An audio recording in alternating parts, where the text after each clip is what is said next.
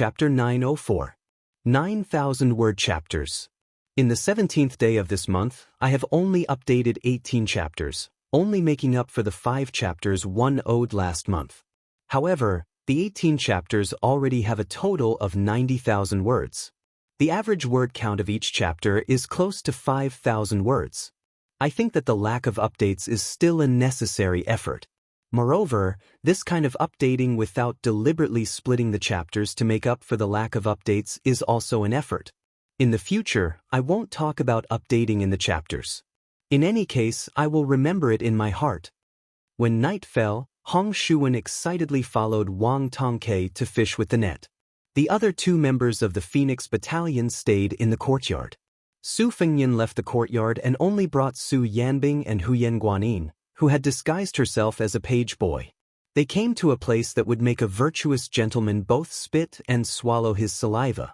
The brothel was coincidentally adjacent to the brothel alley in Huangnam County where the net was being collected. Lingzhou was rich and populous. Visiting prostitutes was a common practice.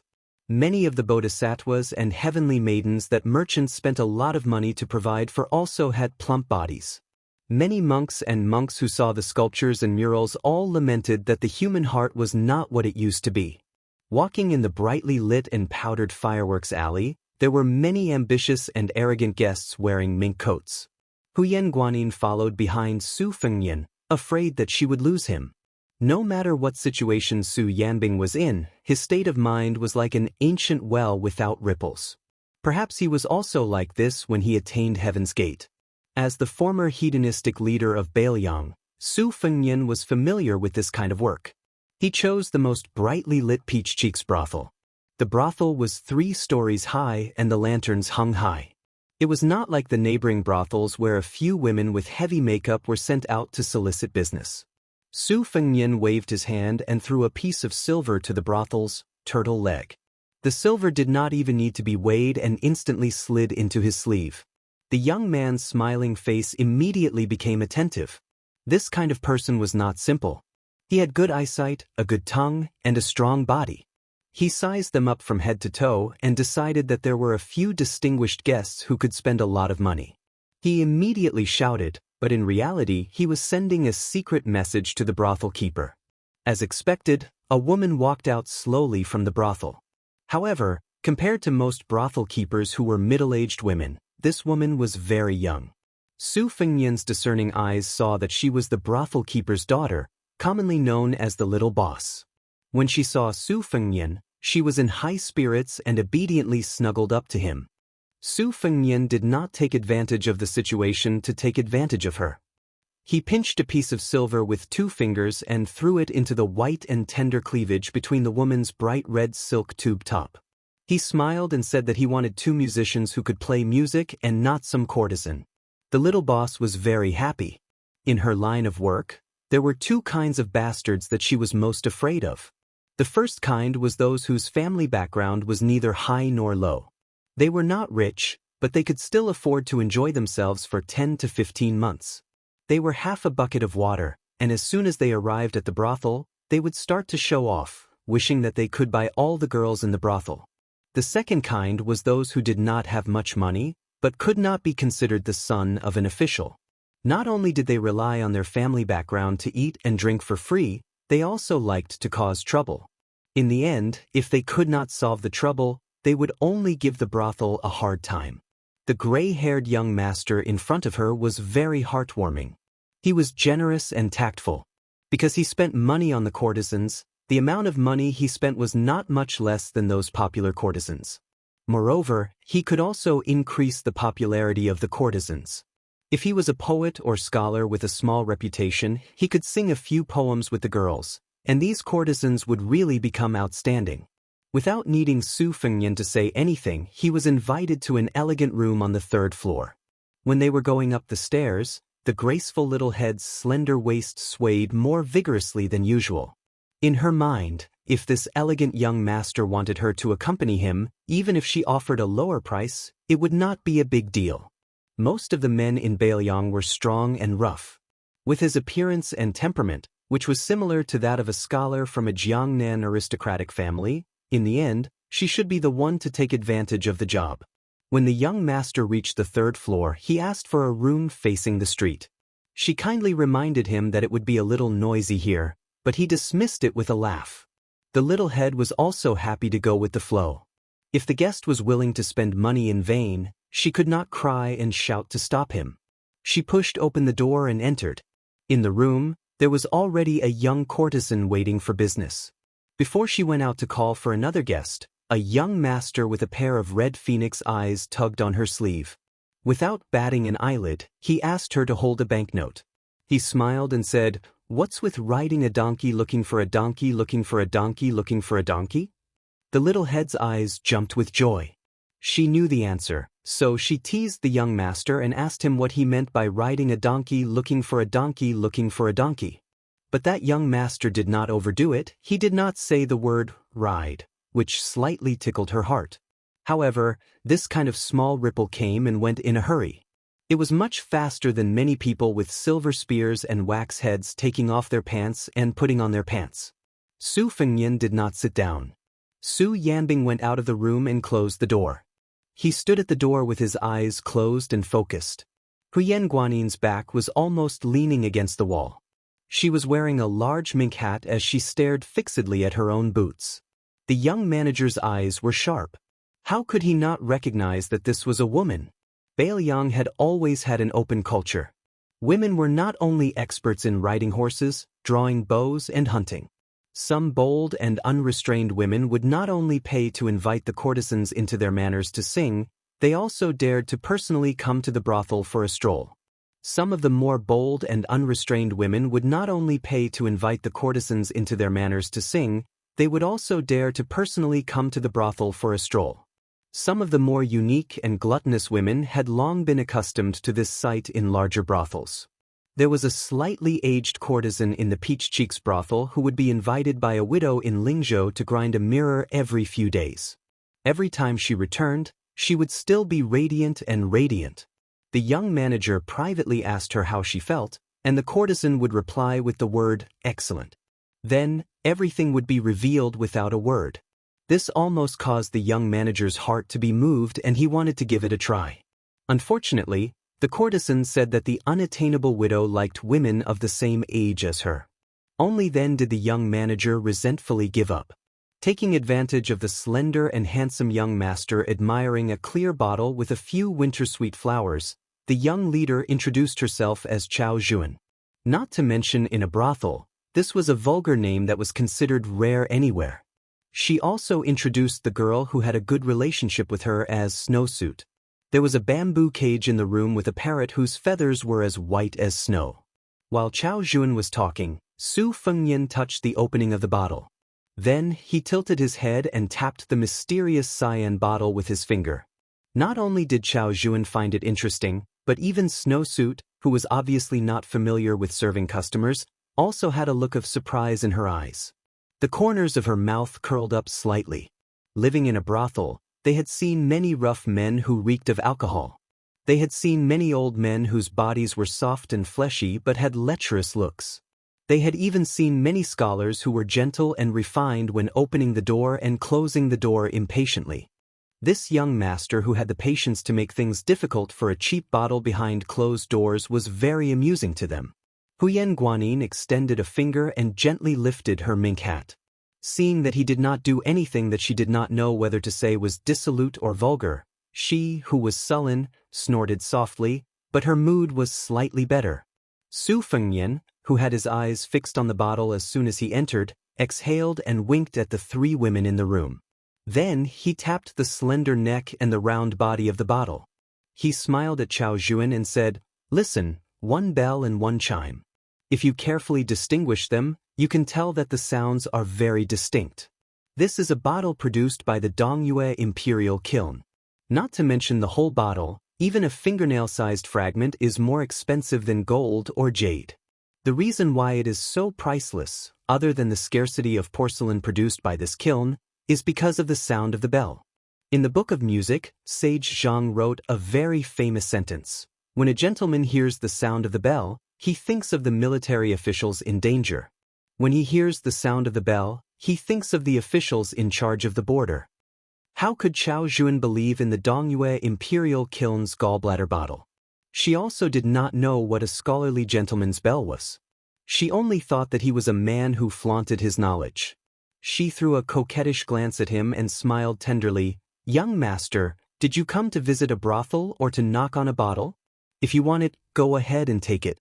If Chao Jun frowns in the slightest, Chao Jun and Snowsuit will recommend themselves to you when you come to Peach Cheek's house. They will even give you money every time. Su Fengnian smiled and shook his head. He took out all the banknotes, rolled them into a ball, and gently threw them into another flower vase. "It's up to you to believe it or not. In any case, I only have this much money on me. If I take the bottle, I can live with my conscience." Chao Jun suddenly widened her eyes and said, "Young master, you're not joking?"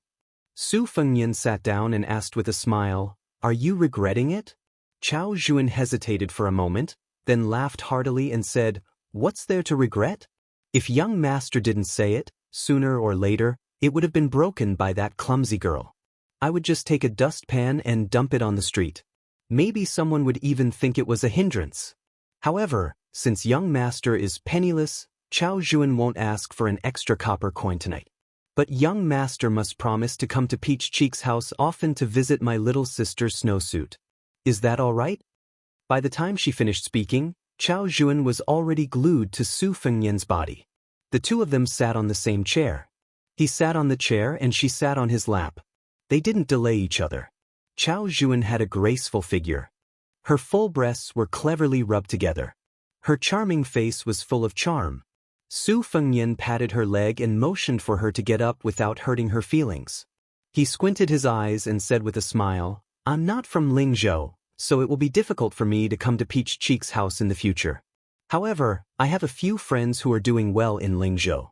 If Peach Cheek's house wants to move to the county capital or meets with some trouble in Huangnam County, I can ask them to help say a few words. Of course, you didn't believe me when I said that the porcelain bottle was worth 1,000 taels of gold.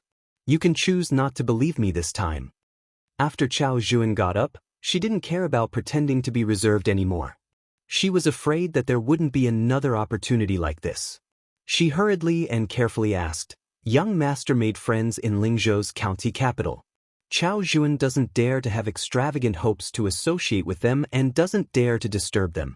However, may I ask who is the son of an aristocratic family in Huangnam County? Our Peach Cheek's house is willing to worship him like a bodhisattva." Chapter 905. Su Fengnian glanced at the window from the corner of his eyes. The Peach Cheeks building was only slightly shorter than the largest brothel in Lingzhou. Looking from here, it was clear at a glance. If the porcelain bottle fell into the hands of someone who knew its value, it would be impossible to get it without 2,000 to 3,000 taels of silver. Su Fengnian was always in a good mood when doing business. No matter if it was a big business that made him a lot of money or a small business that made him a pitiful few copper coins. It had been a few years since he went to a brothel. Furthermore, after being in love for so many years, he only had the part of being absurd and prodigal. It was the first time that he had made money, so it was a good sign. This made Su Fengnian not have any ill feelings towards Chao Jun's scheming. After sifting through the names in his mind, he knew that with the Peach Cheeks building's little boss's vision, she was coincidentally from Lingzhou in Huangnam County. Not to mention that Su Fengnian did not know any of them. Even if he knew a few of them, they would only be laughed at by her. However, Li Hanlin, who grew up in Huangnam County, did not dare to bring a few of them to embarrass himself in front of him. The few that he brought to Liangzhou were more beautiful and enchanting than women. They were all young Master Li's old sweethearts. This made Su Fengnian feel a little troubled. Could it be that he could only bring up Song Yen, official song? However, if this was the case, it would be quite interesting if it spread out. He believed that even if it reached Governor Song's ears, the newly promoted governor of Lingzhou could only pinch his nose and accept it. Su Fengnian resisted the urge to throw a bucket of dirty water at Song Yen with great difficulty because he inadvertently remembered one of Li Hanlin's enemies. Back then, that guy had been dealt with miserably by Li Hanlin, the #1 young ruffian in Feng Province. After Liang was established, Feng Province merged with Lingzhou, and the Li family moved to Lingzhou's capital. that foppish playboy finally had a chance to live. Although his father's official rank had always been suppressed by the administrator, at least he didn't have to live in fear all day long. Especially after Li Hanlin joined the army, he was completely reborn. He didn't care about these old grudges at all. That guy didn't feel ashamed of the miserable situation he had encountered back then and instead felt proud.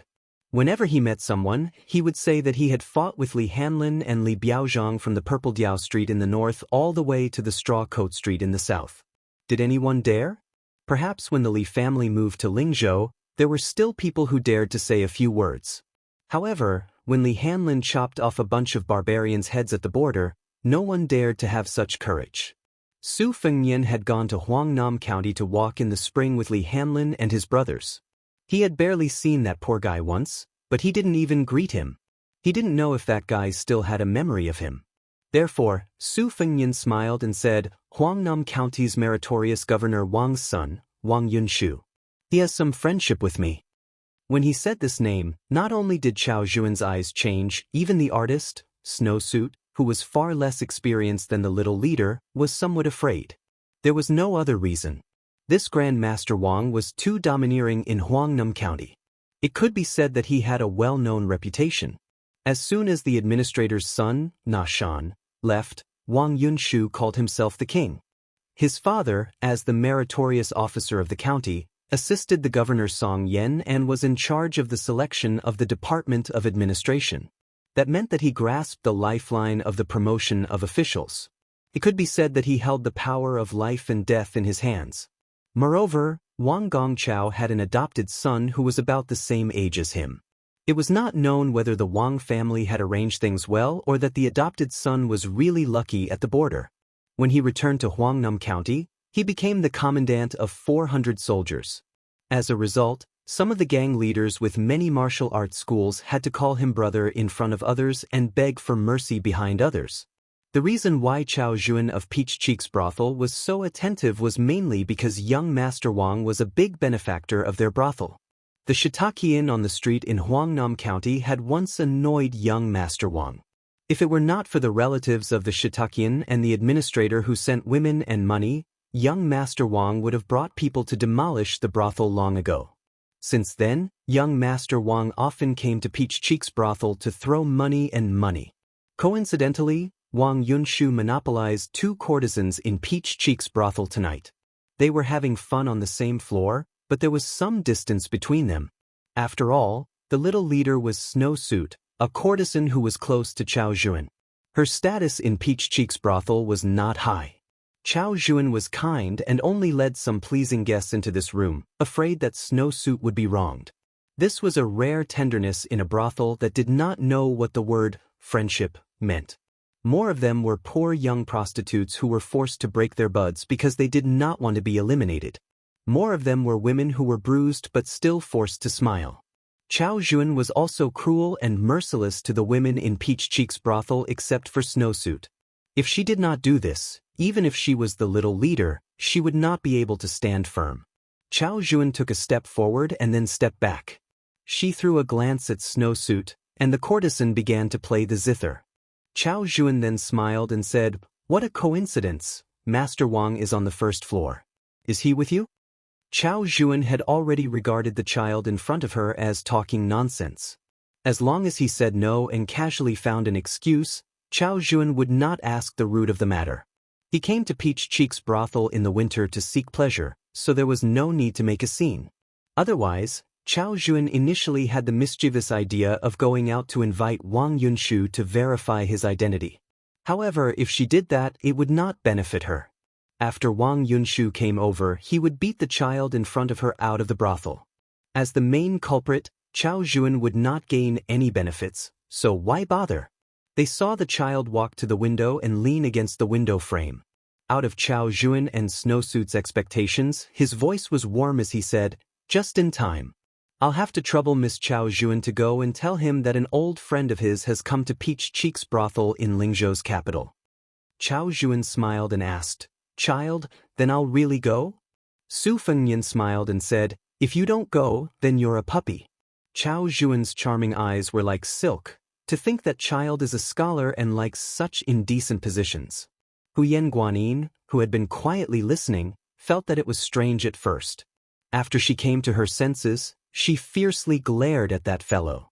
Su Fengnian, who had suffered an unexpected calamity, simply turned his head and looked at Shiitake Yin, which was still singing and dancing peacefully. Chao Juan saw that he did not seem to be joking. After quickly weighing the pros and cons, she still gathered her courage and went out to trouble the surly child Wang. Su Fengnian was quietly waiting for the turmoil in Shiitake Yin. This was because he was not very certain that the Bailiang spy would be able to achieve great success and then easily retreat unscathed.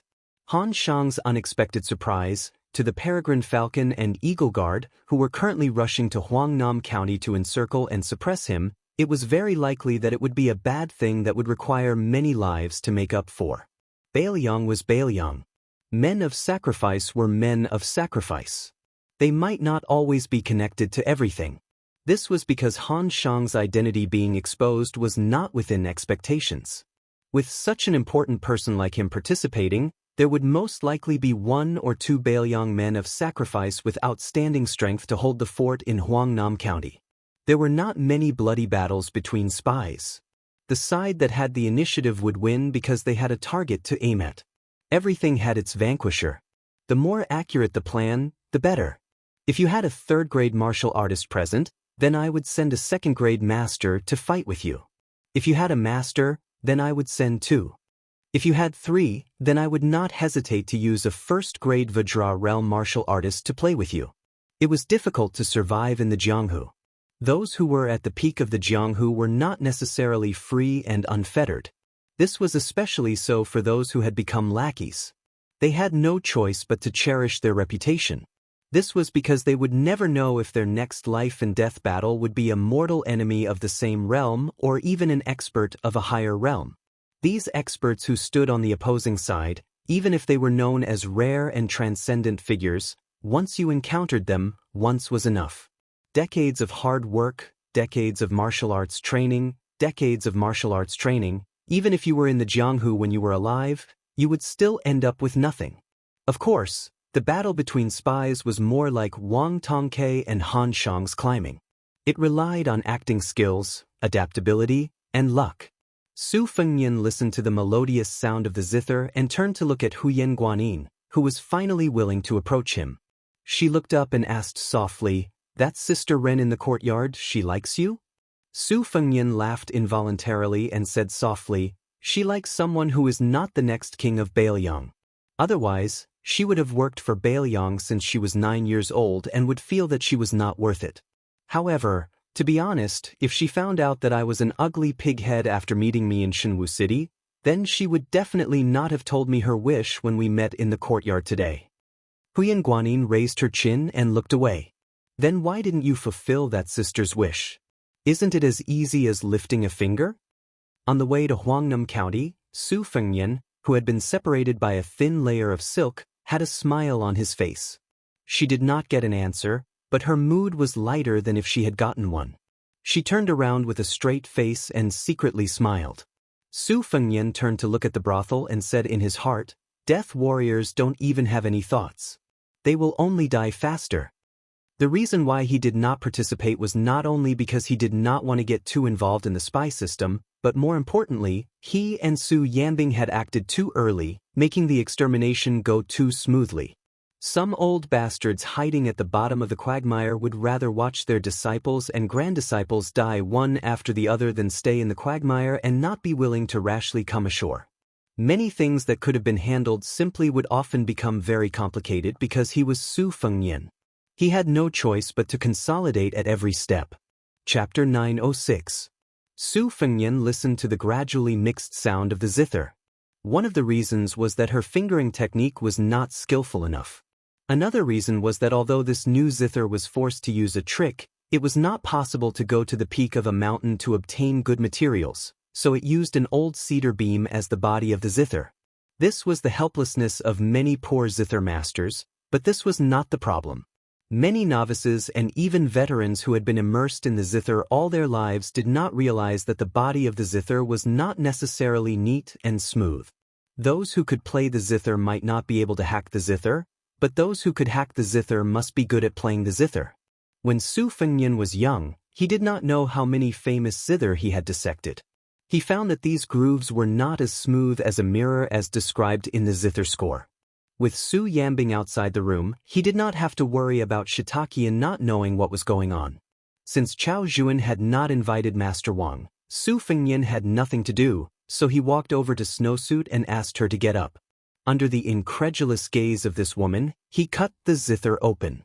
He quietly took out a flying sword from his sleeve and helped her hack the zither a little. He smiled and said, "If you break the zither, I will buy you a new one later. I still have the money." In fact, a good zither lies in the sound that wants to come out but cannot. To put it in a more vulgar way, it is like a woman taking off her clothes seductively. When she is about to take off her clothes but not completely, it always makes a man daydream. When there is nothing left. Let's not use this analogy, it will spoil the mood. What I can do now is very limited. However, when you find someone to hack the zither for you in the future, you can tell them. Snowsuit listened to this elegant young master's seemingly endless warm and mellow talk. At first, she was able to remember every word, but later, she could not help but ask with a smile, "Young master, did you really come to the Peach Cheek's house to get drunk?" Su Fengnian did not raise his head. He teased, "From beginning to end, you did not give me any wine. There was tea, but even if I drank the whole teapot, I would not get drunk." Huyen Guanyin came to the front of the bamboo birdcage and made a face at the parrot. Snowsuit was about to get the wine when Su Fengnian shook his head and said, "No need." Then, Snowsuit saw the young master carefully playing the zither. She was in a daze. Su Fengnian abruptly stood up and then sat down again. He stared blankly at the broken zither that he had personally chopped. He withdrew his gaze and closed his eyes. He tapped his forehead with a finger and murmured softly. In fact, he was constantly repeating a sentence, "When things are unfair, they cry out." Snowsuit only thought that this young master had gone mad from playing the zither. That young master was still talking to himself, but his words were fragmentary. In addition, she was also frightened, so she couldn't hear him clearly. Uncle Sun Ping once said that there is a vast expanse between heaven and earth. I, too, once wandered the world in a trance. Su Fengnian reached out and tried to grab something. Then, his fingers began to draw in the air in a disorderly manner. Snowsuit moved even further away from him. Outside the room, Su Yanbing suddenly opened his eyes, as if he was facing a great enemy. As for further away, Chao Juan felt as if she was risking her life by knocking on Wang Yunshu's door. Inside, there was laughter and laughter. Outside the room, there was a large group of retainers. There were the armed soldiers of young Master Wang's sworn brother, as well as the direct disciples of the masters of the major gangs in Huangnam County. The way they looked at her, the little leader, was not serious. As expected, the door did not open. Only Wang Yunshu's scolding could be heard. He threatened that if anyone dared to spoil his mood, he would break the legs of the men and feed them to the dogs. As for the women, he would reward more than 10 of his subordinates. Chao Juan was so frightened that her voice trembled. She did not dare to push the door open. She said in a trembling voice, "Young Master Wang, I am Chao Juan. I have something to report. A young man from Lingzhou City just came to our Peach Cheek's house. After drinking some wine, he claimed to be young Master Wang's old friend. I don't know if it's true or not." Chao Juan boldly came to inform young Master Wang, just in case he is really young Master Wang's friend. She said that he drank wine, but she lamented in her heart. That young master has done his best, but this is the best he can do to smooth things over for you. Inside the house, there was a unique crisp sound of fat jiggling. Grand Master Wang panted and scolded angrily, "Tell that guy to get out of here as soon as possible. If he comes to bother me again, I'll let you have fun with him on the street outside the Peach Cheek house." Chao Juan did not have a trace of luck anymore. She scolded herself for being obsessed. She hoped that Wang Yunshu would not go to Snowsuit's room to do evil. She immediately apologized and was about to leave. The unbearable noise in the room suddenly stopped. "Wait a minute, is he from Lingzhou City?" Chao Gu quietly made a bitter face and wished she could slap herself. Even though Wang Yunshu was in the room and couldn't see her, she still obediently squeezed out a smile and said, "That's right, it's Lingzhou. Master Wang is wise. How is his appearance?" "Not bad. F***K off. If you continue to play dumb with me, do you believe that I will make you crawl in here and squat by the toilet for the entire night?" He is a rather handsome young man. Did he bring a large group of retainers? No, I only brought one. He is not as imposing as young Master Wang. He is far from being imposing. One? Yes, one is correct. What does a short-sighted woman like you know about imposing? Wait, I will go with you to take a look. The sound of clothes being worn could be heard in the room. It made Chao Juan despair. Chapter 907. Peach Cheek's brothel was an imitation of the southeast and the tube-shaped houses in the Miao area. There was a patio in the middle and there was no cover. It was cool in summer and snowy in winter. However, the interior of the building was divided into 2 rooms. Snowsuit's room faced the street. Like Wang Yunshu's, the 2 rooms were combined into one. It was much more spacious. There was no distinction between the inside and the outside. The interior decoration was extremely luxurious. All the items were expensive. It was far from what Qing Ming and Snowsuit's room could compare to. The reason why Wang Yunshu made the Peach Cheek's brothel his god of fortune was because he had a strange hobby. He liked to have sex with women who were not as beautiful as the most popular courtesans. He liked to drag them to the window railings inside to watch the rain fall. It was a feast for the eyes of many customers on the same floor. It was said that it was better to enjoy it together than to enjoy it alone. Therefore, every time young Master Wang came to the Peach Cheek's brothel, there would always be many men who heard the news and hurried over. Even if they could not share the rain and dew, they could at least reward their eyes. Obviously, the people on the same floor didn't get to enjoy it today. Fortunately, Wang Yunshu had said in private that when his father became the governor of Huangnam County, he would definitely make the 2 courtesans go to the window railings obediently and let everyone enjoy it. This was called a celebration. The door opened. A courtesan who had a bad relationship with the head of the building had a face full of lust. She glanced at Kusanagi from the corner of her eyes. That was a coldness that could only be understood between women. She was gloating. Chao Juan led young Master Wang, who was carelessly draped in a fox fur coat, and walked with difficulty. Wang Yunshu kicked Chao Juan's calf. "Are you lame? Or are your legs weak from being ordered around? Hurry up. If you delay my business, just you wait. I don't care if you're Mother Hong's daughter or not. Hee, if you lie about military intelligence, don't even mention it. In the army, you'll be executed. Anyway, there's no place on your body that's clean. You should have been thrown into the river and drowned in a pig cage long ago. Why would I care about you whores?" Chao Juan bit her lips and smiled. She didn't know who she was smiling at. Wang Yunshu brought the group of evil servants and retainers to the place of his old friend in Lingzhou that Chao Juan mentioned. In Huangnam County, he was a young dandy who was like the king of heaven. There was a hint of undetectable haze between his brows. That guy better not have anything to do with that Lin guy. If they were really related to him, even if he was just a small fry, he, Wang Yunshu, would never dare to hit him.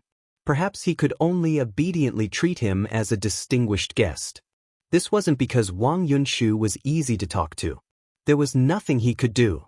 In the rich Lingzhou, Wang Yunshu wasn't afraid of almost all the sons of officials and generals.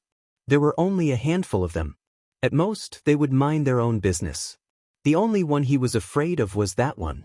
In terms of family background, that guy's father was a primary second-rank official. Not to mention Lingzhou, in the entire Bailiang, only the great general and the new protector of Bailiang, the great Demon Chu, could suppress him. His own father was a few steps behind. In terms of skills, 100 Wang Yunshu wouldn't be able to beat him. In terms of military achievements, even someone as thick-skinned as Wang Yunshu didn't have the nerve to compete in this. As long as Wang Yunshu thought of that Li guy, his mood would become gloomier. When he saw the tall and sturdy man standing outside the house with his arms crossed, Wang Yunshu subconsciously stopped and didn't dare to move forward. This was because he felt an aura that was even scarier than when his sworn brother was angry. It was a strong sense of danger, like a cat meeting a tiger. It was true that Wang Yunshu was domineering and unreasonable, but he wasn't so stupid that he couldn't be cured. It has to be known that outside of Lingzhou, the only young master in northern Liang who was even more ferocious than the one with the surname Li set a few golden rules that everyone believed in. For example, if we wastrels want to live a long life, we have to rely on our merits, servants, brothers, and money. These are all treasured weapons that can save lives but not lives. It is better to rely on our brains to live a good life. At first, Wang Yunshu scoffed at these words. Later on, as he muddled along and suffered some hardships, he began to understand the logic behind these words. It was only when Wang Yunshu truly relied on his reputation to fall to the ground that he realized. Many of his friends fell to the ground and didn't have the chance to repent. For example, there was a good friend who went to Bailiang 2 years ago to behave atrociously outside of Bailiang. He killed women and chivalrous people. In the end, he was so arrogant that he killed soldiers. In the end, his corpse couldn't even be found. How could this friend's family background in Lingzhou be any worse than his? People with different statuses had different jianghu in their eyes. In the jianghu of prostitutes like Chao Juan and Snowsuit, Li Baisher was the leader of their jianghu. As for wastrels like Wang Yunshu, that fellow was no different from a wastrel immortal in the jianghu. Moreover, no one could stand shoulder to shoulder with him. Where could you find a wastrel who could go to the throne room of the capital without kneeling to the emperor? Where could you find a wastrel who could bring the old god of swords to the martial emperor city? Wang Yunshu couldn't bear to see others living better lives. However, when it came to some fellows that he couldn't afford to offend, he still knew how to admit defeat. Chao Juan didn't find anything surprising about the retainer at the door who didn't open his eyes. He was just a little taller and more taciturn. However, when she saw the serious expression on Master Wang's face, she started to think about it. Her actions of knocking on the door and pushing it open also became lighter. However, no matter how hard Chao Juan pushed the door, she couldn't push it open. She thought that the door had been locked and was about to open her mouth to remind Master Wang and Snowsuit inside. The retainer slowly opened his mouth and said, "Wait." Chao Juan didn't mind that matter. She didn't even mind that she had a part in it. However, she was afraid that Master Wang behind her would fly into a rage. At that time, not to mention her, even the entire Peach Cheeks restaurant would be implicated. Behind Chao Juan, Master Wang chuckled and said, "Just wait a little longer." Chao Juan really felt like she was being roasted on a bonfire. Every day felt like a year. She didn't know how much time had passed. Behind her, Wang Yunshu's face was so gloomy that it could drip water. "Come in." Fortunately, 2 words came from inside the room. In Chao Juan's ears, there was no more heavenly voice than this in her life.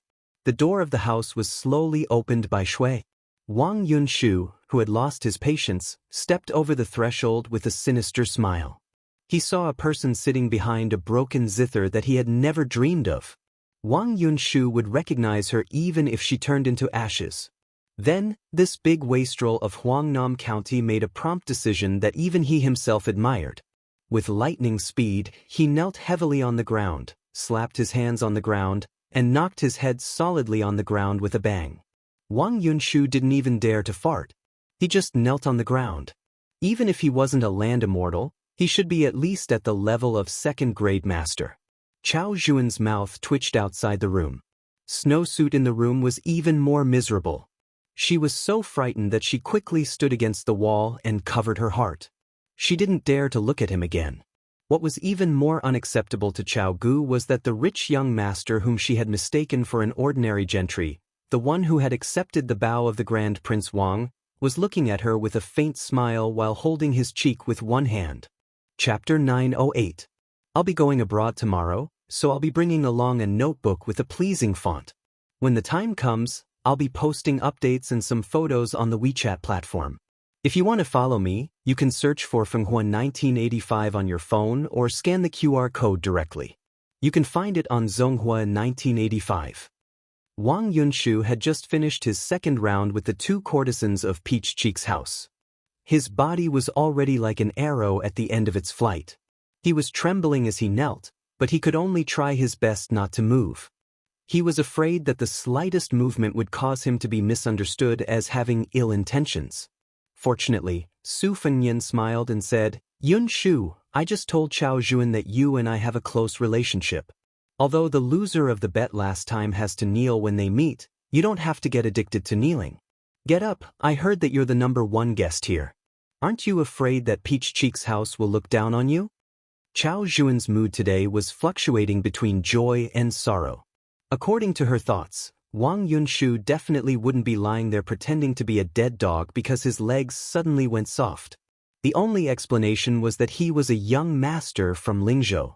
It was hard to say whether he was Wang Yunshu's old friend, but his family background was definitely far superior to Wang Gongcao's in Huangnam County. If he was a son of an official of the same rank as his father, even if he had been taught an unforgettable lesson, he definitely wouldn't be so submissive to the point of prostrating himself before someone the moment they met. As a little leader, Snowsuit could hide in a daze, but she couldn't. She hurriedly sorted out her thoughts. Apart from the disrespect of sitting on the gray-haired young master's lap and rubbing his buttocks, Chao Juan could be considered honest. However, she was only a prostitute from Peach Cheek's house. Most of the sons of officials were officials, and most of the sons of generals joined the army. Naturally, there would be rats that dug holes in the ground.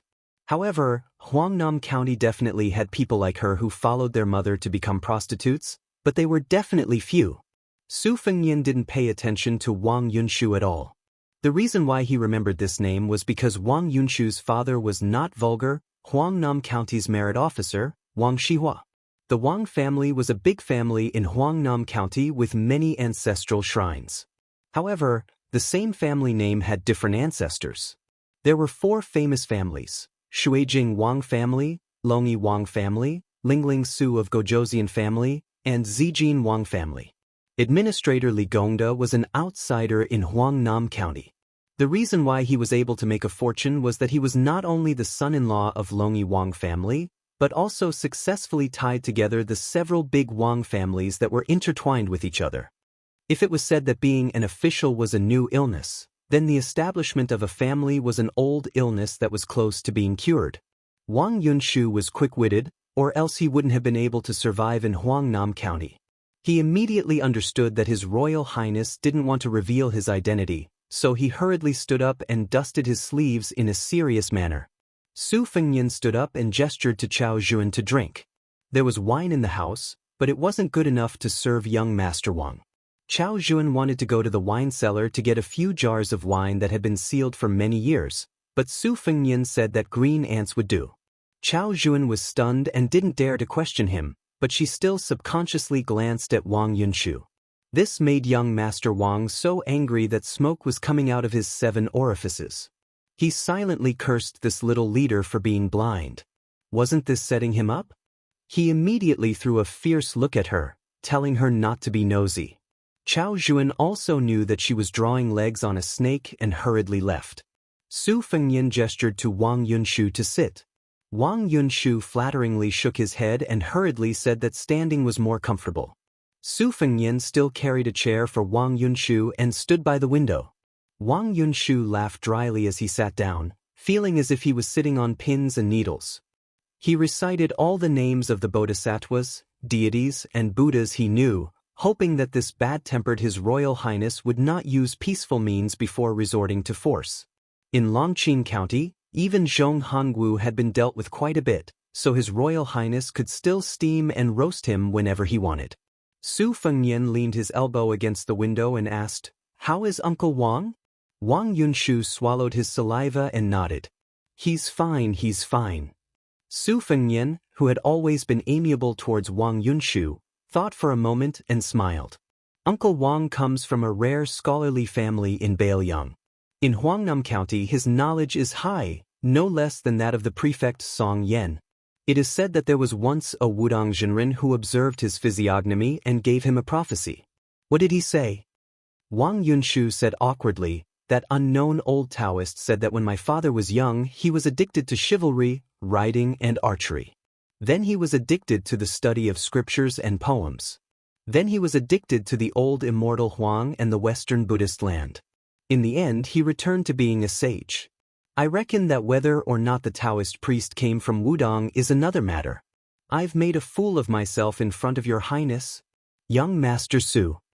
Su Fengnian shook his head and said, when I was at Wudong Mountain, I did indeed hear such a thing. That old Taoist priest was fully deserving of his title as a Taoist immortal, the old supreme leader Wang Zhonglo. Wang Yunshu was dumbfounded. To be honest, even the Wang family did not take this prophecy seriously. They only saw it as icing on the cake. However, when his father was young, he did indeed ride a horse, carry a sword, and travel to study. He was full of chivalry. However, now that Wang Gongchao was addicted to Taoism, Wang Yunshu had never seen his father practice martial arts with a sword. He had not even seen his father ride a horse many times. As for his travel experience when he was young, Wang Gongchao had never mentioned it in front of his only son. Wang Yunshu also thought that these rumors, which his father was unwilling to talk about, were just the flattery of busybodies. Chapter 909. If it was really the old immortal who severed the Kanglan River with one finger, then it would be incredible. Wang Yunshu immediately had a higher opinion of his father, who made enemies on all sides in Lingzhou's officialdom. Not to mention other things, just the fact that he did not see eye to eye with the administrator made Wang Yunshu feel that his future in this life was bleak. Wang Yunshu's ability to observe people's expressions was even more perfect than Chao Zhuan's. When His Royal Highness talked about the old Wudong leader, his eyes and expression were very gentle, and it was not the kind of feminine softness that made others feel cold in their bones. Of course, Wang Yunshu did not know that between the two mountains, Wudong Mountain and Qingliang Mountain, it could be said that even an immortal sword could not sever it. The green ant wine that everyone was fond of was readily available in Bailiang. Chao Zhuan quickly brought 4 pots. Su Fengnian and Wang Yunshu naturally took 2 pots. Chao Zhuan asked for 1 pot herself. Snowsuit was not good at drinking, so the last pot was given to the woman in the mink hat who was pretending to be a servant in green. When she handed the wine over, Chao Zhuan was suddenly stunned. There was such a beautiful person in the world? Could it be that she could compete with Xiangfan City's Li Shuangjia? Su Yanbing had already closed the door and became a door god who did not show his emotions. Su Fengnian held the small wine pot with 2 fingers and gently shook it. He asked mischievously, "Do you still hate Li Hanlin now?" Wang Yunshu drank a mouthful of wine to calm himself down. He had never touched the green ant wine before, but when he drank with His Royal Highness, not to mention the barely tasted green ant, even the dregs of the wine would give rise to the feeling of getting drunk. When he suddenly heard this sentence, Wang Yunshu's weak point, he almost spat out the mouthful of wine. He quickly swallowed the mouthful of strong wine. The wine went down his stomach, but his heart was in his throat again. He carefully smiled bitterly and said, "How would I dare? Young Master Li has already made a name for himself on the border. Don't talk about holding a grudge. If young Master Li comes to Huangnam County to pay respects to his ancestors, I will lead his horse for him." However, before young Master Li left Huangnam County, he said that if he ever sees me again, he will beat me up until even my father won't recognize me. Even if Wang Yunshu wants to apologize, I really don't dare to go to young Master Li and be beaten up. Chao Zhuan thought that she had grasped the mystery. This young man from Lingzhou must have some kind of relationship with the administrator's son, Li Hanlin. He might even be a relative of the administrator. This was why Wang Yunshu was scared out of his wits. Su Fengnian nodded as if he believed Wang Yunshu. He casually asked, "I heard that you have a sworn brother who is a military officer in Huangnam County. He is in charge of a battalion of soldiers and horses. He has 300 to 400 armored soldiers under his command. All of them are light cavalry, and their war horses are all B grade. They wouldn't be bad even if they were placed on the border of Yuliang. They are far more elite and skilled in battle than the military officers in the county." Wang Yunshu scratched his head and chuckled. He grinned and said with an honest face, "They are just for show. Of course, they are good-looking. If they really go to the border and fight with the barbarians, I don't think they will be good. They are all new soldiers who have never fought before. However, to be honest, many of them are the direct disciples of the gangs in Huangnam County. They are not good at fighting, but they are good at fighting. Since young Master Su has asked about these family scandals, I can only tell the truth. If there is anything wrong, young Master Su can tell Wang Yunshu. I will explain it to my father and my sworn brother. In any case, I can guarantee that everything will go according to young Master Su's wishes. Chao Zhuan, who heard every word, was even more surprised. Could it be that this young master from Lingzhou was not as simple as just a descendant of the Li family? Otherwise, how could he give orders to Huangnam County's military and politics? The conflict between rich playboys would break the sky and fight with each other. The two groups of people would invite immortals to fight until the sky was dark. The worst-case scenario would be the soldiers in bright armor being their accomplices. There was no reason for it to be serious enough to shake the foundation of the family. In the impression of the head of the Peach Cheeks house, there really was no young second generation from Huangnam County who could surpass their parents and challenge those old foxes in the officialdom. Huangnam County was Bailiang's granary. The officials who could abuse their power here were not simple. Governor Song Yan's methods were swift and fierce, and Wang Gongchao was also famous for being watertight. It could be said that all of them were like a hornet's nest. Su Fengyan smiled and said, "There are too many rich people in Huangnam County. However, many of them can't find a temple even if they carry a pig's head. In the end, it's because they don't have enough ability." Back then, when they fought for the position of governor of Fengzhou, it wasn't Uncle Wang who lost to the administrator. It was the Wang family from the water school who lost to the Wang family from Longyi. They were suppressed by the administrator for so many years that they couldn't even become the governor of Huangnam County. Then, they were ostracized by Song Yan, who was one rank higher than them. It was already not easy for them to be able to sit on the fishing platform and firmly hold the power to distribute the county official's hat. Now, Governor Song is finally going to move from Huangnam County to Lingzhou to be the governor. Wang Yunshu's expression was complicated. Did His Royal Highness want his father to take a step forward? Su Fengyan didn't keep Wang Yunshu in suspense. He directly explained the stakes to Wang Yunshu. However, the position of governor still has to be filled by an official from the Wang family from Longyi. The rules in the officialdom are passed down from generation to generation. They can't be broken just because they want to. Otherwise, they'll be hated too much. What I'm curious about right now is whether or not your sworn brother has any real ability. Wang Yunshu gritted his teeth and said, "That's my sworn brother." At this point, he glanced at Chao Zhuan, who was listening attentively. Su Fengyan smiled and said, "Miss Chao Zhuan, you and Snowsuit go exchange for some fresh food." Once the outsiders left, Wang Yunshu immediately stood up and carefully worded his words. "Your Highness, my sworn brother is called Jiao Wui. He has some ability and has made a lot of military achievements at the border of Yuzhou. Unfortunately, he was framed by his colleagues. Not only did my father lose more than 10,000 taels of silver, my sworn brother almost didn't make it back to Huangnam County alive. However, our Wang family admits to this grudge. Wang Yunshu won't complain to your Highness. My sworn brother Jiao Wui often drowned his sorrows in Huangnam County in the past few years, but he didn't lose his martial arts. During this time, he often led the soldiers to the river to cut ice and had them jump into the river to freeze. If they couldn't endure it, they had to leave. I'm not trying to deceive your Highness by saying good things about my sworn brother, but I've never seen such a ferocious commandant." Su Fengyan smiled and said, "If you go to the border and take a look, you'll know that it's nothing." Wang Yunshu's face immediately turned red. He said embarrassedly, "Your Highness, please don't blame me. Wang Yunshu is short-sighted."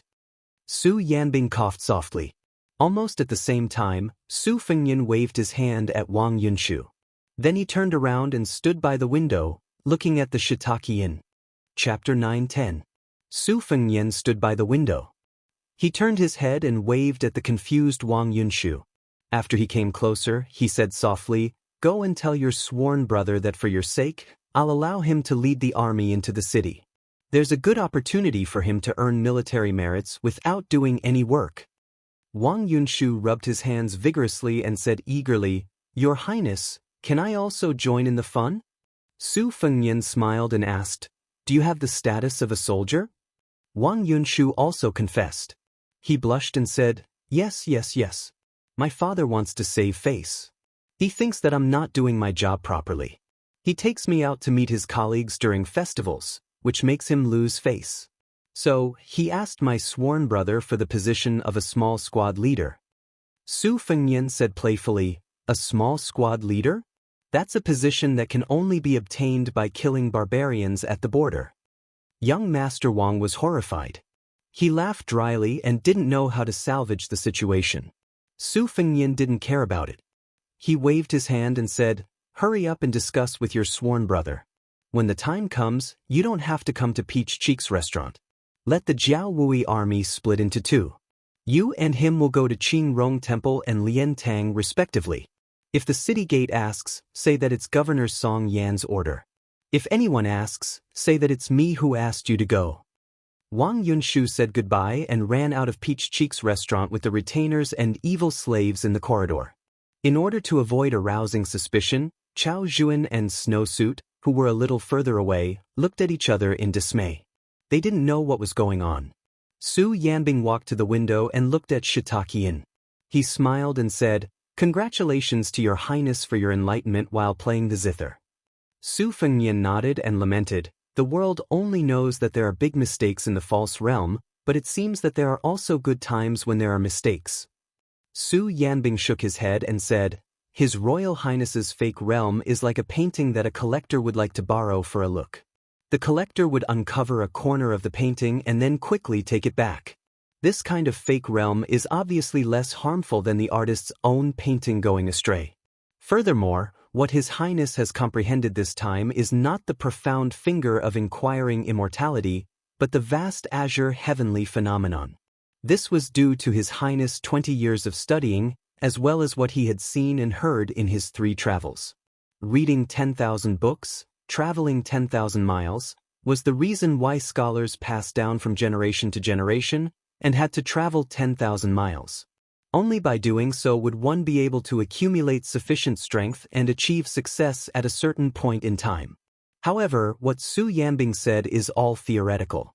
His Highness was able to comprehend the essence of the heavenly phenomenon even after experiencing the false realm and falling realm.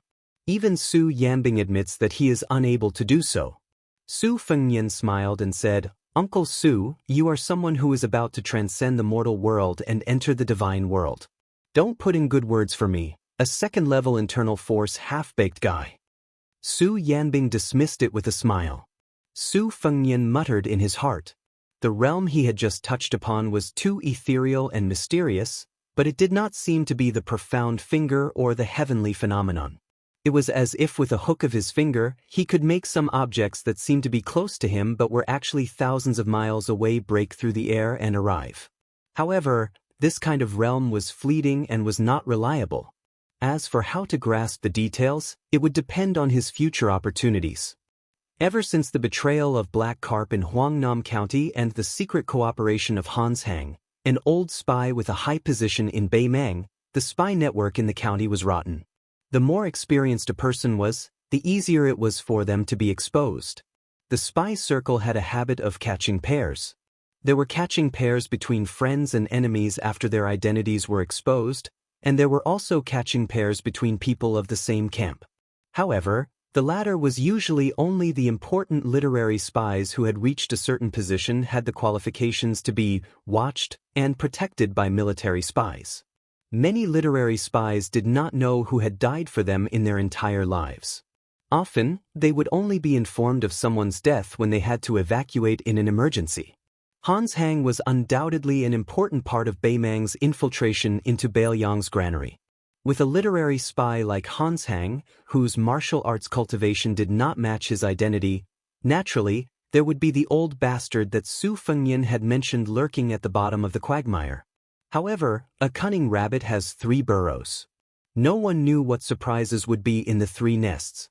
In this secret assassination, the Eagle Guard was mainly responsible for Qingrong Temple, where there were relatively few spies.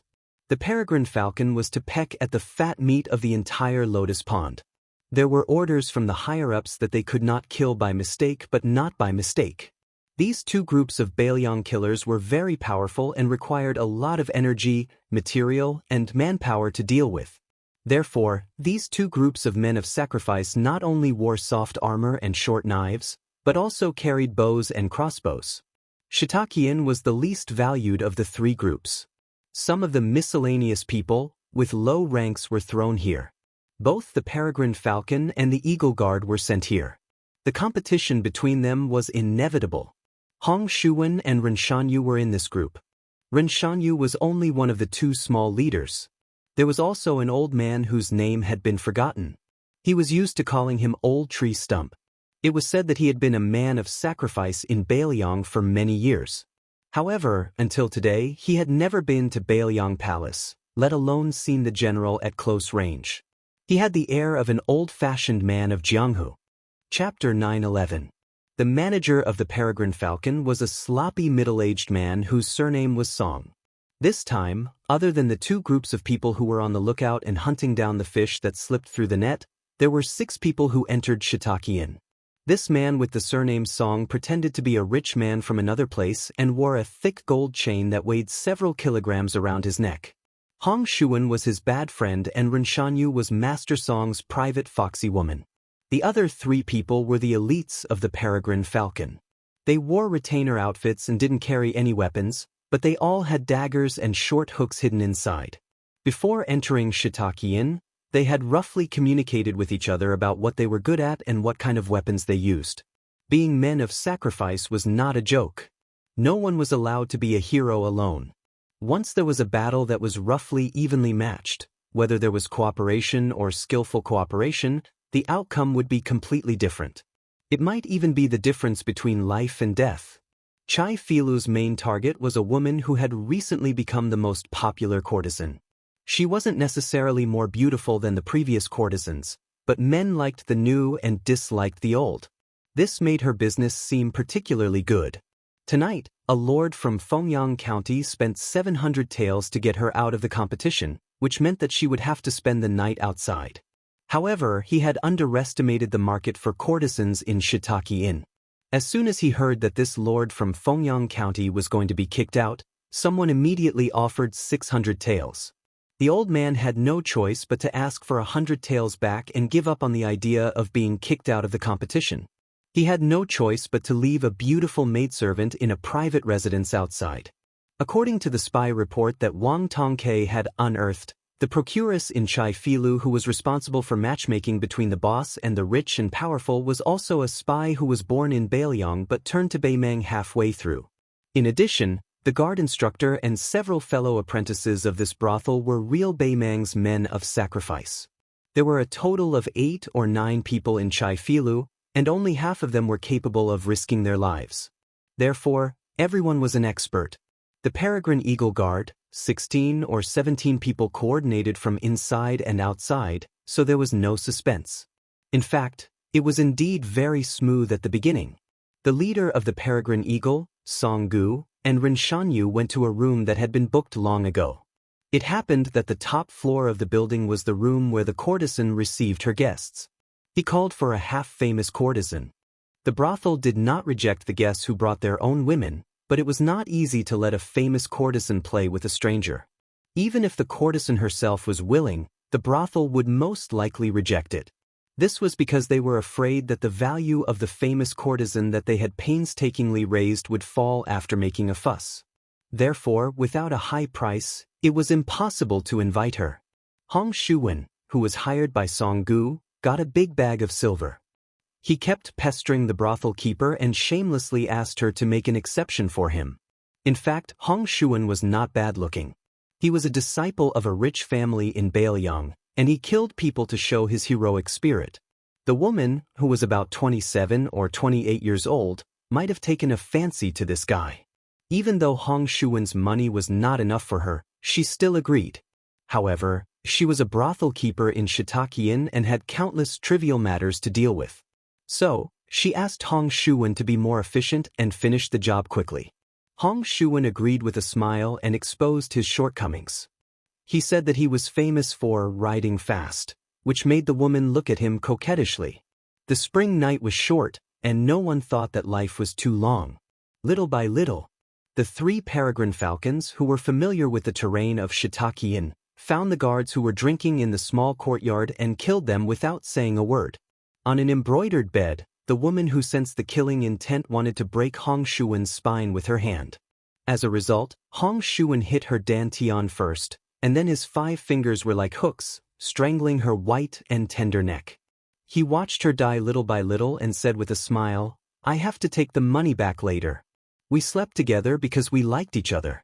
What's the matter with spending money to buy sex?" Almost at the same time, Song Gu was admiring the sight of a prostitute stripping. He walked up behind her, and she turned around to look at him with a smile. Song Gu smiled and covered her mouth with his hand. He then punched her in the chest and killed her on the spot. Ren Shanyu, who had been impatient for a long time, jumped on the table, tiptoed, and stuck to the ceiling like a gecko. After confirming the movement upstairs, she tore the plank with her hands and found the position of the spy prostitute. She only saw a charming scene. The woman's clothes were half taken off and her hands were on the table, revealing a large part of her snow-white fat under her waist. An old man in luxurious clothes was raising his hand and was about to slap the 2 pieces of fat. Seeing Ren Shanyu appear out of nowhere, the old man was obsessed with lust and was not too frightened. Instead, he looked at Ren Shanyu's soft breasts with a playful smile. However, the Shiitakian prostitute with a perky but had a strong murderous look in her eyes. Instead of lifting her skirt and putting on her clothes, she slapped the table and twisted her 5 fingers slightly.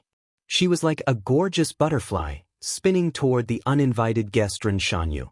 The female eagle guard, who did not carry a pair of Xianxia broadaxes, was about to block when an arm appeared from the floor. It grabbed the prostitute's slender ankle and pulled it down hard. She was dragged downstairs and disappeared without a trace. Ren Shanyu's face was full of anger. She had a deep grudge against Song Gu. Originally, she planned to assassinate the prostitute, Song Gu to deal with the Shiitakian brothel, and Hong Shuwen to support the 3 peregrine falcons. However, Song Gu let Hong Shuwen do the hard work and stayed in the room. The prostitute in the same room did not need to die at all. She only needed to be knocked out. Just when Ren Shanyu was in a trance, the gentleman from the neighboring county, who came back to his senses, quietly stretched out his hand. His palm was facing up, under the table, and he gently lifted the table. The table quickly spun and smashed toward Ren Shanyu. With a sudden murderous intent, Ren Shanyu kicked out and broke the heavy hardwood table. Then she saw an old and gloomy face getting closer and closer. She was hit on the forehead by a palm. Her petite body directly broke through the wall and was slapped out of the building. When she was about to fall on the street, Ren Shanyu, whose consciousness was getting more and more blurred, regretted. If she had the pair of axes in her hands, maybe she would not be so useless. Chapter 9:12. The Taoist temple was the place where Taoism was observed. The monk was the person who left the world. The Taoist temple observed Taoism honestly and the monks left the world dutifully. They should not be too involved in the world. Don't forget, this was Bailiang. The culprit who once turned the people of Jianghu into rats was either patrolling the border or watching Bailiang coldly from Mount Qingliang. Huangnam County's Qingrong Temple was famous in Bailiang for its towering ancient trees. The path to the temple was covered with greenery. It was the best place for the county officials and dignitaries to escape from the summer heat. As the Bailiang Palace was built on Mount Qingliang, Qingrong Temple also had the reputation of being cool.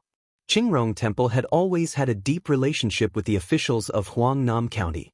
For example, Wang Shihua, who worshipped Elder Huang, even though he did not have a teacher, he worshipped Taoist Qing Huai as his teacher. Moreover, this old Taoist was Wang Shihua's political enemy, Governor Song Yan, for many years. Song Yan did not alienate his relationship with Qingrong Temple just because Wang Shihua worshipped this Taoist as his teacher. Now that Li Yang had destroyed Buddhism, only Bailiang's Taoism was close to Buddhism. Many monks rushed into Bailiang to seek refuge. Qingrong Temple also opened its escape from the summer heat door. Most of them did not refuse. Fortunately, Qingrong Temple was prosperous, otherwise, it would be eaten by so many mouths. Among the monks who stayed in Qingrong Temple, the most famous one was monk Huang Deng of Gangnam-do.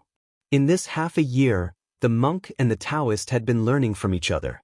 Both sides debated Buddhism and Taoism and did not close the door.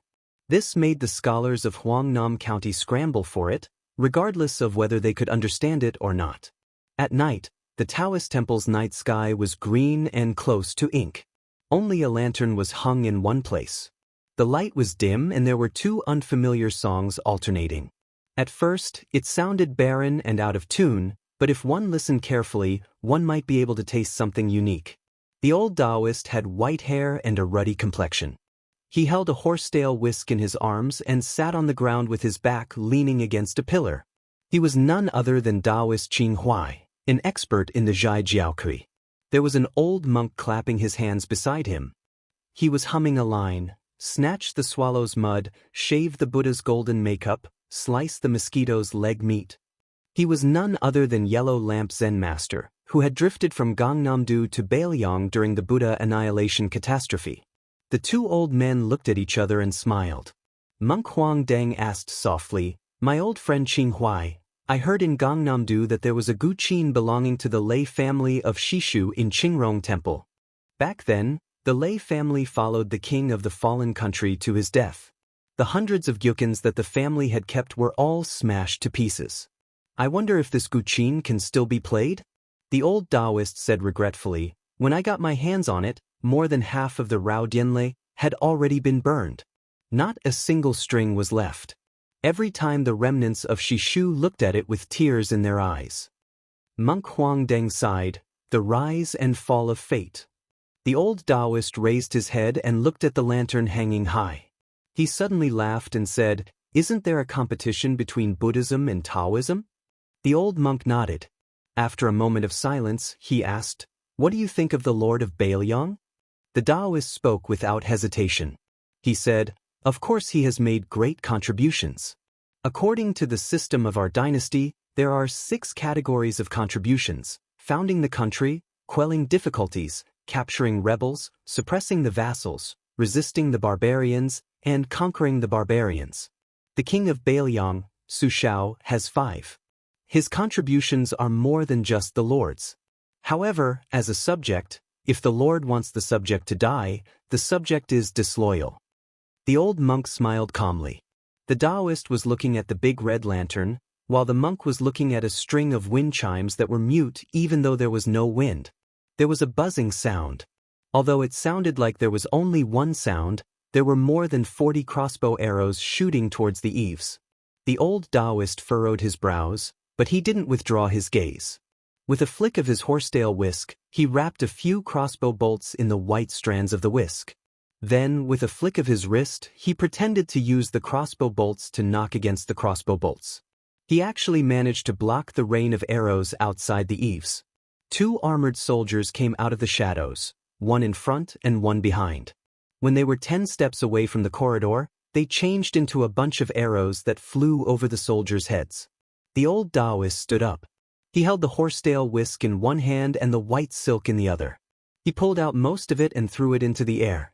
The old Taoist, who was good at observing qi, focused more on the soldiers behind him. The eagle guard was covered in iron armor. His body was as graceful as a woman's, which made him look very unique. Taoist Qing Huai, who was already at the peak of grade 2, had been stuck in a state where he wanted to break through but couldn't. For cultivators, as long as they broke through to the master realm, most of them would reach the mystic realm as soon as they reached grade 1. This was also why Dao sect masters were called little Taoist masters. However, Taoist Qing Huai never showed his strength to outsiders. Even when he did show his strength, he was still around grade 3. Therefore, in Huangnam County, he was only known for his research on Taoist techniques. Taoist Qing Huai used the Dipper steps. Just as the hidden talisman formation was about to be activated, a Buddhist chant sounded. Taoist Qing Huai's face turned cold. He climbed from grade 3 to grade 2. He shouted softly. The iron horse wind chimes jingled and the big red lantern swayed. The old monk chanted again, but the talisman formation was still unable to be activated. At this time and place, the Tao was 1 foot tall and the Buddha was 10 feet tall. Taoist Qing Huai finally stopped hiding his strength. His entire Taoist robe puffed up like a ball. However, the old monk had already closed his eyes. The old monk entered a meditative state and listened to the gentle sound of the bells. The leading soldier stepped onto the corridor and broke through the aura shield with one strike. The price was huge. His entire body was covered in blood. He didn't care about his face and cut open the Taoist's abdomen.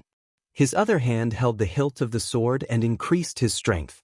He charged forward and knocked Taoist Qing Huai, who was determined to multitask, into the wall. The tip of the sword didn't just pierce through the old Taoist's body, it even went a few inches out of the wall. The soldier who was close to the diamond body spat out a mouthful of blood. He raised his arm and wiped the blood off his face. The armored soldier behind spoke. Her voice was clear and crisp. She should be a young woman. Wutangin's secret order allows you to change Qing Rong Temple into a temple. The old monk put his palms together and chanted, Amitba. Chapter 9:13. The general wanted to test the young man's internal energy, so he continued to gallop forward on his horse for 30 li. In the blink of an eye, he had already caught up with the general, and the two of them were actually riding side by side. The general wanted to test the young man's internal energy, so he continued to gallop forward on his horse for 30 li. The wanderer also followed the general for 30 li without showing any signs of fatigue. The general saw him as a talent and allowed him to establish a sect in his territory. Lotus Pond vaguely became one of the top 3 sects in Feng province at that time. However, following the general's death, this sect leader's personality was perverse, and his martial skill was not high. When he clashed with others, he would either die or be injured. Only then did he move to the neighboring Huangnam County. These years, he had been supporting the sect by himself. When he reached 40 years of age, his temperament changed and he gradually began to stand firm. However, Lotus Pond was still not as prosperous as it was in the past. Fortunately, in these years, he had accepted a few in-name disciples with good innate abilities. These young talents probably learned from their master's mistakes and were good at interacting with officials in the county. Thus, they reluctantly helped Lotus Pond expand in Huangnam County. Do Yangguan, who had nothing better to do, entered Lotus Pond at this time. He could be considered to be from a well-off family. Since he was young, he liked to fight for power and ruthlessly. However, if he wanted to become a genuine expert, logically speaking, he shouldn't even think about going bankrupt. Once, when the direct disciple of Lotus Pond's sect leader went out to travel, he was surrounded and beaten up by several major sects within the county. The hot-blooded Do Yangguan risked his life to save him and escorted him all the way from the border of Huangnan County to Lotus Pond. Zhang Su originally wanted to give him 500 taels of silver to settle the matter, but Do Yangguan knelt on the ground for a day and a night, begging to be allowed to enter the sect. Zhang Su refused and coldly said that his talent was mediocre. To the men of Jianghu, this was tantamount to a death sentence. However, Do Yangguan was also a person who would go to a dead end. He would rather not give up the silver that was envied by ordinary people and only wanted to be allowed to squat on the martial arts field of Lotus Pond's outer sect for a month. A month later, Do Yangguan was mercilessly kicked out of the sect. Zhang Su's disciple, who was saved by Do Yangguan, also had a sense of brotherhood. In order to repay Do Yangguan's kindness, he did not hesitate to violate the sect's rules and privately imparted martial arts to Zhang Su. In a fit of rage, Zhang Su expelled him from Lotus Pond. Do Yangguan knelt outside the door and continuously kowtowed for nearly 100 times. In the end, a grandmaster of Huangnan County, who had visited Lotus Pond to compare notes on martial arts with Zhang Su, interceded for him. Zhang Su reluctantly accepted him as an outer sect disciple. Jianghu was like this. Without rules, nothing could be accomplished. This was also the reason why so many nameless people racked their brains to become disciples of the gangs. Whether or not there was a master leading the way was of utmost importance. Even with the same aptitude, there would be a world of difference in cultivation level after a few years. On the roof of a side house, there were 2 young men drinking wine and admiring the moon. One of them was dressed shabbily and sat there drinking slowly. The other was dressed in bright clothes and had a handsome appearance. He had sharp eyebrows and all the items on him were the most fashionable and expensive items in Huangnam County. He was lying on the roof, shaking a small vermilion-colored porcelain wine pot. The wine was green ant wine. However, after changing to this gourd-shaped wine pot, the price was not much lower than white dragon wine. When the handsome man was not smiling, he had the demeanor of an aristocratic family. However, once he smiled, he exposed himself. He laughed and said, "Brother Yen, I really didn't expect that I would be able to drink 6 taels of silver a pot of wine one day." The shabbily dressed man with the surname Yen turned his head and laughed softly. "In the future, even if it's 60 taels of silver a pot, you can still afford it. Listen to Brother Yen, it will be difficult for you to find a woman as good as Miss Song in your lifetime. Don't take it lightly." The handsome man who was about to become an inner disciple of Lotus Pond smiled and said, "Brother Yen, in terms of martial arts, I will never be as good as you in this lifetime. However, when it comes to dealing with women, especially those rich young ladies, you are far inferior to me." The shabbily dressed man sitting and drinking wine shook his head and laughed. "Young one, your talent in martial arts is not inferior to mine. Although you have missed the best time to temper your body, Master is a dual cultivator with unfathomable inner strength. As long as you are promoted from an inner disciple to a direct disciple, your future will be limitless. Even if Miss Song is the daughter of the governor, you will be worthy of her. Young one, don't despise Brother Yen for being rigid. When you meet a good girl, no matter how much she can't bear to part with you, as a responsible man, you have to make her proud of you. You can't always think that she's such a high and mighty girl who's only obedient to you and only cares about ordering her around like a cow or horse. You've gained face in front of your fellow disciples, but later on, you've become a family with her." Do Yangwan's face suddenly turned gloomy. "Brother Yen, if it wasn't for me, you wouldn't have been," the shabbily dressed man said magnanimously. "It's all fate. Moreover, Yen Shijun doesn't regret it. I was adopted by Master when I was young. After following Master for so many years, from Fengyang County to Huangnam County, I have only learned Master's stubbornness and stubbornness. Eldest martial brother has the best perseverance and learned martial arts from Master. Second martial brother has the best talent. Even if he doesn't practice martial arts diligently, his martial arts didn't fall behind. Moreover, when he was with the governor, he was smooth and slick. In all aspects, it was thanks to second martial brother's connections that our Lotus Pond was able to expand in Huangnam County. However, in many things, it is difficult to have the best of both worlds. No matter how you choose, you will not live happily. I also don't know if entering Lotus Pond will help you or harm you. You may find out in the future. However, I hope that you don't know. When you become the son-in-law of the governor, don't mix in Jianghu anymore. You won't be able to make a name for yourself. If you mix in the government or the military, you will have a better future than in our line of work." Do Yangwan was speechless. He sat up and saw a few outer disciples of Fish Pond patrolling near the martial arts field at night. He was somewhat dispirited. Do Yangwan suddenly opened his eyes wide and completely sobered up. Groups of black-armored men climbed over the wall in an orderly manner.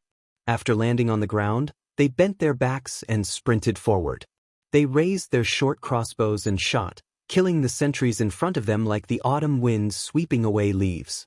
Almost all of the patrolling disciples at the Lotus Pond had their heads pierced by more than 2 crossbow bolts to ensure that they died silently and without any struggle before they died. Apart from the north, the black-armored assassins gradually approached the residents north of the martial arts field from the east, west, and south. What followed was an even more sinister night attack. When Yen Shijun and Do Yangwan stood up and saw the general situation, Yen Shijun immediately shouted, "Assassins are attacking." Do Yangwan was in a daze. He was about to turn around and ask Yen Shijun what kind of enemy Lien Tang had provoked for them to be so ruthless. However, when he turned around, he heard the soft whooshing sound of arrows piercing through the air. Then he saw a bloody scene. Yen Shijun, who had just warned, had just dodged the attack of a featherless arrow when a second featherless arrow circled in a large arc and pierced through his abdomen from the side. Yen Shijun staggered back, but another arrow came straight at him. Other than the second arrow, which was especially domineering, which he could not dodge, the other 2 arrows were easy to dodge. Yen Shijun turned his head, grabbed the arrow with one hand and held it upside down. With all his strength, he said, "It's the Northern Liang crossbowman." As soon as he finished speaking, a burly assassin in black armor easily climbed up the building. He looked a little annoyed at Yan Shijun for being a busybody on the roof. He held a crossbow in one hand and a saber in the other as he slashed at Yan Shijun. Dou Yangguan had never experienced a life-or-death battle like this before. Although there were fights between gangs in the past where people killed each other and blood splattered everywhere, Dou Yangguan was still able to fight back. In the end, it was far less terrifying and cruel than tonight's sneak attack. Not to mention that Dou Yangguan had become a spectator. Even Yan Shijun, who was a first-class expert in his eyes, had his arm and shoulder chopped off by that saber. The burly man in black armor had just slashed down with his saber when he suddenly raised his arm and shot a powerful crossbow at Dou Yangguan. Dou Yangguan's life wasn't meant to end yet. At this moment, he was unexpectedly lucky and dodged the crossbow. He stepped through the roof tiles and landed in the martial arts room. He casually picked up a saber and retreated. Dou Yangguan relied on his familiarity with the terrain to move around desperately. Every time he moved, there would be crossbow bolts falling from the roof like a shadow. The black-armored assassin softly exclaimed in surprise. He obviously didn't expect this kid to be so agile. Just as he was about to jump into the room to chase after him, another man in the same armor jumped onto the roof. He held an oxhorn longbow and shot an arrow at a house that suddenly lit up. The window was broken and the owner of the house was nailed to the wall by an arrow just as he lit up the lantern. The man with astonishing archery skills coldly said, "Tonight, we will only catch the big fish. I will stand guard here. You go downstairs. If you lose to those fledgling eagles from Wutong Garden, you know the consequences." A hint of fear appeared in the eyes of the burly armored soldier. He hurriedly acknowledged the order and ran forward. Like a forest spirit ape, he jumped down from the roof and joined up with the other soldiers. They quickly moved forward and headed straight for the main residence. That was the courtyard where Zhang Su of Lotus Pond was located. The armored soldiers charged forward with an irresistible force. The outer disciples who were not skilled enough would only end up being cut down like rice. Some of the inner disciples were not completely unable to fight, but this group of armored soldiers did not pay attention to any of the Jianghu rules of killing. In a small area of close combat, in the blink of an eye, they had the advantage of numbers. 2 or 3 cold sabers charged forward, supplemented by the sinister sneak attacks of the short crossbows and the sturdy soft armor covering their bodies. The weapons and instruments of the Jianghu gangs could not be considered very sharp. As long as it was not a fatal injury, these armored soldiers would not pay attention to it. They would allow you to stab with a sword or 2 sabers, and they would take the opportunity to heavily injure or even kill the Lotus Pond disciples on the other side. It should be known that the peregrine falcon was originally an expert from all kinds of places in the Liang Jianghu. When it came to one-on-one combat, he was an expert. Over the years, he had become proficient in many military formations and had become a pack of jackals and wolves. Compared to a one-on-one assassination, the lethality of the attack naturally could not be mentioned in the same breath. The archer who gave the order on the roof had a cold look in his eyes. He took out a refined arrow from the quiver on his back. Huangnam County's number 1, shrew monkey, Zhang Su could be considered a troublesome character who was on par with the prince's retainer Lu Qianting. This time, the peregrine falcon and the eagle guard were traveling together. If they could take this person's head, it would undoubtedly be a great achievement. Rin Shanyu's body floated down. It was unknown whether she was alive or dead. Su Fengyan's eyes were calm. The peregrine falcon? Then he said, "That guy should be the big fish that was caught by the Han Shang." Su Yambing nodded. Then Chao Zhuan and Snowsuit found that only the gray-haired young master was left in the room. In Shitakian, the rich old master, who had succeeded in one strike, was about to leave quietly. Then he died quietly. The old man did not even know how he died and who killed him. Chapter 9:14. Ren Shanyu fell on the street, but Su Fengyan did not show up immediately. He counted to 16 in his heart, but still, no one showed up. From Su Fengyan's perspective, he could clearly see that Ren Shanyu struggled a few times. It was impossible for her to even sit up, let alone stand up. Just as Su Fengnian was about to take action, someone from Shitakian finally rushed out of the embroidery house, picked up Ren Shanyu, and disappeared into the alley. It was Hong Shuwen, who was neither an eagle guard nor a peregrine falcon. Su Fengnian's face was clouded. Su Yanbing, who came and went like a ghost, stood back at the window and nodded to Su Fengnian, indicating that Shitakian had been dealt with. Su Fengnian turned his head, and his expression returned to normal. He asked Chao Zhuan for the detailed location of Wang Yunshu's family mansion, and then asked Snowsuit for the broken zither that was made for flying swords. He held the vase of flower gall with the sound of bells under his arm, and did not say much to Chao Zhuan and Snowsuit. He told them not to see him off, and just smiled at them, which made the two brothel girls feel flattered. The usually smooth and slick little shopkeeper of Peach Cheek Brothel did not dare to draw legs on a snake. She stood in the corridor and watched the two people disappear around the corner. She noticed the side profile of the gray-haired young man, which was angular. She did not know if it was an illusion, but the young man had a kind of spirit that could make Huangnam County feel like a storm was coming. Chao Zhuan waited for him to leave and leaned against the porch. She turned her head and saw that Snowsuit clearly wanted to take another look, but she was shy. Chao Zhuan could not help but laugh at her, and pointed to the window to Snowsuit.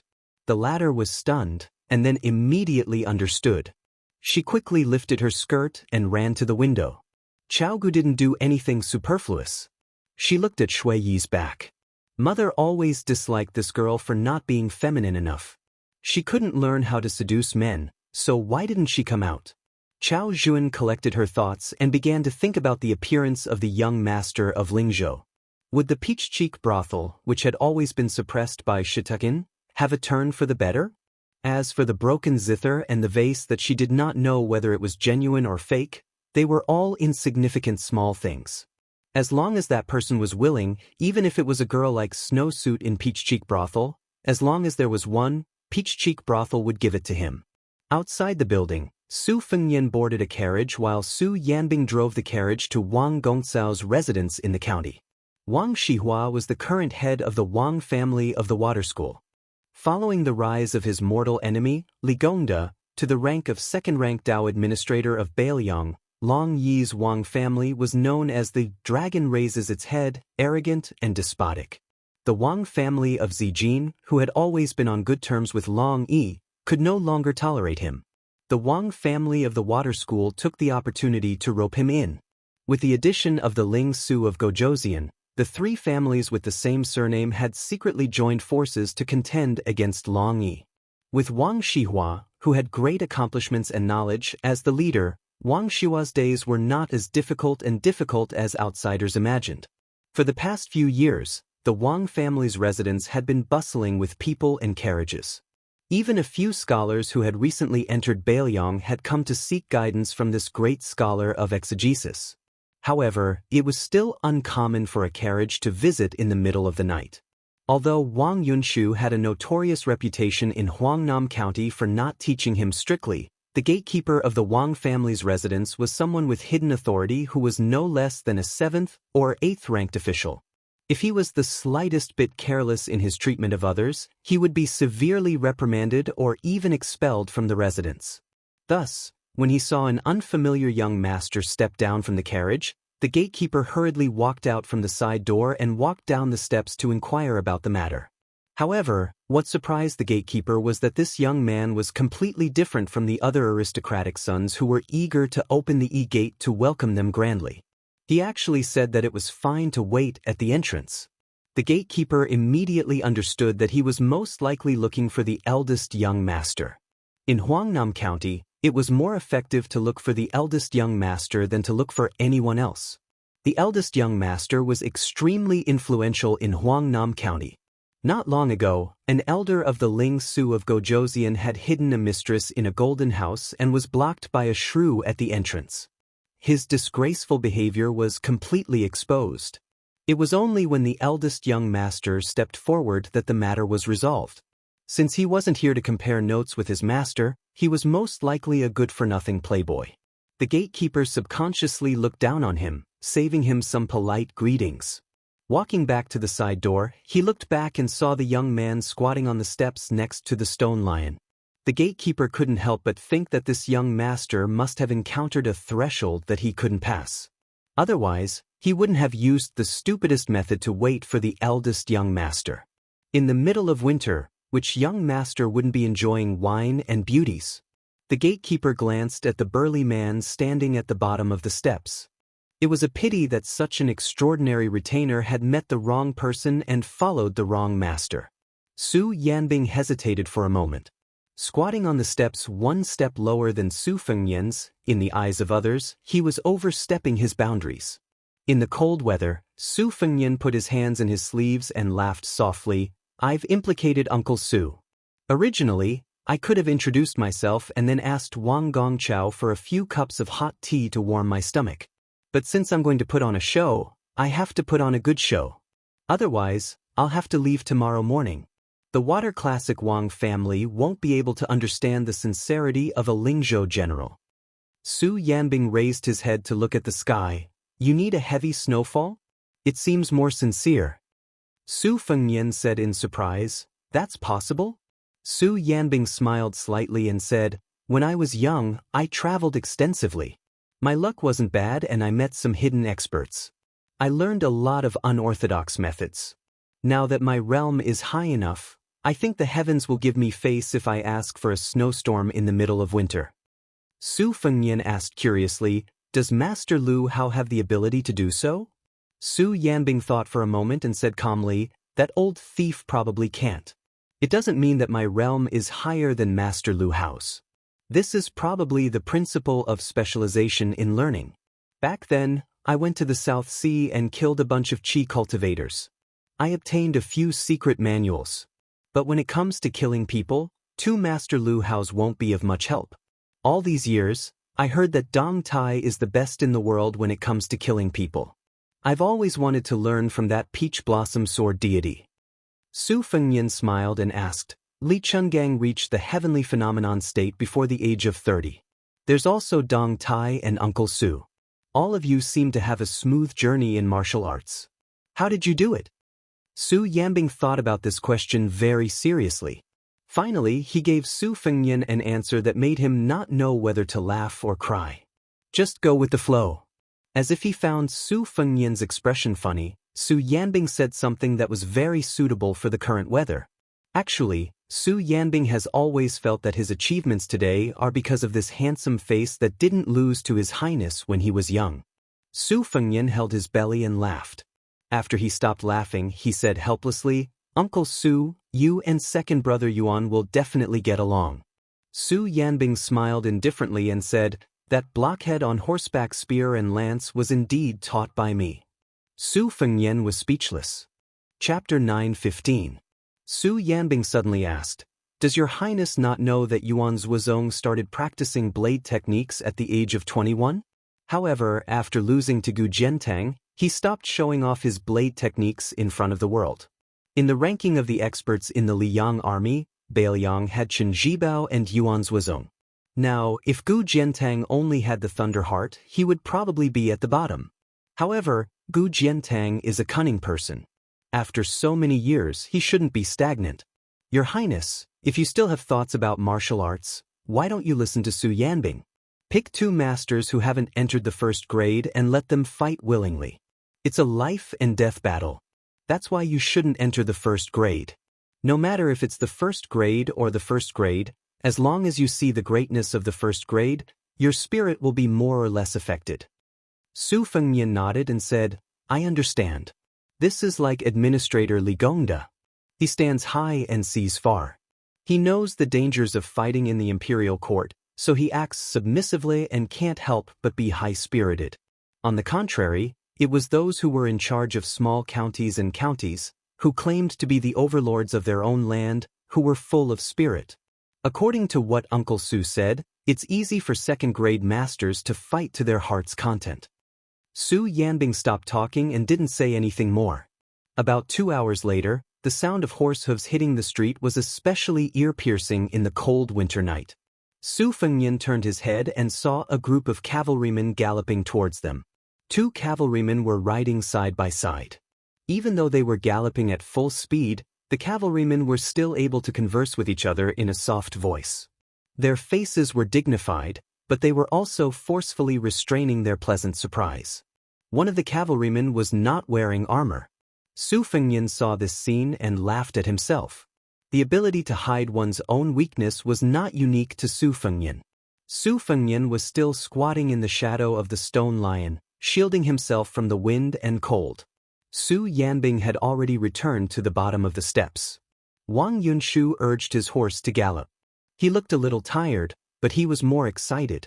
When he saw Su Yanbing's figure, his expression froze. Then he lashed the horse's buttocks fiercely. He almost rolled off the horse. Just as he was about to kneel, Su Fengnian waved his hand and said, "Forget it. Tell me what happened." Wang Yunshu jogged to the bottom of the steps and asked cautiously, "Shall we enter the mansion and tell His Highness in detail?" Su Fengnian pointed to the seat beside him and shook his head. "I'm going back now. Just give me a rough idea." Wang Gongcao's adopted son, Jiao Wui, ordered the other 20 or so knights to stop a little further away. He got off his horse and knelt on one knee. He cupped his fist and said in a deep voice, "Huangnam County's County Commandant Jiao Wui greets His Royal Highness." Su Fengnian smiled. "County Commandant Jiao, please stand up and speak." Wang Yunshu walked up the steps and squatted down beside Su Fengnian. He began to report to His Royal Highness about the situation of the battle. His sworn brother had gone to Qingrong Temple and coincidentally met a Taoist priest and 2 highly skilled Taoists about 3 li away from Qingrong Temple. They said that they were there to welcome back a few disciples who had obtained crowns and headscarves from other temples. Originally, Jiao Wui would not be too concerned about this. Those middle-aged Taoists were real Taoists from the number 1 temple in Huangnam County. Perhaps they would even greet him with a smile. However, Jiao Wui's purpose for going to Qingrong Temple this time was to obtain riches and honor. Without a second word, he wanted to capture the 3 people. At first, the 3 Taoists surrendered and did not resist. However, when the scouts under his command returned and reported that there were Taoists who had sneakily escaped, there were already 30 light armored cavalry who went to pursue them. The 3 Taoists immediately revealed their ferocity. Luckily, after Jiao Wui had split half of his troops to Wang Yunshu, the 3 Taoists were still in sync with each other. Apart from the dozen or so hidden scouts, each of them had 60 riders a li away. When the 3 Taoists saw that Jiao Wui only had 50 soldiers around him, they vowed to fight to the death. However, they did not expect that after the time it takes for a stick of incense to burn, the next wave of cavalry would swiftly arrive. There were also scouts who secretly sent a message that the 3rd wave of cavalry did not charge forward. Instead, they dismounted from their horses and surrounded them. Out of the 3 Taoists from Qingrong Temple, 2 died and 1 was injured. Unfortunately, the 2 crowns and headscarves were nowhere to be found. On the other hand, Wang Yunshu's side was much more relaxed. He had purely gone to watch the show and had even missed it. The leader of the Eagle Guard had confirmed that Wang Yunshu was His Royal Highness' trusted aide. Only then did he not give Wang Yunshu the cold shoulder and tell him a few things. Only then did Wang Yunshu know that the 143 people in Lotus Pond, regardless of whether they were women, children, old or young, were all killed to the point that they could not be more dead. It could be said that their entire families had been completely wiped out. Even Huangnam County's number 1 expert, Xianxia, was not spared. Wang Yunshu had also gone to help clean up the mess while he was at it. Xianxia, who had been famous in Lingzhou for a long time, had died so miserably. Wang Yunshu had nothing to do, so he went to count the corpse that had its head cut off and nailed to a thick pillar. The headless corpse did not have any light injuries. There were 6 places that had serious injuries. Both of its arms had been chopped off at the shoulders, and an arrow had pierced through its chest. The rest of the corpses were strewn all over the floor, and most of them were badly mutilated. Wang Yunshu had vomited out all the delicacies and wine he had eaten that day. Even now, his scalp was still somewhat numb. In the past, he had always felt that he did not treat people as people. Only today did he realize that once he provoked the Baoyang peregrine falcons, human lives were truly worthless. Su Fengnian quietly listened to Wang Yunshu finish speaking. He stood up and said with a smile, "After all, Huangnam County is your territory, so you should be more familiar with it. There are still some things left to clean up. If I need to trouble you and Commandant Jiao, I will send someone to your residence to inform you." Wang Yunshu was extremely happy. Jiao Wui bowed and cupped his fists. "This is my duty. I will not regret it even if I have to die for your highness." Su Fengyan walked down the steps. Wang Yunshu asked in a low voice, "Is your highness really not going to stay in my humble abode? Even if it's just a cup of hot wine?" Su Fengyan teased, "All right, you've flattered me enough for tonight. Wang Yunshu, after you return home, tell Wang Gongchao that if you have the chance to go to Liangzhou, come to my residence for a chat." Wang Yunshu said in fear and trepidation, Of course, of course." Su Fengyan turned to Jiao Wui and said, "Commandant Jiao, you're quite experienced in managing the army. After the Huangnam County incident, the Lingzhou general's residence is still lacking a commandant. After the new year, bring your original troops over. I'll give you another 600 soldiers and horses. We have to make up a total of 1,000. Jiao Wui, who was nearing 40 and had finally abruptly become rich, had tears in his eyes. He fell to his knees. "Jiao Wui is willing to die for your highness." Su Fengyan patted his shoulder and walked towards the carriage. Wang Yunshu wanted to send him off, but Su Fengyan, who had his back to the residence, waved his hand. Wang Yunshu watched the carriage disappear into the distance. He retracted his gaze and said softly, "Brother, His Highness has gone far." Jiao Wui, however, kept his hands pressed against the ground. He was unwilling to get up. Wang Yunshu turned his head and glanced at the beautiful plaque that the imperial court had bestowed upon him 200 years ago. "Brother, please don't forget about our Wang family in the future." Chapter 9:16. At dawn, a horse carriage drove out of Huangnam County. Hong Shuwen rode a horse to escort the carriage. His expression was languid. Beside him were two other white horses. Su Fengyan sat in the horse carriage. Huyen Guanyin was curled up in a corner with sleepy eyes. She was wearing Su Fengyan's fur coat. Last night, when the horse stopped in front of the Wang family's residence, she was alone in the carriage. She lifted the curtain a few times, but she did not see him, who was blocked by the stone lion. She only saw the tall coachman who cherished his words like gold. Later, when she returned to the side room in the courtyard, she probably did not sleep well. On the contrary, she could sleep soundly in the carriage. If she was a female servant, she really did not know who was taking care of who. Huyen Guanyin opened her sleepy eyes. She forced herself to open her eyelids. Through a small gap, she secretly sized up the man who had turned the city upside down overnight. On the way to Huangnam County, she noticed that he would lift the curtain every few hours. It was almost like he had obsessive-compulsive disorder. She also did not know what he was looking at. In her eyes, other than the same willow tree, there was nothing new on the road. However, he never seemed to get tired of looking at it. Occasionally, when he heard the sound of horse hooves brushing past him, he would be even more attentive. Or perhaps it could be said that he was in a daze. Could it be that he could see a flower from a stranger? When they were about to leave the border of Huangnam County, a horse suddenly rushed over. It was the Peregrine Falcon team leader Song Gu who had entered Shiitake Inn. When Su Yanbing heard the order from behind the curtain, he let out a sigh and slowly stopped his horse. Song Gu flipped off his horse and knelt by the side of the horse carriage. When he looked up, he saw the curtain. Hong Shuwen turned his horse around and leisurely circled around Song Gu. He looked down at him and laughed. "Leader Song, why are you here to ask for money back?" In the entire Baoyang Peregrine Falcon team, Song Gu was considered a middle-ranked player. Putting aside Jiyu and other literary spies, military spies were men of sacrifice. In the Peregrine Falcon team, there was rarely a change in their official ranks. This was because martial arts could not be achieved overnight. Peregrine Falcons relied on their fists to speak. The capable ones were mediocre while the mediocre ones were at the bottom. Song Gu had the strength of the third rank and was once a commoner in Lietsong County, Baoyang. Martial arts were the norm in Lietsong County. There were 7 major surnames and each of them had their own unique skills. Spear immortal Wang Xiu's wife was from the Qi family in Lietsong County. Song Gu's martial arts training was a legend in the marketplace. When he was young, he met a foreign spear master who came to Lietsong County for a martial arts competition. That spear master's enemy put a huge bounty on his head, and an ambush began.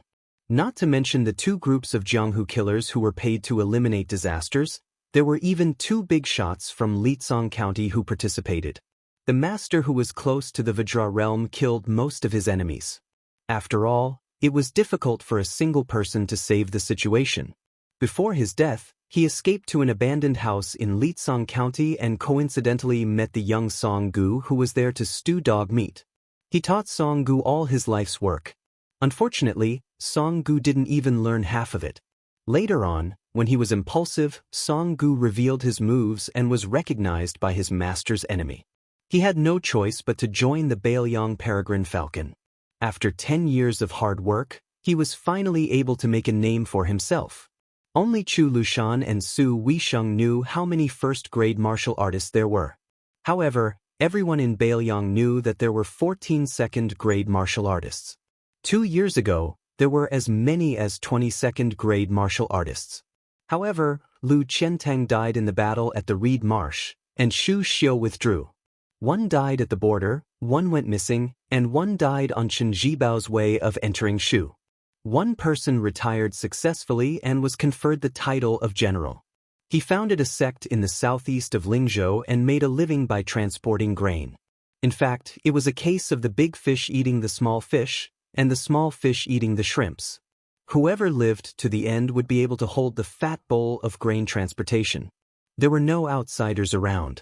Song Gu, who was kneeling on the ground, said in a deep voice, "I, Song Gu of the second room of Whist Club, am risking my life to report to your highness." The curtain did not move at all.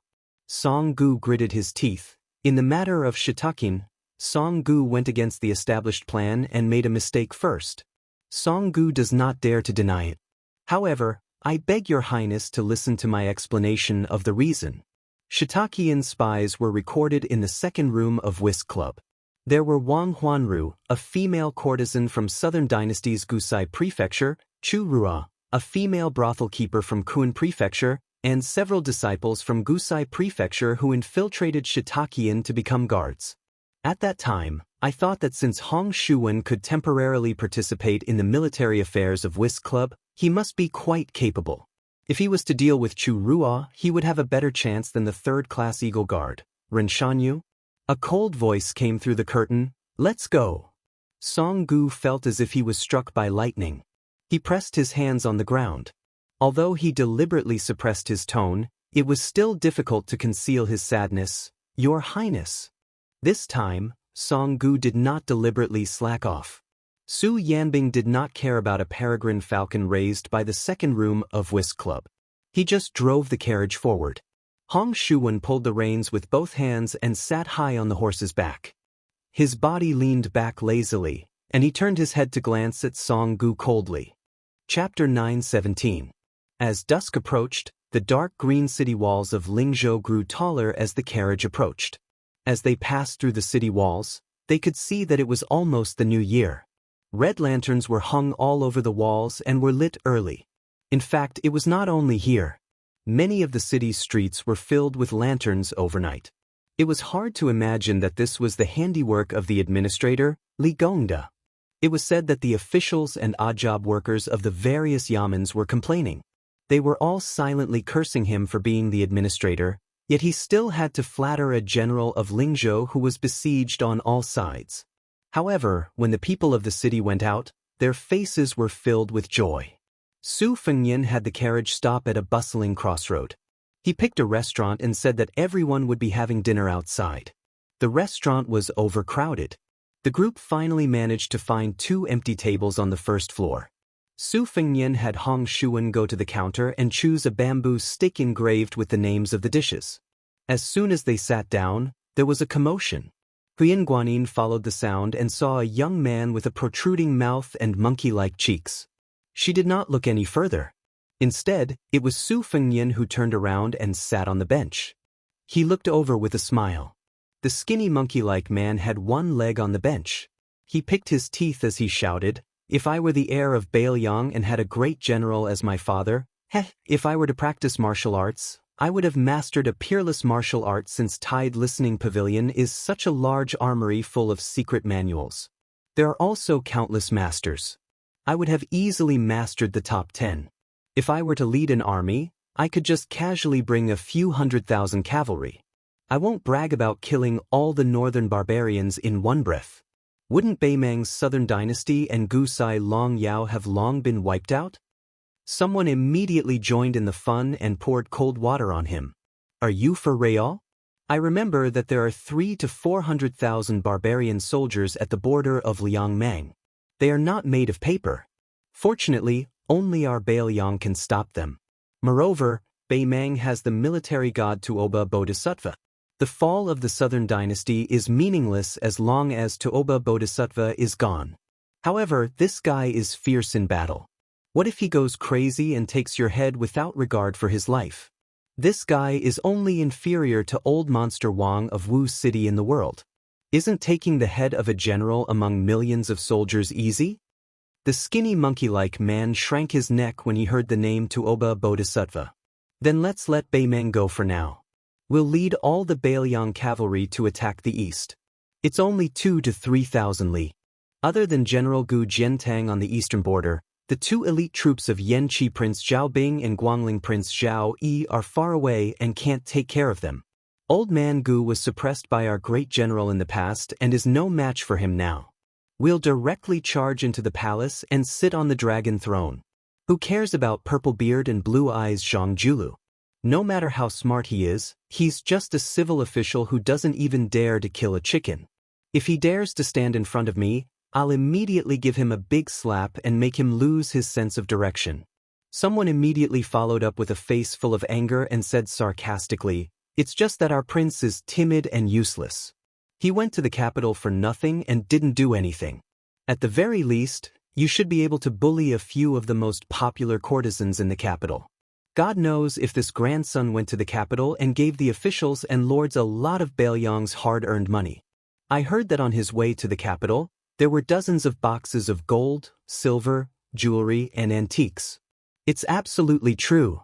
This little bastard who only dares to bully others in his own nest is now the general of Lingzhou.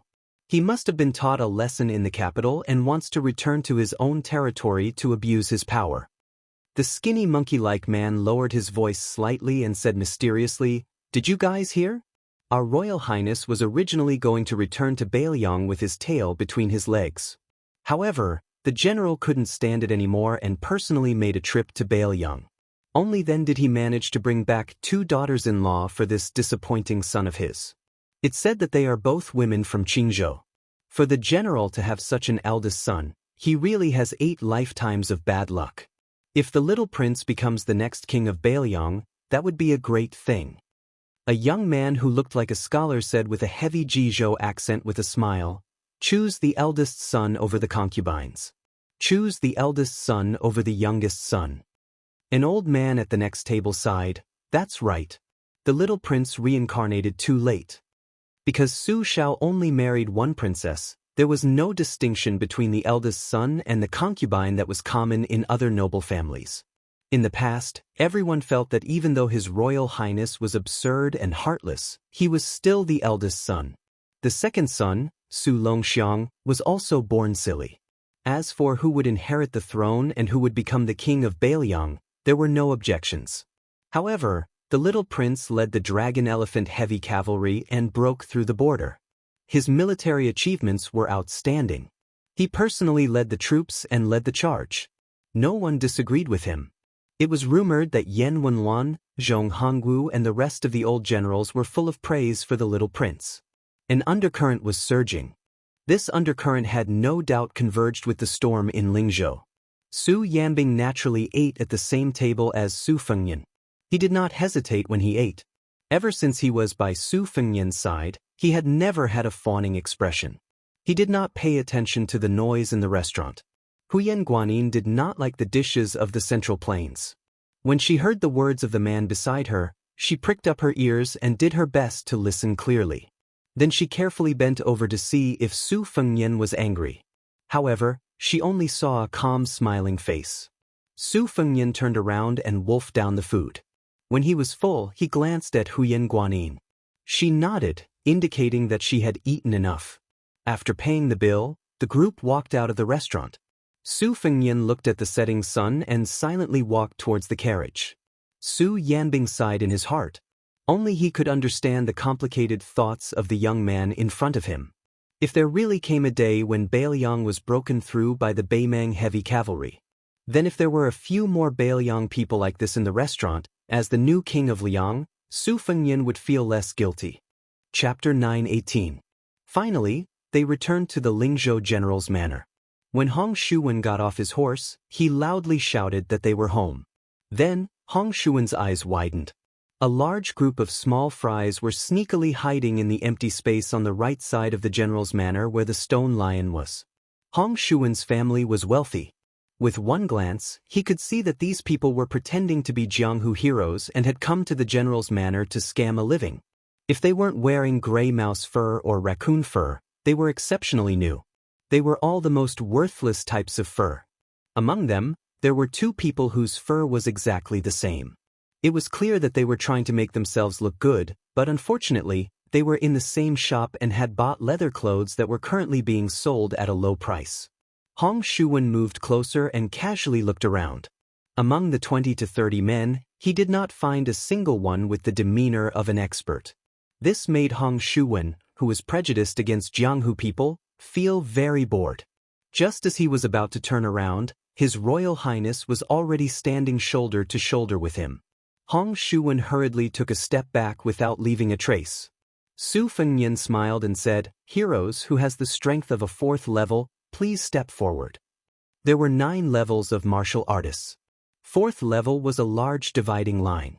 To be able to reach the 4th level, one could be considered an expert in a province. In a county, one could practically do whatever they wanted.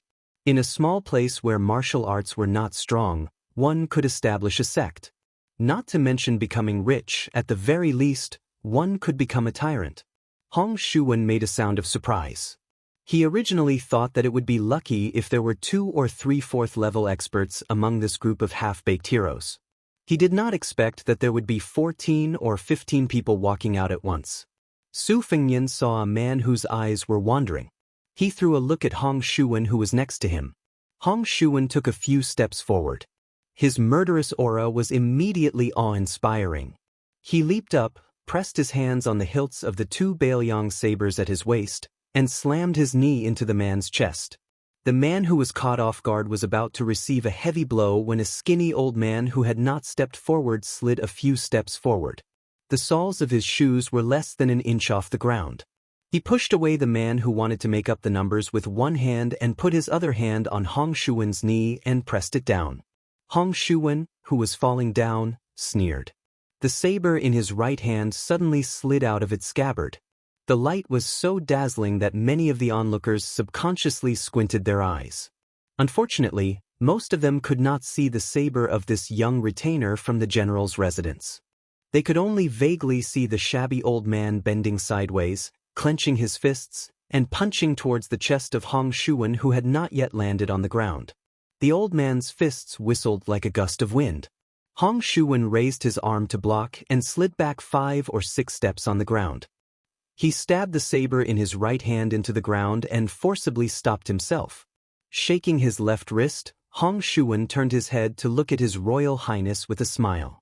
His eyes were asking if he could use his full strength. Su Fengnian shook his head and smiled. Other than this old gentleman, who else is a 3rd-level expert? Step forward openly. Bailiang said that I like to kidnap women. Since none of you are as pretty as flowers and jade, there is no need to worry. A few 4th-level experts in their prime grinned. His Royal Highness was a straightforward person. Some of the men who had tried to bluff their way through also took a few steps back. Other than the old man from the Yang family from Lietsong County who was proficient in long fists and cannons, there were 2 other tall and sturdy men who were skilled in external martial arts. They stepped forward and announced themselves. Su Fengnian nodded with a smile in his eyes. Then, he gently raised his chin and called out to the crowd behind him, "Brother, you clearly have the strength of a second-level expert. Since you are already here, why are you not willing to show yourself? Could it be that you want me to open the door for you before you are willing to come in?" The crowd parted. Only then did the crowd notice a middle-aged man in ragged clothes. He was crouched against the wall and reeked of alcohol. There were several wine gourds of different sizes scattered around his feet. When he raised his head, the scars on his face made him look like a ghost. This ugly man seemed to have damaged his throat from years of drinking too much. He hoarsely said, "May I ask if your highness has truly entered northern Mang alone, carried 2 heads, and retreated unscathed?" Su Fengnian smiled. Everyone felt their eyes blur, and then they heard a loud explosion. After the dust rose up, they saw His Royal Highness standing at the foot of the collapsed wall and clapping his hands. The drunkard who was pushed into the wall by His Royal Highness sat on the ground with a calm expression. Many people found it strange that the Crown Prince was so polite to everyone except for this rank 2 master, who should have been worshipped highly, to be so merciless. There were some Jianghu people with bad eyesight who felt that His Highness hired someone to act. If not, if that drunkard was really at Master Realm, why would he be forced back into the wall so easily? The few grade 3 experts saw through the rough situation and were shocked to the extreme. Su Fengnian turned around and smiled at everyone. "Everyone is a guest. No matter if you want to enter or not, everyone will be given 300 silver. He then instructed the 3 white horse followers, Tianguan, Yenru, "The 2 of you go and collect the silver from the steward. Then, have the steward help the brothers who have entered the residence find a place to stay. Shuwen, later on, take the righteous men to find the best restaurant in the city for a meal. If you spend too little money, I will not forgive you." The men who weren't able to enter the Lingzhou general's manor looked at the people who entered and were filled with envy. Su Fengnian wasn't in a rush to leave. He just stood on the streets and chatted with these people who weren't even grade 4. He asked them where they were from, what sect they were from, and whether or not they were planning to join the army. Regardless of whether these people had slandered Su Fengnian in private in the past, when His Highness was standing in front of them, they all felt uneasy. Those who were lucky enough to speak 2 or 3 sentences in front of them almost blushed. They were extremely flattered. The gray-haired young man in front of them was the future local emperor of northern Liang. He had hundreds of thousands of soldiers in his hands. When he talked about it with his family members, especially his brothers in the underworld, they would be so shocked that their eyeballs would fall to the ground. Some people couldn't help but be confused. They all said that His Royal Highness was not just tyrannical in Baiyang. In reality, he was tyrannical everywhere. For example, on the Guangling River he relied on the old sword god to fight against the thousands of cavalry of Prince Guangling Zhao.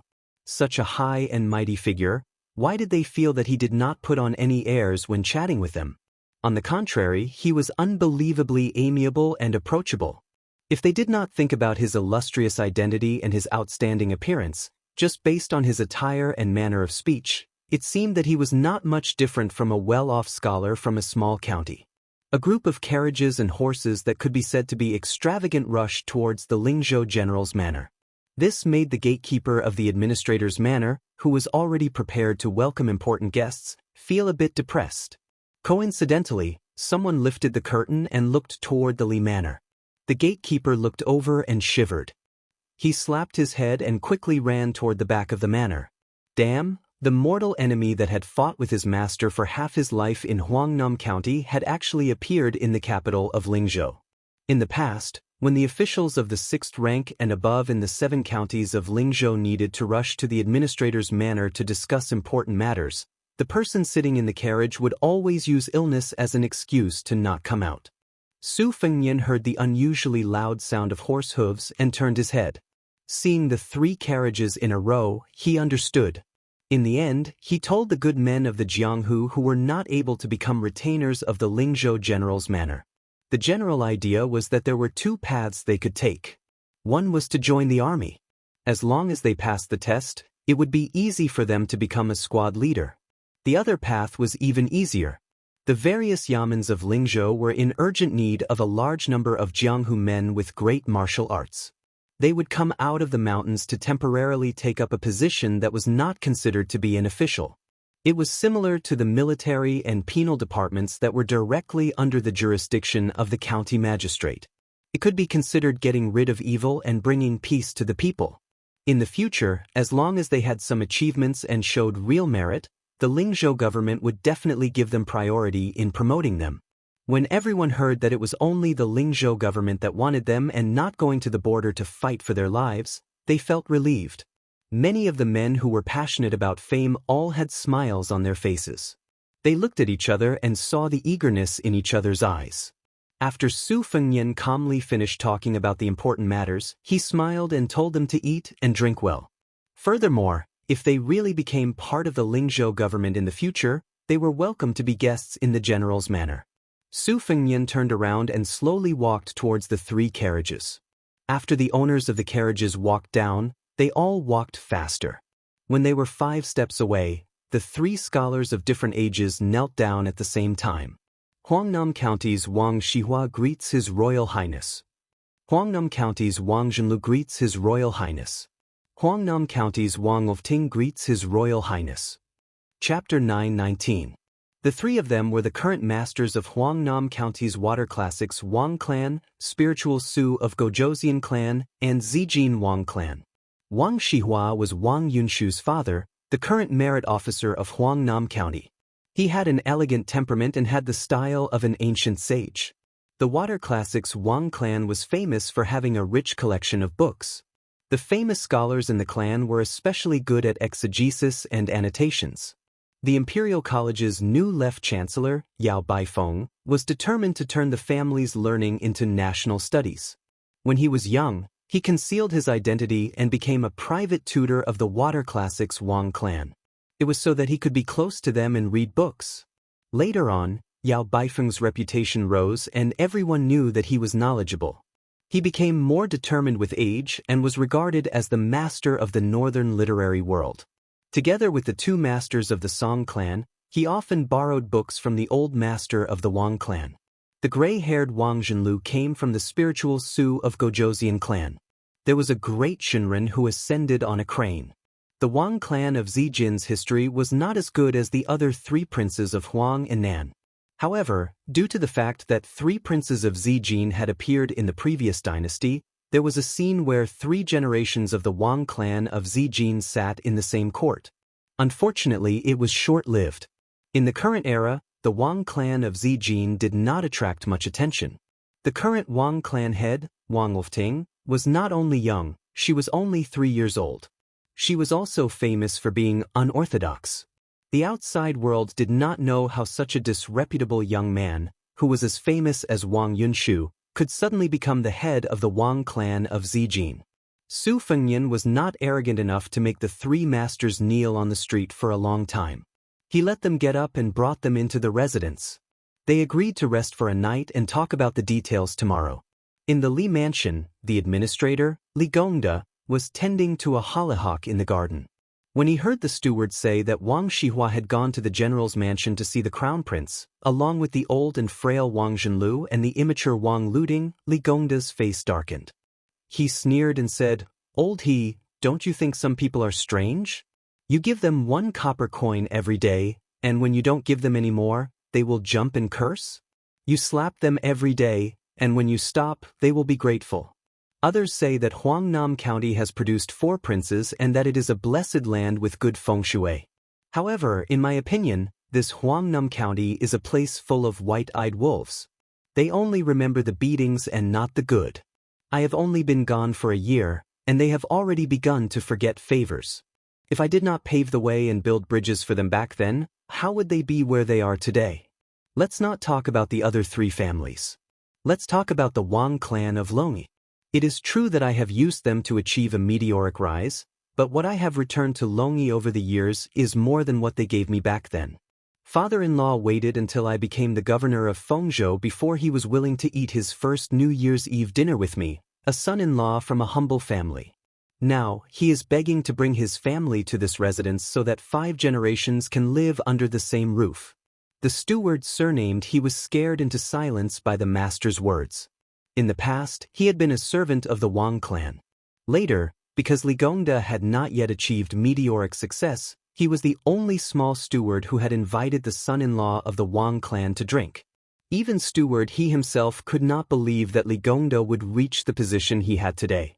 Back in Huangnam County, Li Gongda was not accomplished in literature or martial arts. He was looked down upon by countless people. To put it bluntly, even the female servants and coachmen did not look him in the eye. The reason why steward he had taken the initiative to invite Li Gongda to drink wine was because he had received an unexpected reward. After searching through the entire Wang clan, he felt that only Li Gongda was suitable for him to brag about and also be able to invite him. Later on, when one person achieved the Tao, even his chickens and dogs rose to the heavens. Steward he became one of the earliest elders of the Li clan. At first, he purely thought that the master would take revenge for the smallest grievance and repay the kindness of a drop of water. Later on, he realized that it was not that simple. The master wanted the Wang clan members who had looked down on him in the past to regret their actions. In reality, the master did not view him, He Chang, in a new light. Li Gongda had sent people to expose and impeach Song Yen regarding the matter of the obscene sacrifice. Li Fujian had personally gone to the Huangnam County governor's manor. He wanted his daughter to be honest with Song Yen on his behalf in order to maintain their relationship. Li Gongda originally believed that Song Yen would understand his good intentions. Of course, he also had the intention of knocking Song Yen down. If Wang Shihua became the Huangnam County governor, Li Gongda, who was about to lose the Lingzhou provincial governor, did not want to implicate the Li clan's backyard in Huangnam County. However, his daughter did not have much experience in politics, but Li Gongda predicted that she would definitely bring Guo Fufeng along to Huangnam County to meet Song Yen and Song Huangmei. With him personally negotiating, it was better than his muddle-headed daughter doing bad things out of good intentions.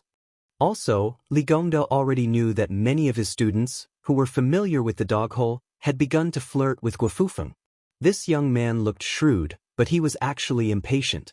Li Gongda also wanted Song Yen to give him the cold shoulder so that Guo Fufeng would know that if he truly wanted to enter the Li clan circle, he would not be able to put in enough effort. The hearts of parents in the world were really pitiful. It was because before children became parents, it was very difficult for them to understand this painstaking effort, which was why they were pitiful. An outer courtyard manager hurriedly ran over with a weird expression on his face. "Master, the young miss has returned." Li Gongda thought about it for a while before impatiently saying, "Let that person in." The manager lowered his head, his face filled with joy. Unexpectedly, Li Gongda laughed. "Jia Gui, that young man gave you a few dozen taels of silver?" Jia Gui immediately took out a silver note from his sleeve and bowed as he ran over to the administrator. He did not waste any time and honestly said, 50 taels.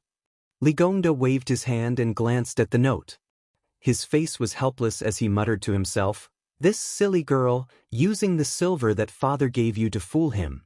Li Gongda's eyes narrowed as he slowly placed the note into his sleeve. "Surnamed Gua, you dare to accept this note? Aren't you afraid it will burn your hands?" One of the managers of the inner courtyard, He Chang, took the initiative to leave.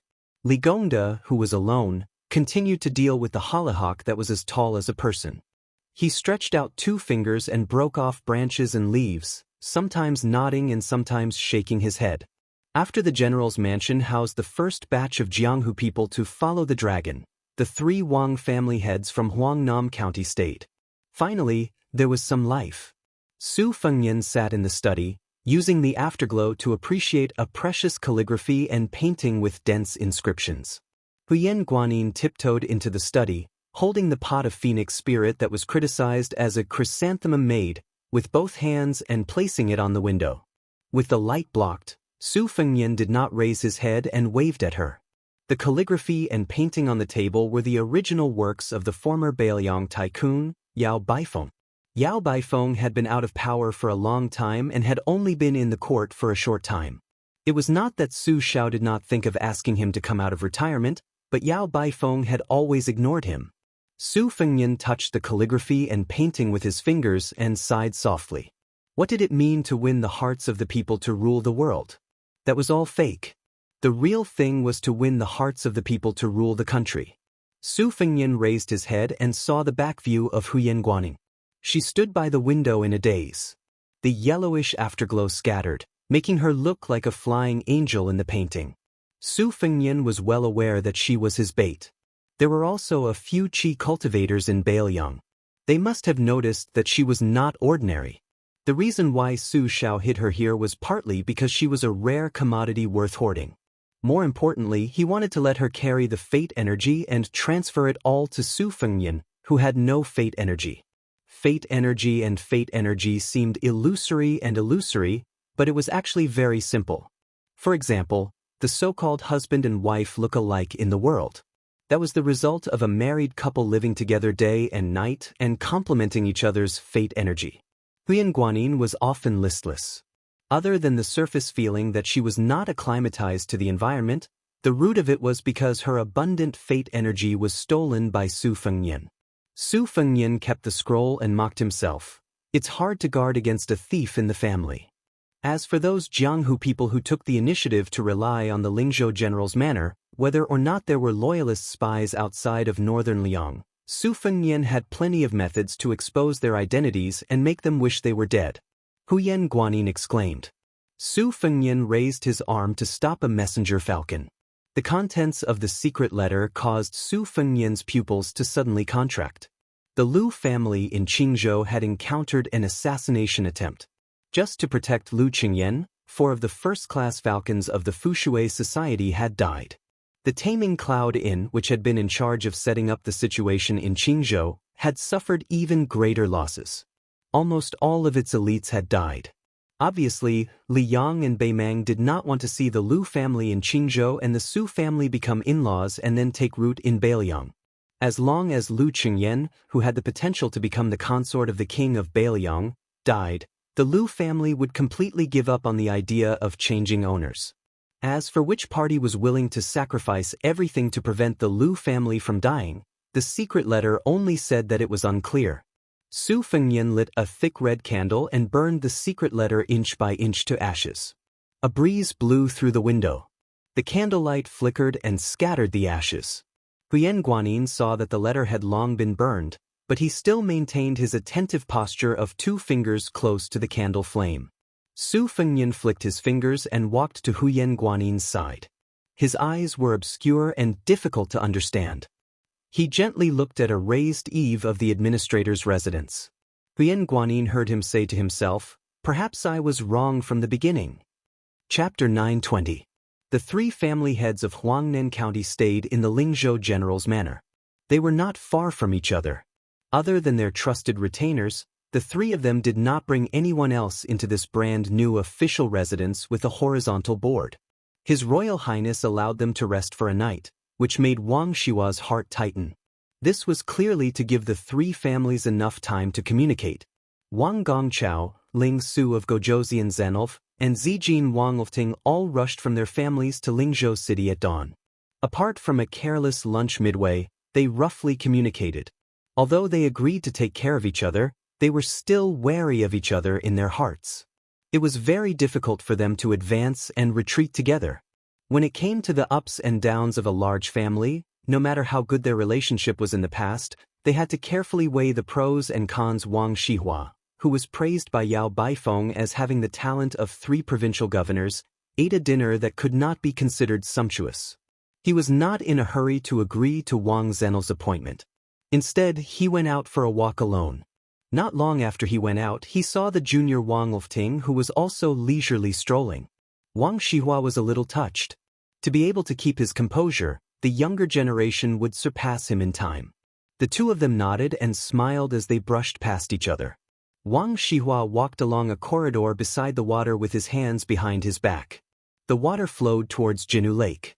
Within Lingzhou City, there were not many residences that had the ability to draw water from the lake into their own courtyards. The administrator's manor next door was naturally one of them. Wang Xihua had an idea and turned into a small path close to the wall. Through the hole in the wall, he could see the inside of the Li Manor. Wang Xihua suddenly stopped. Coincidentally, on the other side of the wall, there was an official that he could not be more familiar with who was also approaching. After looking at each other, Wang Xihua, who had his hands behind his back, smiled. "Lord Li, why are you so free and elegant? I heard that Lord Li has found a son-in-law who is outstanding in terms of knowledge, character, and background. Congratulations, congratulations." He only addressed Li Gongda as Lord Li, but did not refer to himself as a lowly official or a lowly official. It was enough to show the arrogance of Huangnam County's merit officer, Wang Shihua. Li Gongda patted his sleeves and replied with a smile, "This official doesn't need to rely on some son-in-law for retirement. In any case, I have a son who can be considered to be quite promising. He's able to earn military merits on the border without being involved. Wang Gongchao, you should take it easy." Wang Shihua nodded and said, "There are many great men on the border. Young Master Li is both in the battlefield and in love, so naturally people can't help but be envious. That son of mine has no ability and only knows how to hook up with girls from the brothels. He doesn't have such good fortune." Everyone in Bailiang knew that the administrator's son, Li Hanlin, used to be popular with both men and women. Almost every time he went out, he would be intimately accompanied by a handsome young man. Although the prodigal son had turned over a new leaf and no one doubted the authenticity of the crossbowman's military merits, the evil young Master Li had committed too many heinous crimes. Tonight, he was mocked by Wang Shihua. Li Gongda did not refute and bent down.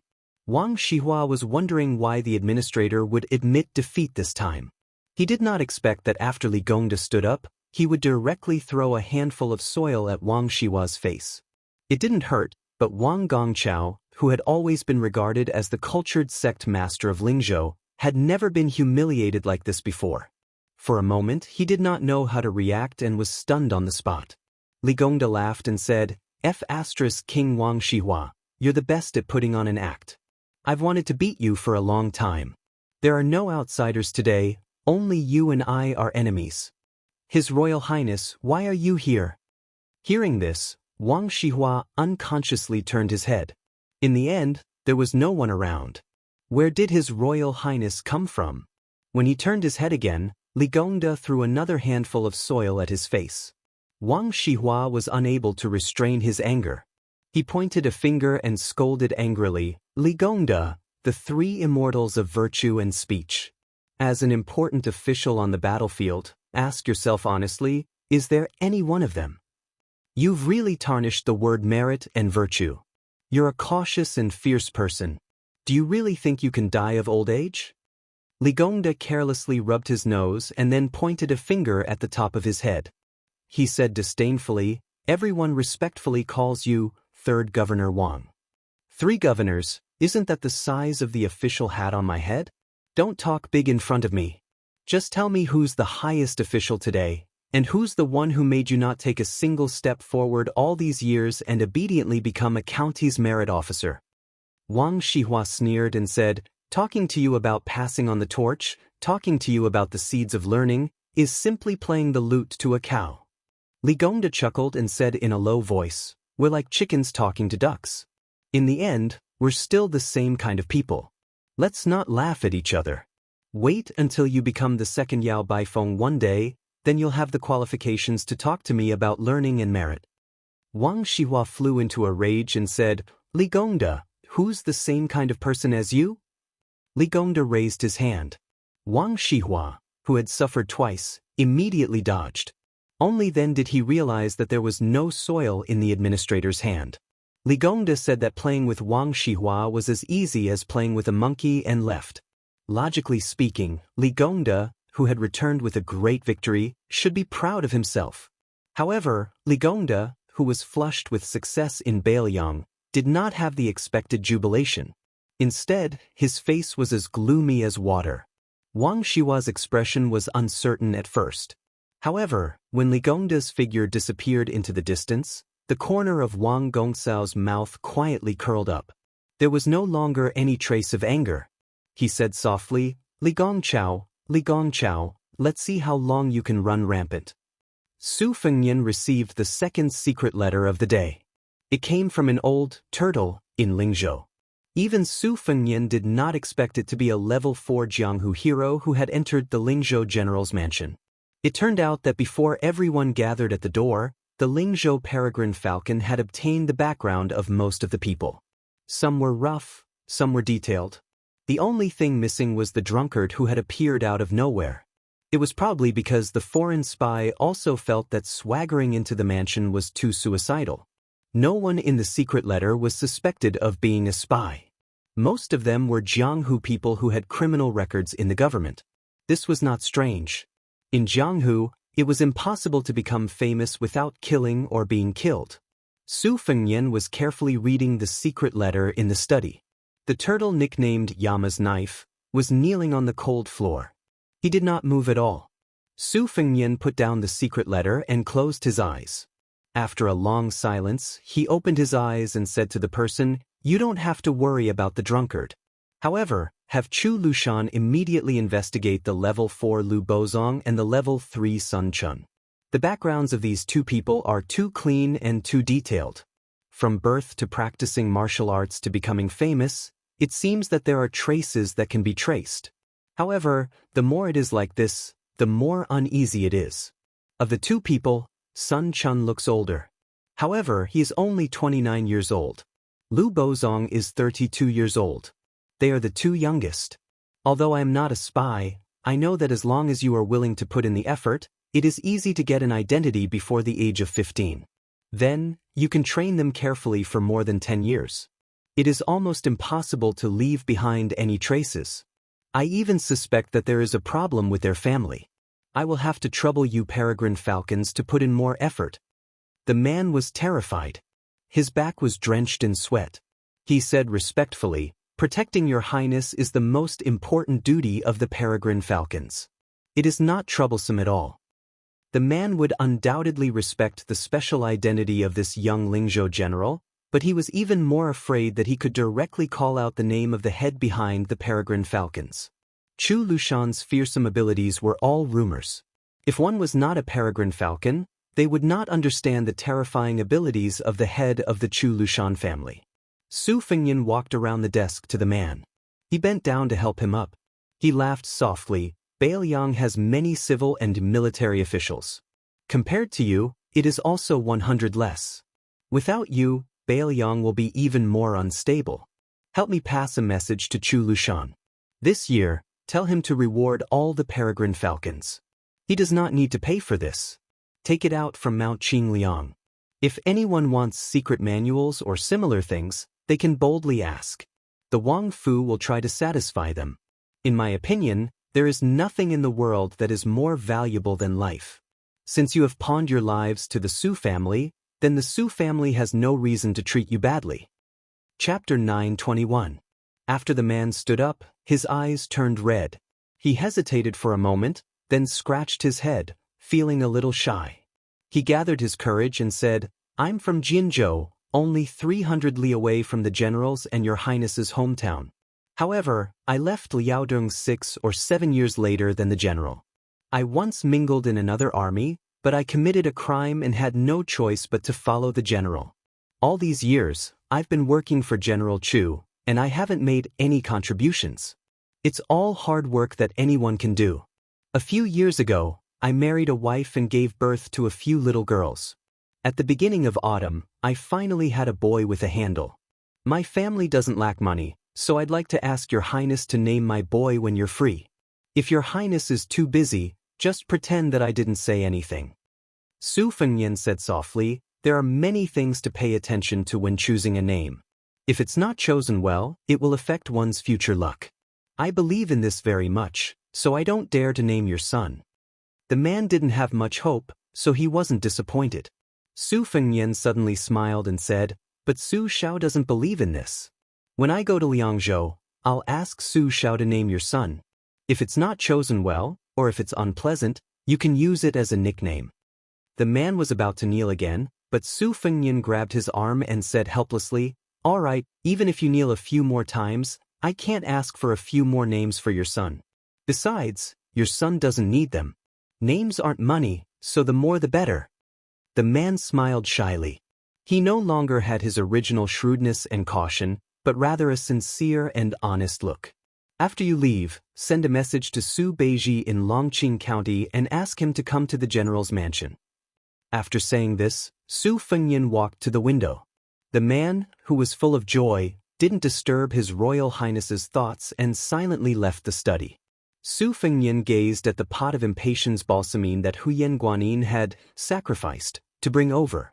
The strength of Liang lay in the fact that after the unification of the Central Plains, the Grand Preceptor's son Shiji, as the head of the civil officials, led a large group of old remnants of West Chu to pledge their allegiance to Liang. The dust had completely settled on the dust of the struggle for orthodoxy in the world. As long as the imperial court was willing to use talents, there was practically an inexhaustible supply. These talents all had their own specialties. Some were focused on writing moral articles and establishing their views. Some were pragmatic and buried in their work to render meritorious service. There were also a large number of people doing dirty and tiring work. If Liang was said to be a fertile land with tens of thousands of mu and qualified to bully customers in the taverns, then Beiliang was a small piece of land. His master, Li Yishan, for so many years, could be said to be a clever housewife who couldn't cook without rice. Su Fengnian used to joke in private. Whether it was with Su Shao or with his two sisters, he said that even if he could become the emperor, he would rather die than sit in the throne room. This was because he had long known how difficult it was to be in charge of a region. However, when he really began to personally set up the plan, he felt that even if he was the crown prince of Beiliang, if he wanted to do anything, he was still trapped in a square cage. The slightest movement would cause him to run into a wall. This cage was something painstakingly built by the people of each dynasty. Su Fengnian returned to the writing desk and picked up the brush to write down the loosely structured 3 words, "Only tell corpses." Then he added a side note next to the word "only tell corpses," completing the word "weave." Putting down the brush, Su Fengnian put his hands in his sleeves and walked out of the study. He walked aimlessly through the corridors and buildings. At a small pavilion by the water, he bumped into Wang Lifting, who was jumping around to warm himself. This fellow, along with Li Hanlin, Wang Yunshu, and a young master who committed crimes in Amei County, were known as the 4 tyrants of Lingzhou. Not to mention Wang Shihua, who could not be underestimated, but compared to the lifeless Wang Zhenlu, the head of the Su of Gojouzian family, Su Fengnian was undoubtedly more interested in this new master of the purple gold Wang family, Wang Lifting. Because of the hereditary succession, Beiliang was now in an unavoidable era of turmoil.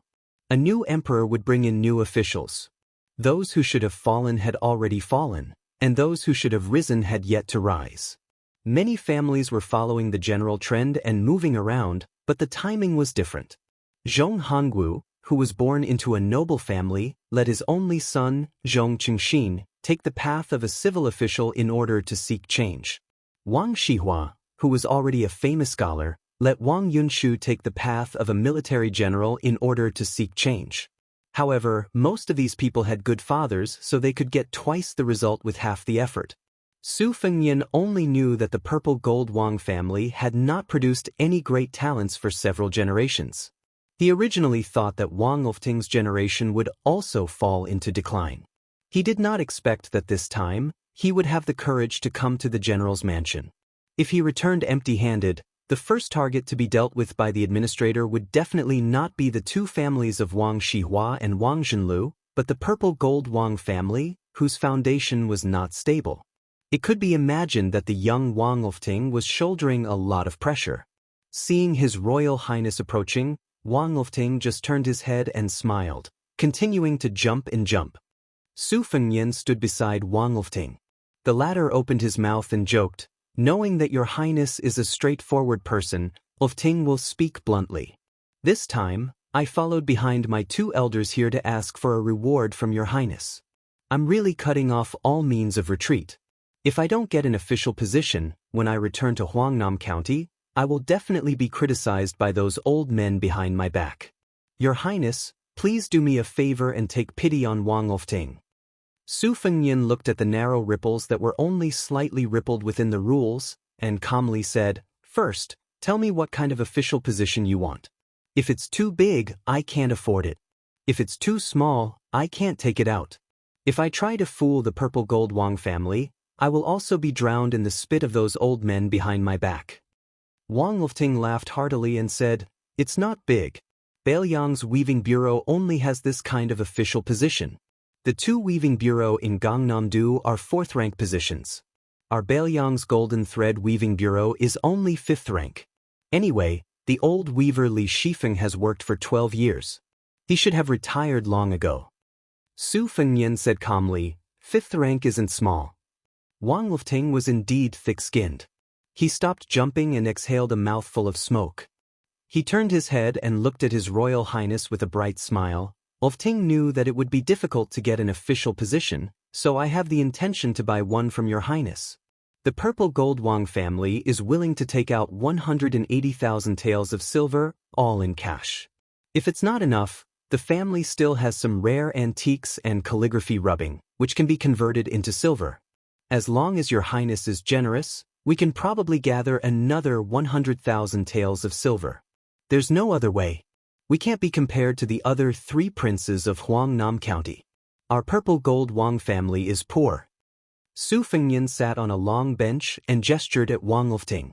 The two of them sat facing each other. Su Fengnian smiled and said, I can sell you a golden thread weaving bureau for 180,000 taels of silver. However, there's an additional condition. Wang Lufting smiled and said, Your Highness, my sister is indeed famous for being virtuous. However, her beauty is only average. Furthermore, she has a matchmaker. Your Highness, please don't have this idea. Su Fengnian was stunned. He didn't know whether to laugh or cry. He smiled and said, Don't try to be glib with me. Let's be serious. I know that you have a good friend who comes from a poor family. He is a teacher in the Purple Gold Wang family.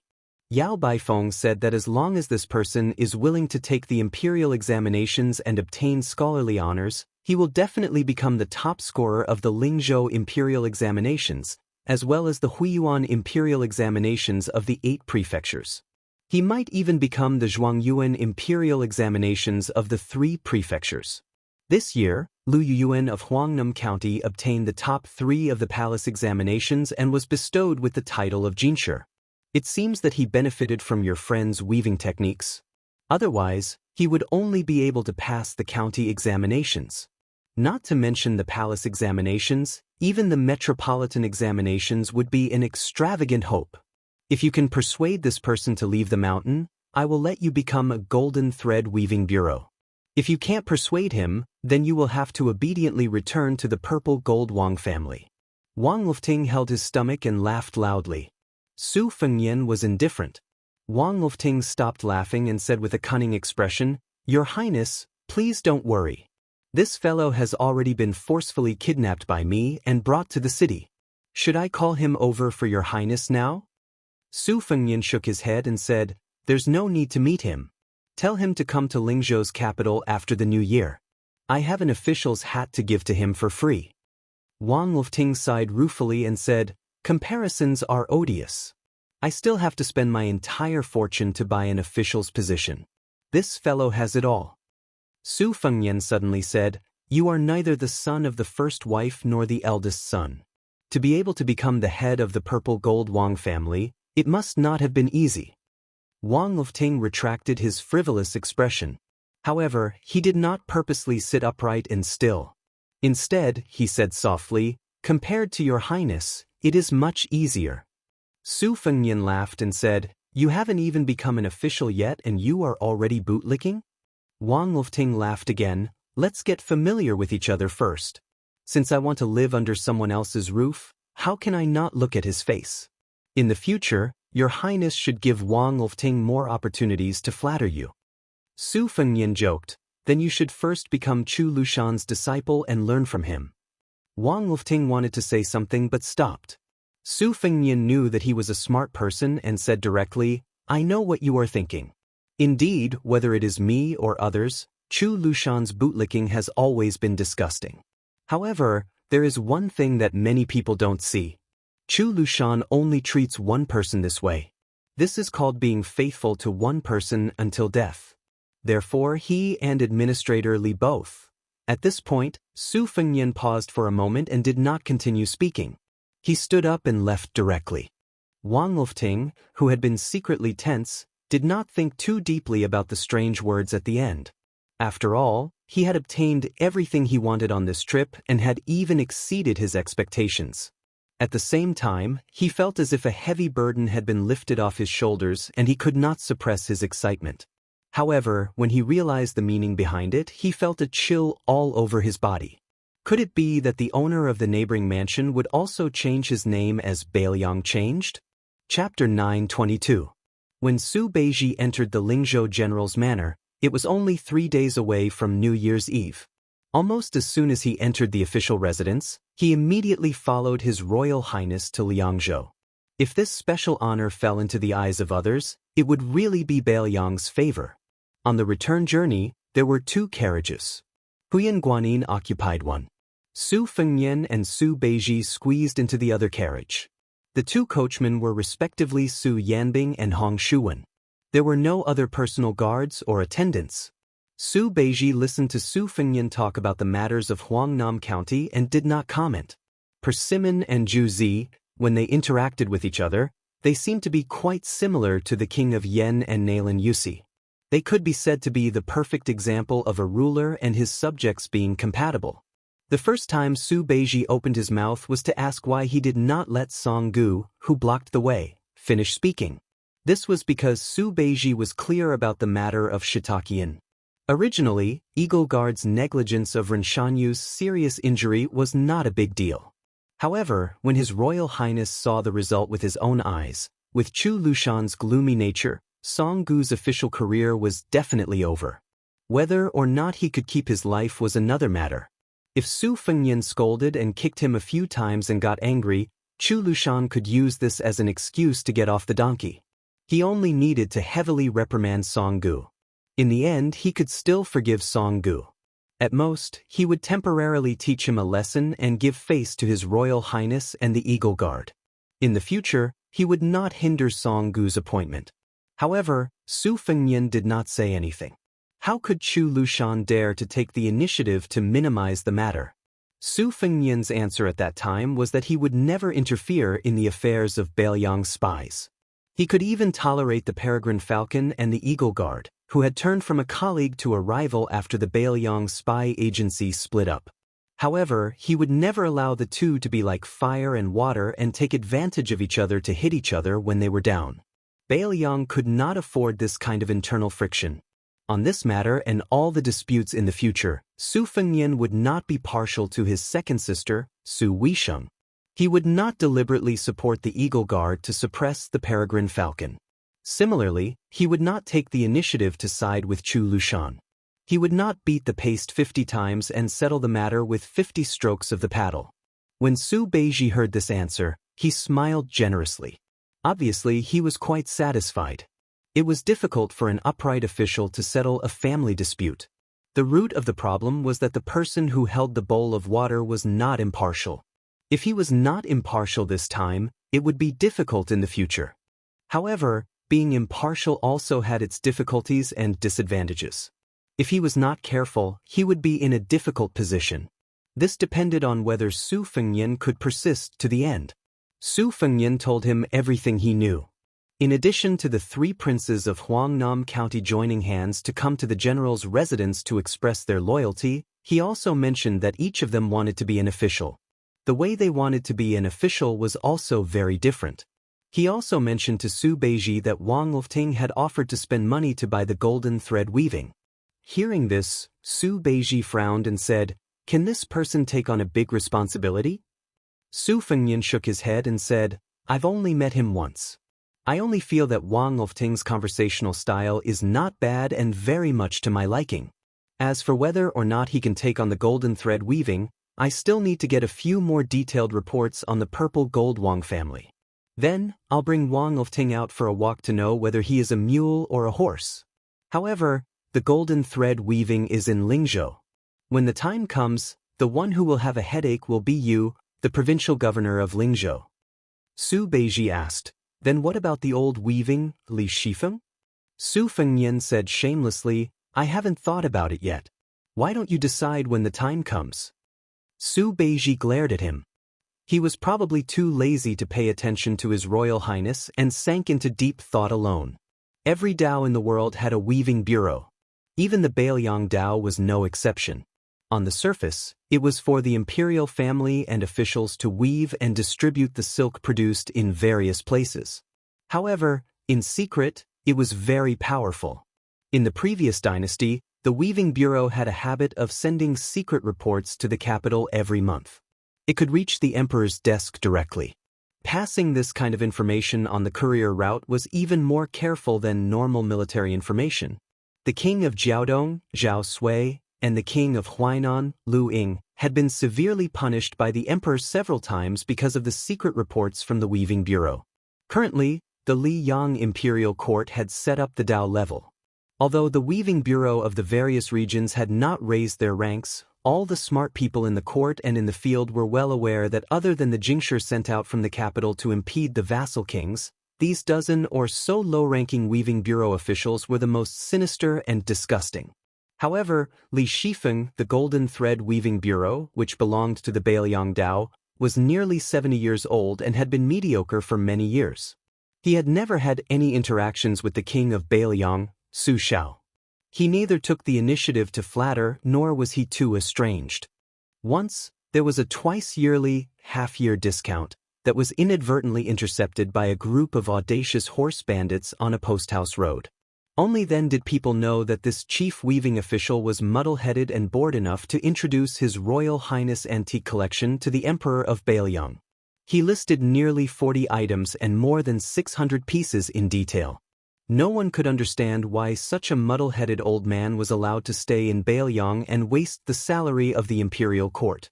It was said that after the secret report was leaked, Su Xiao, who was still a pillar of the country at that time, laughed heartily when he heard about it. He had people send the same amount of money as the Zhao family's salary to the Golden Thread Weaving Bureau. Over the years, Li Shifeng was not afraid of the emperor's suspicions and received the money every time.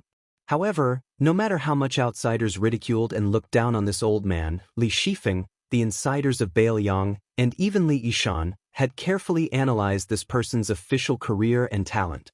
Su Xiao did not send the money to make fun of Li Shifeng's idleness. Instead, he was telling the Golden Thread Weaving Bureau, who was good at analyzing the situation in Bailiang, that he, Su Xiao, had begun to have his eyes on him. Chapter 923. Su Fengyan didn't hide anything from Su Beiji. When the Yan family betrayed Bailiang and went to the capital to enjoy wealth, it was the Weaving Bureau that pulled the strings between the imperial court and the imperial court. The escape route, the disguise, and the various locations along the way were all carefully planned. However, Li Shan had been watching from the sidelines. In this game of intrigue between Bailiang and the imperial court, Bailiang was one step ahead. In addition, Chu Lushan spared no effort in investigating. In the end, they were intercepted by Bailiang's spies. However, Su Fengyan was soft-hearted and personally pleaded for mercy for the Yan family. Only then did Su Xiao let them go. Otherwise, even if Wang Xianji came to Bailiang personally to save them, she would only be able to save one or two people.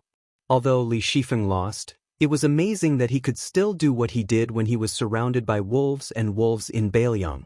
Su Beiji broke the silence and said, if Li Shifeng wants to spend his old age peacefully, he has to make a deal with Bailiang before he returns to the capital. However, this deal will only benefit him. Su Fengyan was silent, but his expression was somewhat gloomy. Su Beiji raised his eyebrows and said bluntly, I remember that you used to have 3 very good friends. Among them, Yan Qiji has already followed his family to the capital to become a relative of the imperial court. He has a bright future ahead of him. Kong Wuxi isn't bad either. At the end of the year, he also became a commandant of the imperial army.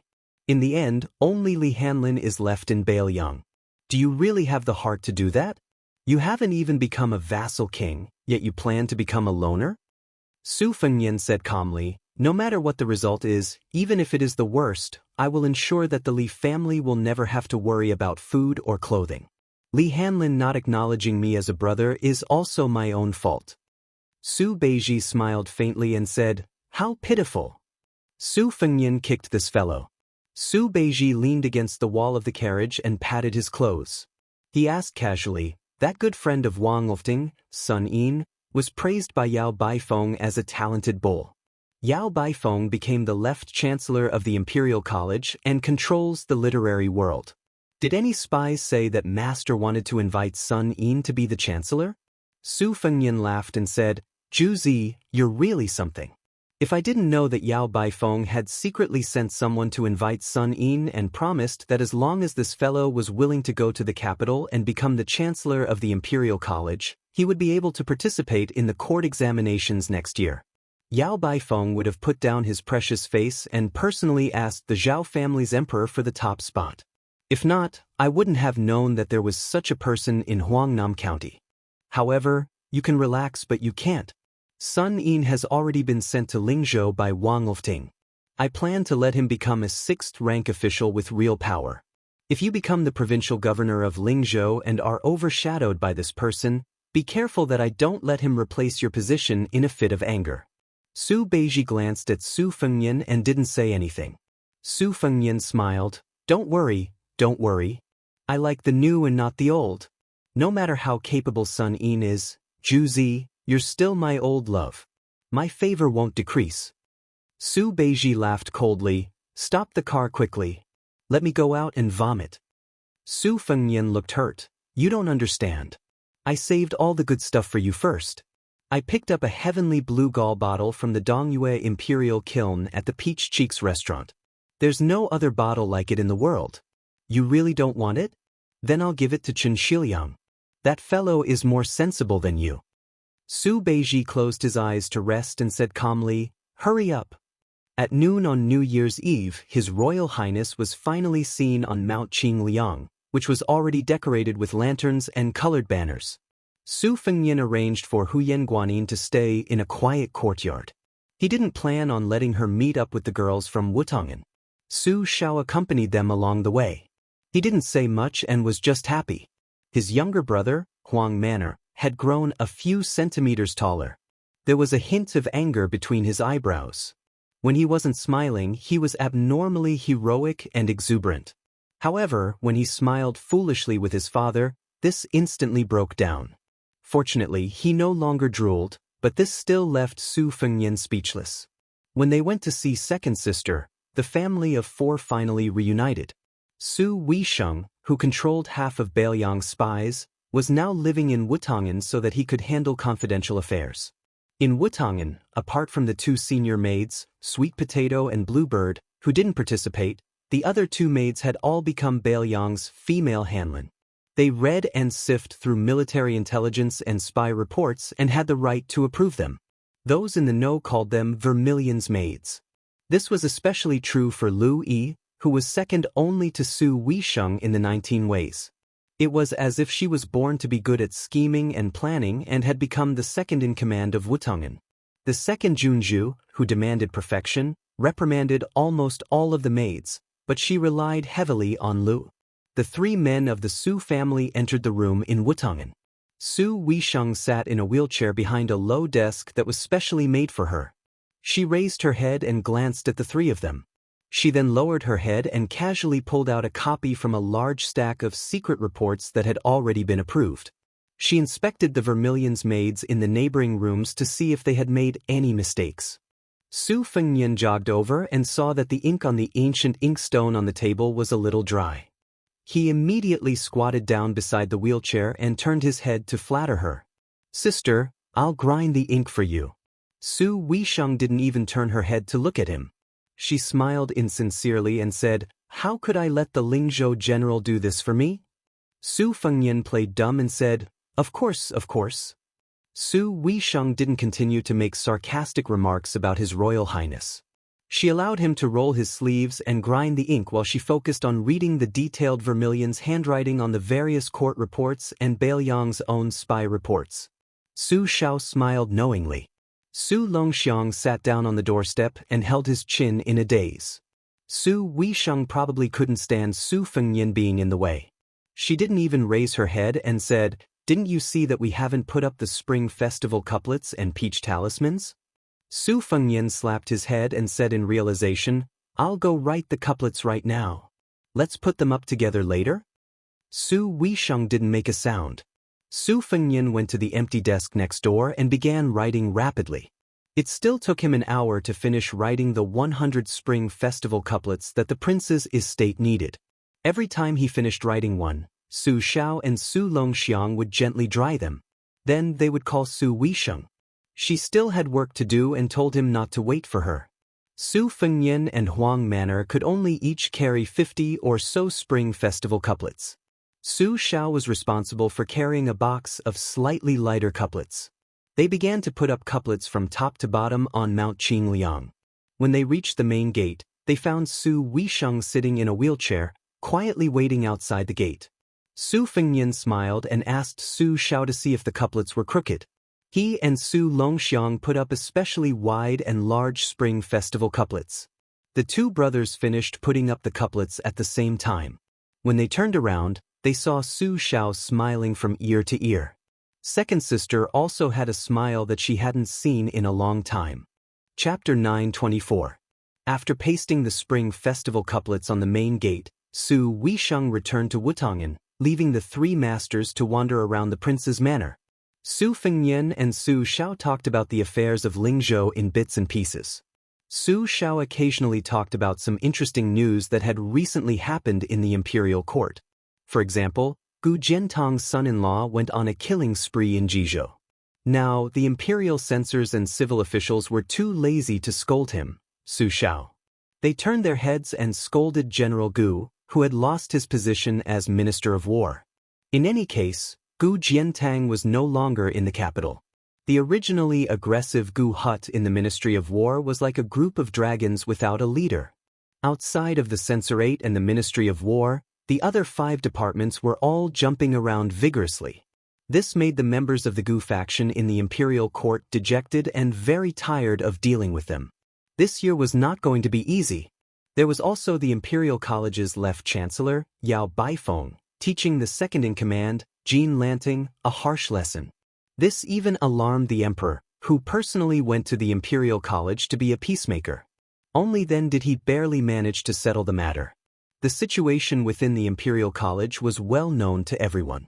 The townspeople had formed their own associations, and most of them were advocating for Jean Sanlang. This was also why Yao Baifeng would say that the gentlemen of today like to have friends. Su Xiao also said that the crown prince of Yanqi, Zhao Zhu, was not a well-behaved person. Leading thousands of elite riders all the way up north, he did not look like he was going to pacify the situation. He was clearly busy showing off his strength. The few provinces he passed by were all in turmoil. Before he even reached Guangling Road, where Zhao Yi was, he had already caused all the officials along the way to complain incessantly. Memorials complaining and impeaching flew into the imperial palace like snowflakes. The three of them walked to the side of Tidehark Lake. Su Xiao suddenly came to his senses. He said he was going to listen to Wang Chudong's storytelling and missed the time. That girl put on airs and was not willing to chat with an old man like him. Su Xiao hurriedly jogged over. Seeing this, Su Fengyan was dumbfounded. It looked like Wang Dongxiang, who was second in the Yanji Academy, was indeed formidable. Even Su Xiao, who was most afraid of dealing with books, was subdued. Previously, a letter from home had been sent to Lingzhou. Su Xiao had said that Wang Chudong was very witty and clever. She was not afraid of an old brute like him at all. She gave him a lesson the moment they met. Acting like an elder, she told him, the illiterate king of Bailiang, that reading was actually very interesting and not boring at all. She told Su Xiao to read official history. Winners were kings and losers were bandits, so it was better to read unofficial history. Reading about scholars and beauties was the same. No matter how many twists and turns there were, they would eventually grow old together. In reality, it could not compare to reading classics. It was like seeing an old gentleman sitting upright from start to finish. You would feel that he had been rigid for too long, but one day, you would feel that he had his own adorable aspects. Other than that, Wang Chudong also said that reading military books and poetry books was different. Su Fengyan felt great admiration. This girl was really daring to teach Su Xiao how to read.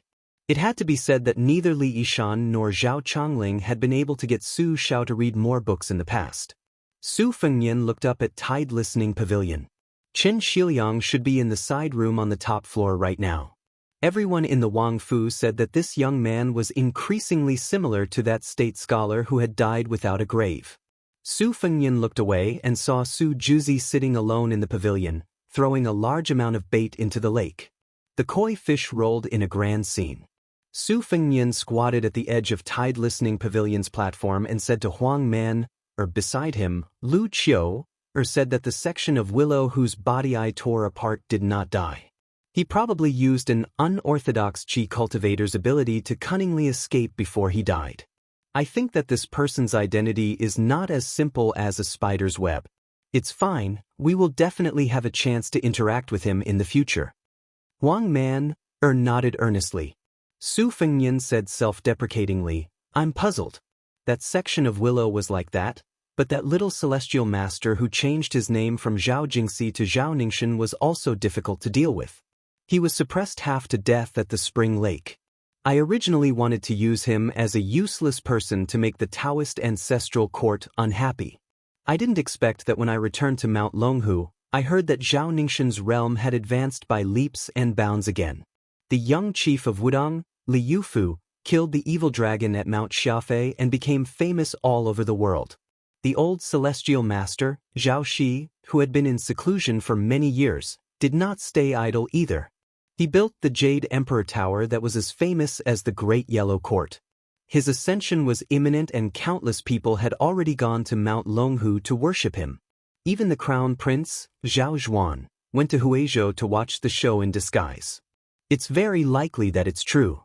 And that heartless woman from Mount Huizhou, who became the chief of Wulin, changed her attitude faster than flipping a book. She said that after sending the copies of Mount Huizhou's secret manuals to Bailiang, she would draw a clear line with me. Su Fengyan turned his head and patted Huang Manor's head. He smiled gently and said, let's not talk about these annoying things. Huang Manor, you don't have to worry about anything. Father and your brother are here. That's right, ever since your brother seized and transported back the 4 talisman general armors from the Xiang Fan Reed marshes, he began to let the Mahis giants in Bailiang's machine-making bureau work to restore it to the level of Great Grandmaster Yi Hongting's No. 1 talisman armor. Last time at the Iron Gate Pass, the golden armor was also in our hands. Moreover, this time, from the killer cat outside Shenwu City, I learned some secrets from Han Diaoxi's skull through Su Ying. One of them was the details of how he skinned Yi Hongting. After the new year, I will go to the machine-making bureau and tell those giants the details of the process. In the future, when you put on that talisman armor and charge into enemy lines, at least you don't have to worry too much about being killed by a section of Willow. Also, Huang Manor, on the Great Bull Hill, Xinyuan Jingqing once said that you can't easily enter the Xian Finger realm. You must remember, other than helping you make the talisman armor, I'm also flipping through some obscure secret manuals of Buddhism and Taoism in the building. That white fox face also agreed to help me find it. So you have to wait for your brother to find a shortcut that will let you smoothly become a Xian Finger expert. Before that, even if the sky falls down, you can't enter the Xian Finger realm. Do you remember? By now, Huang Manor wasn't stupid. His intuition told him that he couldn't agree, and he wasn't in the habit of lying to his brother. All he did was raise his head and nod without saying a word. The young man with polychoria moved his eyes but didn't dare to look at his brother. Su Fengyan knocked Su Longxiang on the head with a chestnut. Nod your head for your brother. Su Longxiang turned his back to Su Fengyan and, for the first time, didn't agree to his brother's request. Su Fengyan tugged at Huang Manor's ear for a long time but couldn't get his Vajra realm brother to turn his head. With a sigh, he let go of his hand and stared blankly at Tide Hark Lake, which had calmed down after Su Beiji's departure. Huang Manor turned around and sat cross-legged on the ground. He reached out and gently stroked his brother's eye-catching grayish-white hair. Su Fengyan narrowed his eyes and gazed into the distance. There were fish in Tide Hark Lake every year, and there was an abundance of Bailiang every year. Su Fengyan lay down slowly and rested the back of his head on his hand. He gazed at the clear sky and fell asleep peacefully. He had never told Su Shao that when he saw his father's silhouette on the Spring God Lake, even though he knew that the silhouette was getting older and hunchbacked with age, he could still see the emperor, Wang Xianji, Zhang Julu, and Yuan Benshi from afar. Su Fengnian wasn't the least bit afraid of these fellows appearing together on the lake. He felt very at ease. Two much stronger tiger kuei scuttled out with a whoosh and ran towards Su Fengnian with all their might. In the end, Huang Manor pressed them down to the ground with one hand each. The two strange beasts were only a few feet away from Su Fengnian, yet they couldn't escape from Huang Manor's palms. Their gazes actually contained a hint of hidden bitterness. Su Fengnian smiled and said, "Huang Manor, go play by yourself. Bring Bodhisattva and Vajra with you. I still need to sit here for a while and think about something." Huang Manor grinned and nodded. He dragged the two tiger kuei with him and ran far away. Huang Manor strolled around. After letting go of the tiger kuei for the first time, the pair of siblings wanted to run back to Tide Listening Pavilion to look for Su Fengnian. However, Huang Manor, who walked as fast as lightning, grabbed their tails. After suffering a few times, they could only follow behind him sickly. He unknowingly arrived outside the walls of Wutangen. In the end, he found that his father didn't go to listen to the story of that sister-in-law. Instead, he pushed the wheelchair and took his second sister to relax. When Su Xiao saw Huang Manor, he waved his hand. When the female tiger kuei called Bodhisattva saw Su Weisheng, she seemed particularly affectionate and lively. Su Xiao continued the previous topic and slowly said, "In the future, you, as the older sister, have to keep an eye on the matter of Baoyang's official consort. Xiaonian knows what she's doing. Father isn't just more at ease, he's the most at ease. It's only when it comes to matters of the heart that this child easily disregards the consequences once he falls in. Wei Xiong, it's not that I'm worried about the military and politics of Baoyang being affected. I've worked so hard to build up such a large family business. If in the end, my son can't even afford to squander it, then how am I supposed to be a general? How am I supposed to be the king of Baoyang after the new year? It's just that I'm very afraid that you, my younger brother, will get hurt. I'm a rough man, but I've seen many people come and go. I also know that this kind of invisible injury is more hurtful than a serious injury caused by a knife or arrow. Perhaps you won't be able to recover from it for the rest of your life." Su Weisheng grunted in acknowledgement. Chapter 9:25. Then there are the future concubines. To be honest, of the two women that have been temporarily decided, Wang Chudong, who is already in the Fu, and Lu Qingyan, who is in Qingzhou, father does like the little girl Wang Chudong more. However, there are different ranks of concubines. Wang Chudong can only be after Lu Qingyan. After all, the Lu family is full of talents. Compared to Wang Linquan, who relied on Chu Lushan to climb to the position of the richest man in Qingzhou, Wang Chudong is definitely more important to Baoyang in the future. Therefore, in the future, if there is a dispute between the two families, as long as it doesn't involve major issues, you have to side with the Lu family. This can be considered father's compensation to Lu Qingyan as his daughter-in-law. Because father knows that Xiaonian may not be able to open her heart to this poor woman in this lifetime. Treating each other with respect only sounds good, but for a married couple who will spend the rest of their lives together, it is actually a kind of suffering. Father has been going to Wang Chudong's place every day to listen to her stories. First, it is interesting.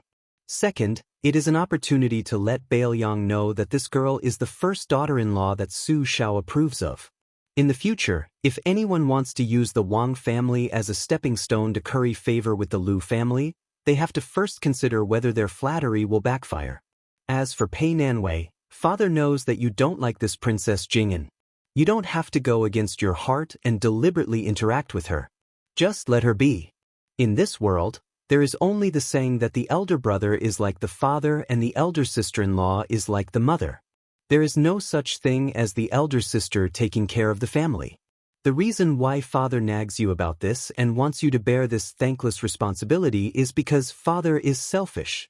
He is afraid that Xiaonian won't have any relatives to take care of her, so you can't marry in this lifetime. Wei Xiong, if you want to resent father, father will accept it. Father is a man who values boys over girls. He dares to take responsibility for his actions. Even when I was living with your mother, even if I had to brace myself, I would still say it so bluntly. Before Jihu was born, he was beaten by your mother. After Jihu was born, he was beaten so badly that it was unbearable to look at. Your mother made father, a rough man who was used to holding swords, spears, and sticks to carry the child. No matter how much father loved his daughter, he couldn't bear the fact that the child insisted on crying. Your mother was reasonable to everyone, but she was unreasonable to your father. There were several times when I had to attend a military meeting every other day. I went to the tent with a bloody nose and a swollen face, and those bastards laughed at me. There was once an old brother who made a mistake and was personally whipped by father. This guy stared at father's swollen forehead from being whipped by your mother and even fucking knelt there and laughed foolishly. Father was so angry that he whipped him 50 more times. Later, when father went to apply medicine for his sore wounds, he actually laughed at father and said that no matter how embarrassing he was not as embarrassing as me. This old brother was Chen Jibao's father. Other than his young son, he was the one who led all the Chen family's descendants to their deaths. Father was not the kind of scoundrel who could be so shameless as to give a meritorious official a death-free gold medallion while craftily fabricating a crime of treason. If we said that we would be brothers, then we would be brothers for life. It was father who owed the Chen family first. Therefore, even though he knew that Chen Jibao would not accept Xianxia as the new prince of Liang, he did not care about him for more than 10 years and allowed his adopted son to cultivate trusted aides. If Chen Jibao wanted to leave Bailiang, father would not stop him. If he wanted to be both the minister of war and the prince of Shu, it would be up to him. Father did not wish for the day when he and Xianxia would fall out and become enemies to the point where they would have to meet on the battlefield. It would be best if they could not have any contact with each other. However, father knew that the group of old foxes Zhang Julu and Gu Zhentang, as well as the emperor of the Zhao family who was hiding behind the scenes, would not let such a sharp spear rust in vain and not point the tip of the spear at Bailiang. Speaking of this, the old man, who had been in the military all his life, was somewhat sorrowful. Su Shao smiled and turned his head to his second son, Su Longxiang, and said, "Huang man, you will be enlightened sooner or later. You must remember that your older brother is good to you.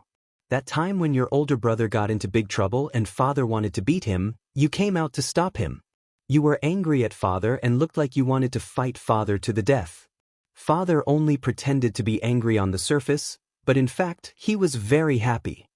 Your older brother has not been happy these years. Outsiders think that because he is Su Shao, the eldest son of the butcher's first wife, he will definitely be in the limelight. You will only understand the bitterness of it when you are enlightened. Losing his mother and sister is nothing. In the Great War of the Spring and Autumn period, countless people in his family died. However, he was cursed by people for 18 generations and had to guard the gate for these heartless bastards. Perhaps one day he would have to sacrifice the lives of hundreds of thousands of his steel cavalry in exchange for peace of mind. Later, when the Central Plains changed masters, he would be cursed and scolded by the new masters in the history books. Furthermore, there would be a large group of scholars and common people who had never suffered any hardship. This is the most pitiful part of your brother. In his youth, before His Royal Highness chose to hide, the entire Bailiang Palace knew that His Highness doted on His Royal Highness from the bottom of his heart. As long as there was something fun, no matter how precious or rare it would be sent to Huang Manor before it was warmed up. However, when good things were in the hands of Huang Manor, who was astonishingly strong and did not know the severity of the situation, how could they be complete? It would only take a few moves for them to be broken. The people in the manor who cleaned up the mess had never seen His Royal Highness angry. Even when His Royal Highness began to live a dissolute life with a notorious reputation, he still did not neglect Su Longxiang. The servants were rarely whipped in the prince's mansion. Su Fengnian had gotten angry a few times because he knew that the servants were deliberately teasing the young prince. And those times, His Highness the heir apparent had personally punched and kicked the servants to death, without showing the slightest mercy. Chapter 926. Also, Wei Xiong, I know you care a lot about Xiaoyan, but you're cold on the outside but warm on the inside. Sometimes, you just have to smile at him and he'll be very happy. A few years ago he went to Mount Wudong to practice his saber art. You did not like him to practice martial art, because you were afraid that he would delay your hereditary inheritance. He was even more afraid that you would be unhappy. Therefore, when he picked up the pebbles from the bottom of the deep pool one by one, and chopped them one by one. He made more than 300 chess pieces for you. As soon as you saw him, you threw the 2 boxes of chess pieces all over the ground. After that, he personally picked them up. Some of them rolled into Tide Listening Lake, and he spent the whole night picking them up. Father and Ishan watched him in Tide Listening Pavilion for the whole night. Even Ishan, such a cold-hearted guy, ended up drinking to drown his sorrows. When you were young, didn't Xianxia do many things to make you happy? He clearly knew that Jihu doted on him, but he still helped you in everything. After Jihu left, do you think he felt good? Who saw him tearing his heart and lungs apart with their own eyes? Originally, with his temperament, he would have gone to Mount Wudong to pay respects to the old chief, Wang Zhonglo, in gratitude. He was afraid of Mount Wudong, afraid of that lotus peak. He was afraid that he would be a scourge, afraid that the people around him would leave because of him. Fengnian had always given his favorite things to his sister or brother since he was young. The things he kept for himself were only things that outsiders would find valuable. Su Weisheng lowered his head, his expression unreadable. In today's world, people in high positions cherish their lives and reputation. The more they read, the smarter they become. Each one of them is so smart that they don't seem human anymore. Who would be willing to carry the coffin of an old soldier who has no relatives or friends? Who would be willing to guard the city gate for a maidservant in a foreign land with no one to rely on? Ishan is such a smart person, so why is his vision so high that even Chen Zhibao doesn't think highly of him and instead thinks highly of him? Why did old Huang leave without any attachments on his trip to Martial Emperor City? Why was it that Li Chungang had clearly fought with Wang Xinji and was still willing to use the Battle of Guangling River as the closing battle of his Jianghu career? Why was it that Huanwen, who was now the second assistant, who had always spoken a few words of justice for the Bailiang, now went against his conscience and did not hesitate to tamper with the transport of grain, racking his brains to make things difficult for the Bailiang? It wasn't that Fengnian's talent in martial arts was higher than those rare great grandmasters in Jianghu. It wasn't that Fengnian's intelligence was so great that it was close to demonic. In fact, it was very simple. As long as he sincerely treated people as people and slowly gathered the people's hearts, he would win the overall situation. Back in the day, Dad had gone step by step from a ruffian in the marketplace to a little lieutenant who dared to fight and risk his life. Then he became a general who could easily massacre cities. In the end, he became the king of Bailiang with hundreds of thousands of cavalry. Along the way, he had stumbled and stumbled. In the eyes of many smart people who didn't think highly of Dad, he had made it this far. Dad's opponents, the later they got, the smarter and harder to deal with. But many of these smart people died without understanding why Dad had the last laugh. Dad believed that most of them could only comfort themselves before they closed their eyes that this was the will of the heavens and that Su Zhao's life was too tough. This saying was both correct and incorrect.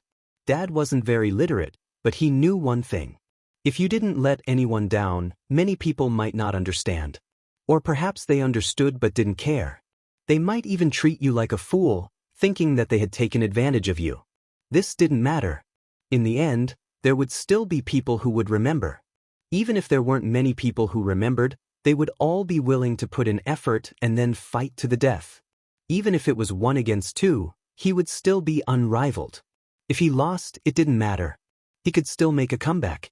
There were more than 600 memorial tablets below the Tide Listening Pavilion, as well as Fengnian's old soldiers respectfully sending him off before he entered the capital. All of this was proof.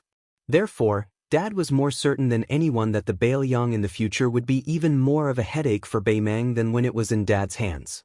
When her father was still young, it wasn't that he didn't want to be a stable rich man. That way, he could at least give his children a peaceful life. But Chen Zhibao was good at everything, except that he was too smart. Once a smart person made a mistake, it would be a huge mistake that no one could reverse. Feng Nian was also smart, but he was far better at listening to others than Chen Zhibao. Now that Dad was dead, Chen Zhibao wouldn't put anyone in his eyes, nor would he believe that anyone was qualified to be on equal footing with him. If one day he wanted to become emperor, he wouldn't hesitate to sacrifice all of the Bailiang cavalry to achieve his goal. After Li Yishan's death, Su Shao didn't even seem to be able to deceive himself and others. At this point, the hunchbacked old man couldn't hide his weariness. He stopped talking and gently reached out to help Huang Man, tidy up his collar. Finally, he said softly, Huang Man, in the future, don't risk your life so easily. If you die and your brother survives, how sad would he be? Dad will tell you he would be even sadder than if he were alive. But you still have to do more things that can make your brother's life easier.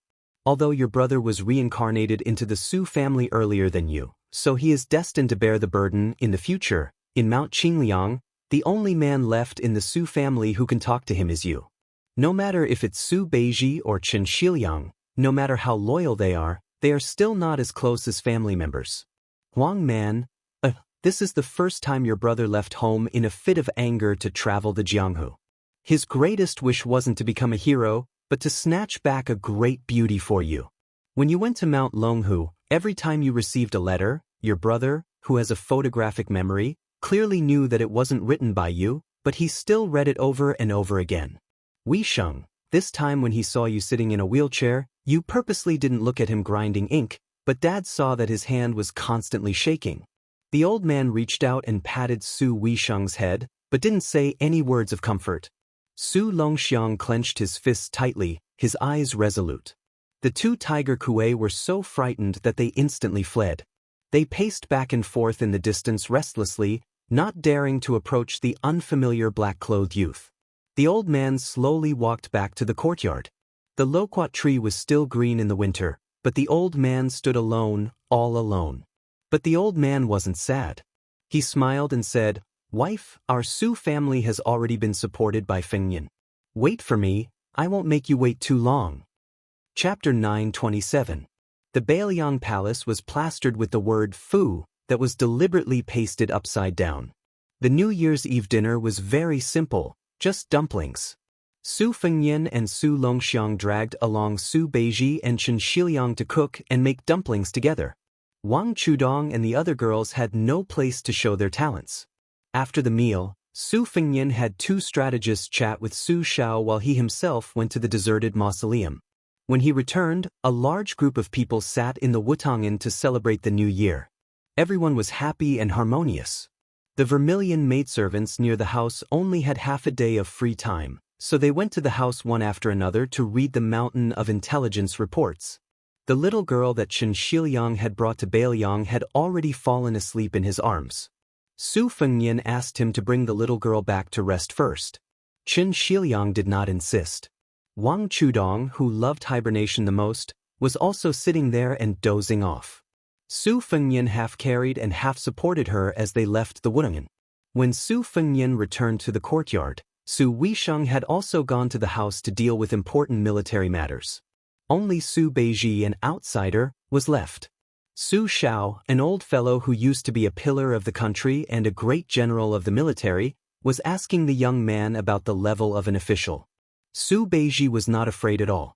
Su Shao nodded repeatedly in agreement.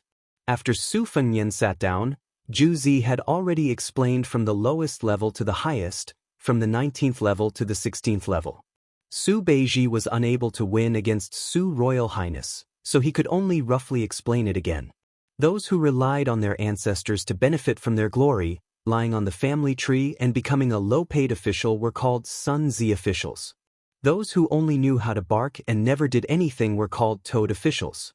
Those who were vicious and crafty, bullied the weak and feared the strong, lowered their heads when they saw the powerful, and roared when they saw the common people were called dog officials. Those who followed the rules and did not do anything, and were not careless when it came to reaping benefits. However, they did not know how to avoid disaster and were called corpse officials. Su Fengyan smiled and asked what level the Su Li of Lingzhou were at. Su Beiji replied that they were fox officials, and were good at reading people. Su Fengyan asked in reply, "Are those county magistrates and military officers with real power who instigated Su Li to stir up the evil wind and rain?" Su Beiji smiled and nodded. He also added, "Ghost officials who did all the bad things behind the scenes, but rarely came out." The common people who did not know their background still thought they were officials.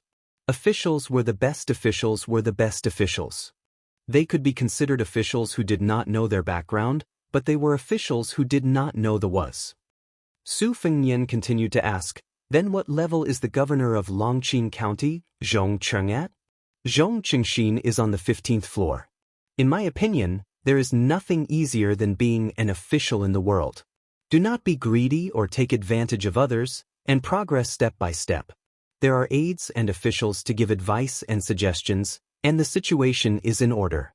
You can be a shopkeeper who does not do anything, and there is no harm in only caring about the flowers, snow, and moon. Generally speaking, you live in harmony with the common people. Then Huangnam County's merit officer, Wang Shihua. Their government affairs are mediocre, but their reputation is extremely good. They have never been greedy or harmed people. If there is a good government, they will definitely do their best to help.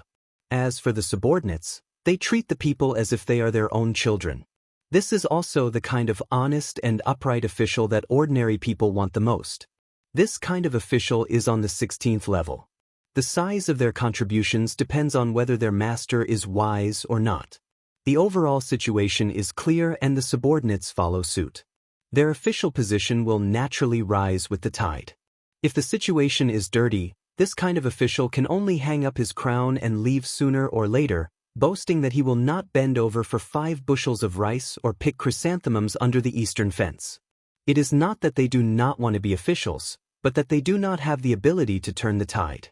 They can only take a step back, cherish their reputation, and retreat at the top of the tide. Officials who have left their names in history are all like this. Of course, they have to leave behind a few poems that are popular among the people. In the books, there were many officials who were highly praised by later generations, but in fact, they did not see the big picture. Their actions were of no help to the situation of the world. They were just martyrs seeking favor. If they met a stupid emperor, they would let them succeed. If they met a cunning emperor, especially one who was narrow-minded, as long as they played a little trick, they could make them depressed for the rest of their lives. From Su Beiji's point of view, Wang Shihua is not suitable to be the county governor of Huangnam County. Instead, he is like Huanwen, who went to the Imperial College, who hides his strength and bides his time. When the time is right, he will be able to amaze the world. What is the position of Song Yan, who is going to be your assistant in Lingzhou? The 16th level, capable officer. They are not very good at seeking fame, but their methods of currying favor in the officialdom are not bad. The main point is that they can govern the territory well and make it flourish. Their vision is very high and they can see the situation outside of the first 15 levels of officials. However, they are actually concerned about the common people. It is just that this kind of person is destined to reach a certain rank in the officialdom. Unless they meet a noble in the court, they will not be able to move an inch. Not to mention other things. Just the common people who are inevitably short-sighted due to their family background and position may scold these officials when they are in office. In fact, since ancient times, many of the actions that have benefited hundreds of generations and contributed thousands of years have come from this generation of officials. Su Xiao, who had not spoken this entire time, peeled a yellow mandarin and asked with a light smile, "Beiji, then you comment on Li Gongda." Su Beiji still said straightforwardly, "He can't compare to an honest and upright official who is also greedy. He can't compare to an incapable officer who is capable and can do things well. In general, he can take care of both sides and can be considered a good official. The administrator is already an outstanding talent in this level of officials. If it weren't for the fact that he is somewhat narrow-minded, he could have been promoted to another level. He has the ability to be a prime minister, but he doesn't have the bearing of a prime minister. He is fine as the administrator in Bailiang, but if he went to the court to occupy an important position, he would be like a calf pulling a large plow. I'm afraid that he would spoil a great matter." Su Xiao nodded and handed the peeled yellow mandarin to Su Fengyan. In that case, Bai Yin can be considered a cornerstone officials of a dynasty. There is no problem with cultivating the body and governing the country. He even personally opened up a new situation under the heavens. Is he the 18th or the 19th in the end? Su Beiji took the half of the mandarin that Su Fengyan gave him and stuffed a piece into his mouth. He smiled and said, 18. Su Xiao sank into deep thought. Su Fengyan broke the silence and laughed loudly. Su Shao, you really don't know what's good for you. If you say 18, then there will only be 19 left. Zhu Zi put in so much effort to leave you such a big bootlicka. You, on the other hand, have your horse's head turned to our Zhu Zi. How is this fellow supposed to bootlick you? Su Shao was stunned and felt a little awkward. He smiled apologetically and said, I always thought that I was at the level of a ghost official at the very most. Beiji, I'm sorry. Su Beiji smiled and shook his head. After eating the mandarin, he took his leave. He had just stepped out when a fat pig followed him and rolled into the room. Su Fengnian immediately raised his hand and shouted, Shut up. The fat man forcefully swallowed the sobs that were about to escape his mouth. Su Shao waved his hand and said, Lu Shan, take a seat. Chu Lushan, who had been promoted to grade 2 Bailiang Protector General, smiled and rubbed his hands. He sat down on the floor that was not cold even though the floor was covered with floor tiles. He had a guilty look on his face and said softly, Godfather, I'm here to ask for forgiveness from His Highness and the second princess. However, it's the new year, and Lu Qiu is topless. I'm afraid it'll bring bad luck. Su Fengnian said helplessly, It's fine as long as you know what's going on with Songgu. There's no one smarter than you in the world. Also, don't go to my sister's side and annoy her. Chu Lushan sighed and did not say anything else. Upon hearing this, Su Weisheng walked out of the room and said coldly to Chu Lushan, You're the Protector General of Bailiang. Aren't you bored of doing those petty and dirty things for half a year? Chu Lushan shrunk his neck that was so short that it was almost invisible. He did not dare to talk back. In fact, back in the days of the Su family, eldest princess Su Weisheng had always hated this fat man. On the other hand, Su Weisheng did not have any prejudice against him. Su Weisheng turned to Su Shao and said, Father, I'll make a secret assessment of the Bailiang officials' levels that Su Beiji mentioned. It will not be made public. It will only be given to Fengnian for reference. Su Shao nodded. Su Fengnian asked in a low voice, Lu Qiu, what kind of heinous business did you do to make my sister so angry? Did the peregrine falcon and the eagle guard gang up on you? Chu Lushan said embarrassedly, I wouldn't dare. It's just a little joke when I'm bored. It's not worth mentioning. The more secretive Chu Lushan was, the more curious Su Fengnian became. He asked, Tell me about it. Chu Lushan scratched his head and said carefully, In the past, Lu Qiu was in charge of the spies in Bailiang. Therefore, Lu Qiu knew a little about some of your highness's 3 trips.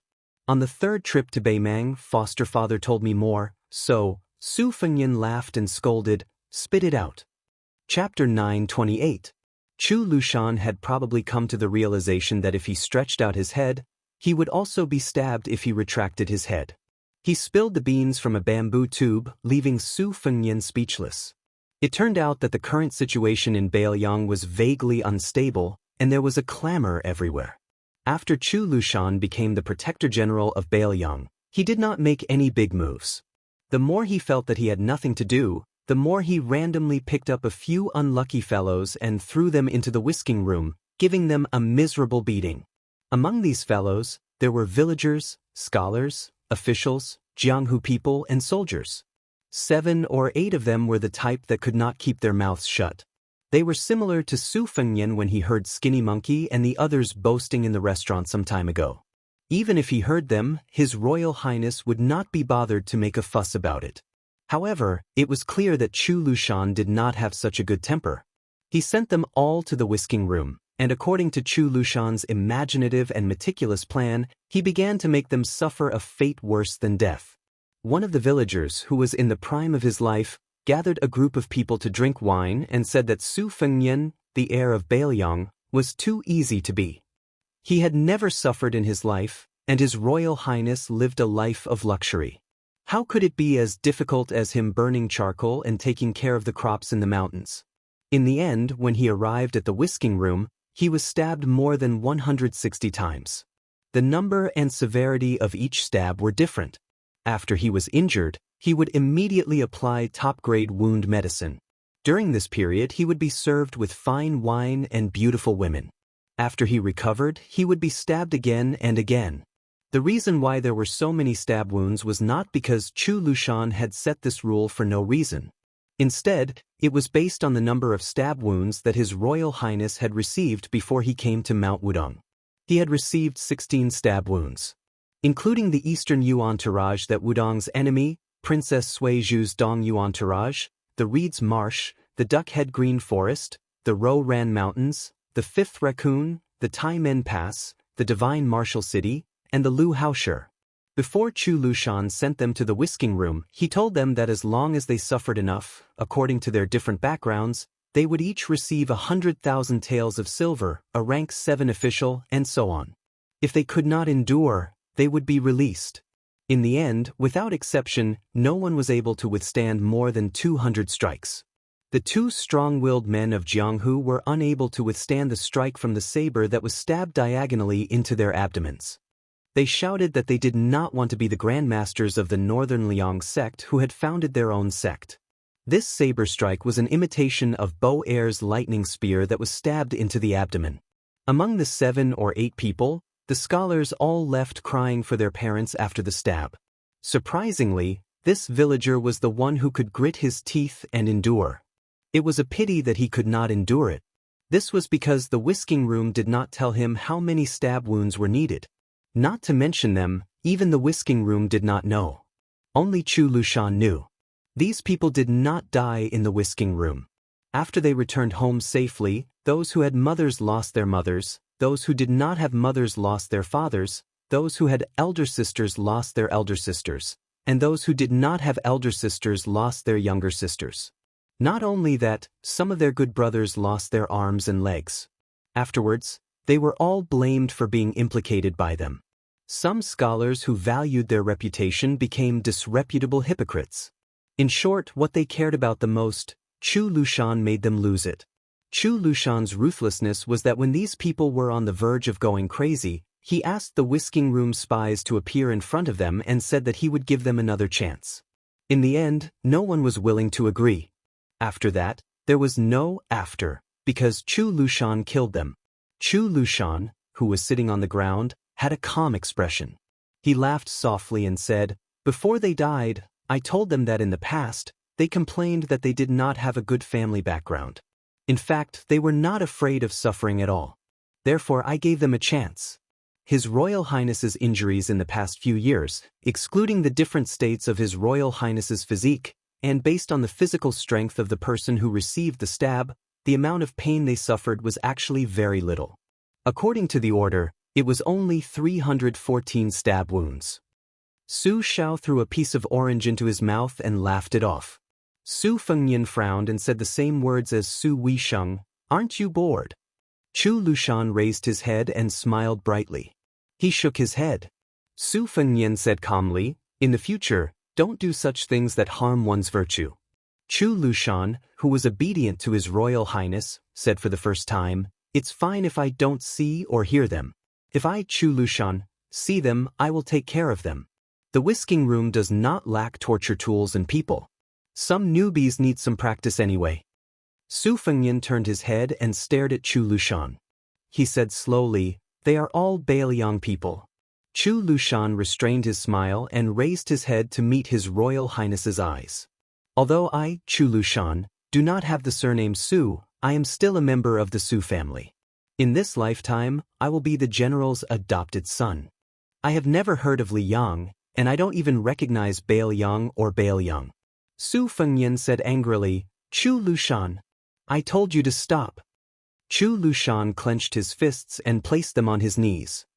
He gritted his teeth and said in a low voice, "Your Highness." Chu Lushan had to support himself with one hand to get up. When he bent over, he laughed and said self-deprecatingly, "I, Chu Lushan, am obsessed with cleanliness. Every day, I have to change into a set of luxurious clothes. I like luxury. Every day, I have to change horses. I am addicted to good food. Every day, I have to have the chef make new dishes."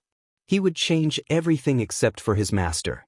Chu Lushan wished that he could let all the Bailiang ingrates who were indebted to the Su family know a simple truth. There are two kinds of bitterness in life. You can't get what you want, and you can lose what you have. As long as your highness allows Chu Lushan to be in power, Chu Lushan will not be able to bear the sight of anyone talking without feeling any pain. After he got up, this talented and shrewd Chu Basha lowered his head. His eyes were red as he said slowly, Chu Lushan's master is only foster father. Ever since he took the infant boy from foster mother's hands, ever since he smiled at Chu Lushan, he has treated him as his own younger brother. Su Xiao chuckled and said, all right. Lushan, sit down for foster father. Why are you quarreling with your family? But then again, it's good to quarrel. If you speak your mind, there's no threshold that you can't cross. Chu Lushan sat down obediently. Su Fengnian walked out of the house silently and stood alone in the courtyard. Su Xiao said softly, Lushan, Fengnian is doing this for your own good. He believes in fate and cherishes fortune and fate the most. He's afraid that you will suffer from retribution. My foster father has already lost 3 foster sons. When you die or Yuan Zhuozong dies on the battlefield, he will feel guilty towards me. But who can he find to complain to? All these years he cherishes the maids in Wutong'an very much, but he doesn't dare to care too much about them. He's just worried that one day something will happen to them because of him. Hearing this, Chu Lushan wanted to say something but stopped.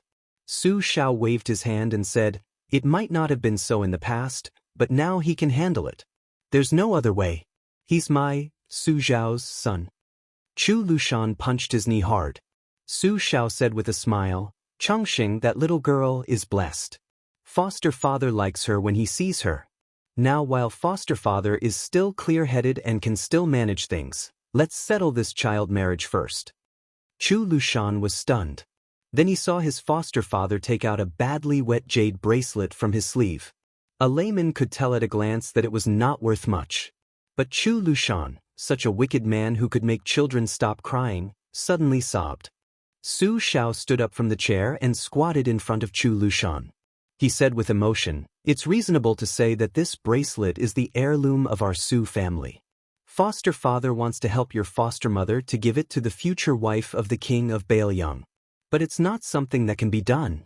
Foster father thought about it and decided not to give it to his daughter-in-law, but to give it to his granddaughter-in-law is the same. You also know that among the 6 foster sons, your foster mother loves you the most. She said that you are talented, honest, and know how to repay kindness. She also advised you to read more. You also know that your foster mother rarely cries. That time when you helped your foster father carry so many swords, your foster mother saw you being carried back on a horse and cried in front of everyone. She even scolded me, Su Xiao, for being a good-for-nothing and scolded me for not treating you as a son.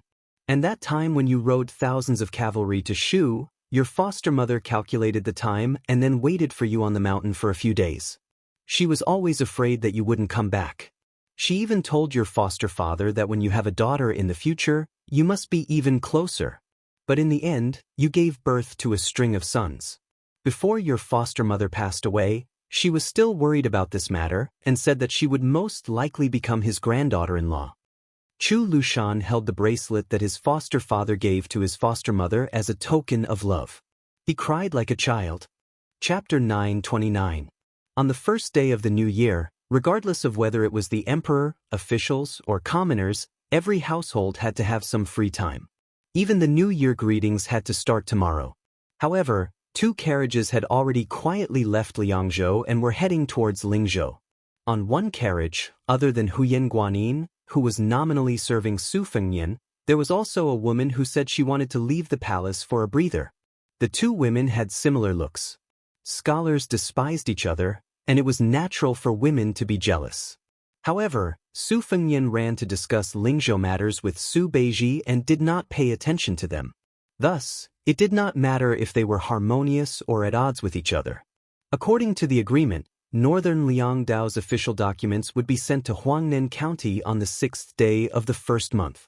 Other than Governor Song Yan, who was promoted to the title of Little Governor, in Lingzhou, Zijin Wang family's Wang Luding would also go to Jinlu County. The 2 family disciples of Lingsu Wang family would also go to Yuliang Prefecture to be the county magistrate and deputy county magistrate respectively.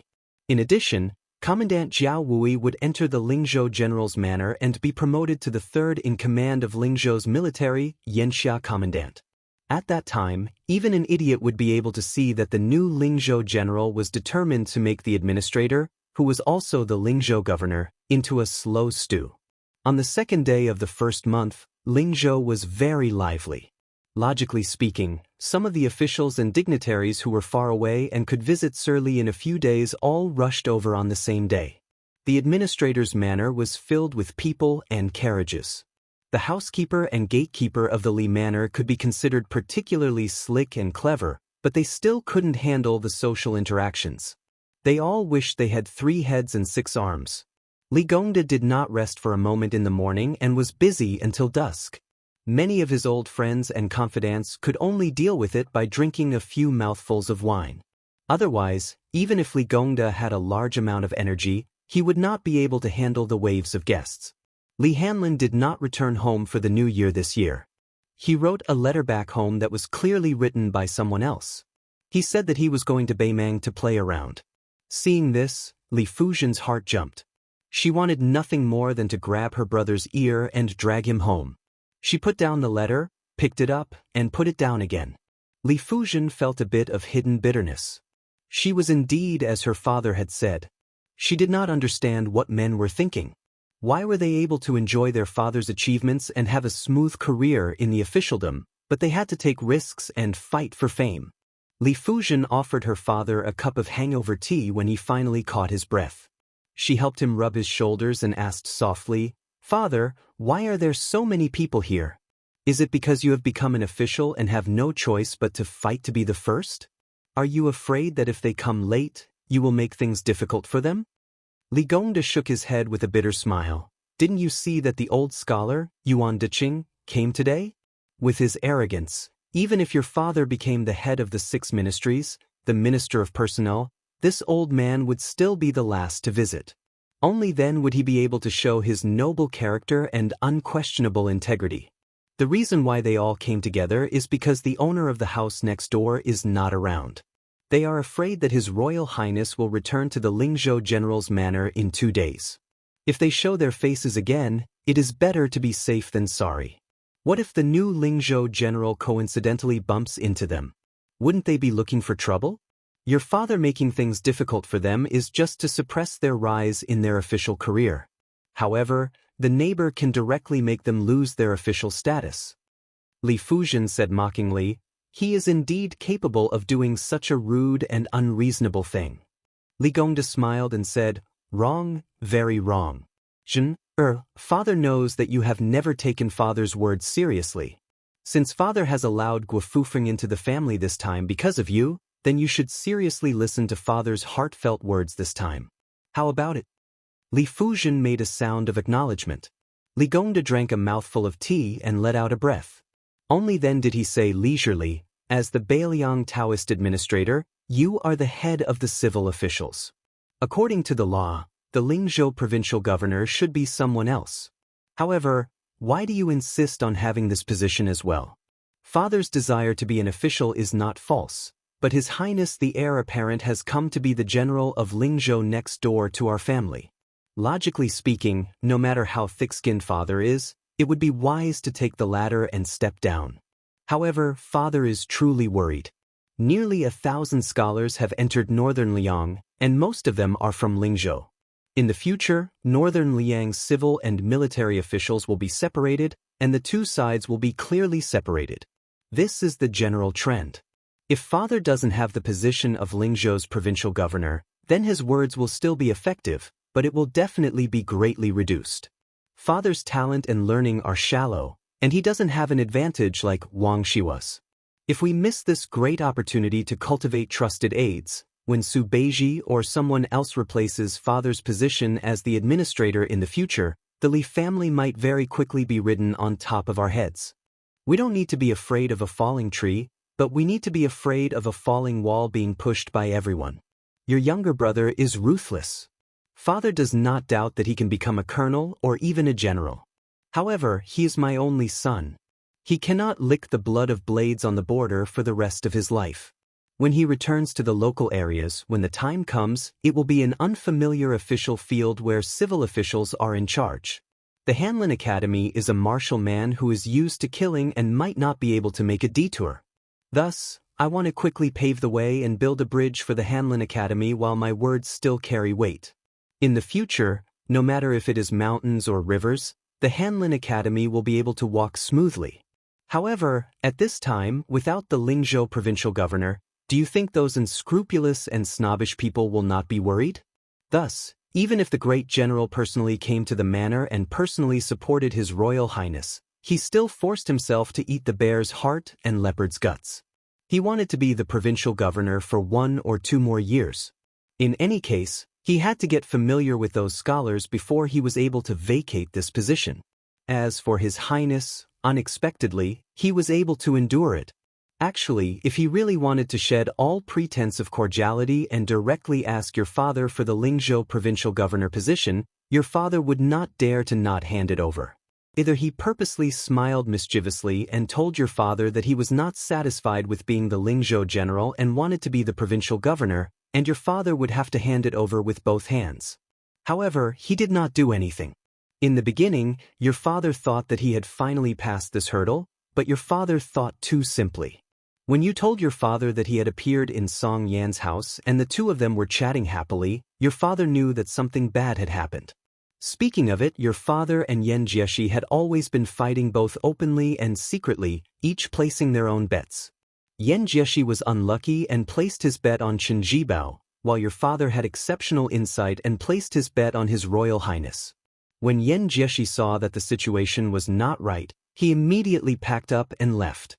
However, this fellow was lucky and managed to escape from Baoyang.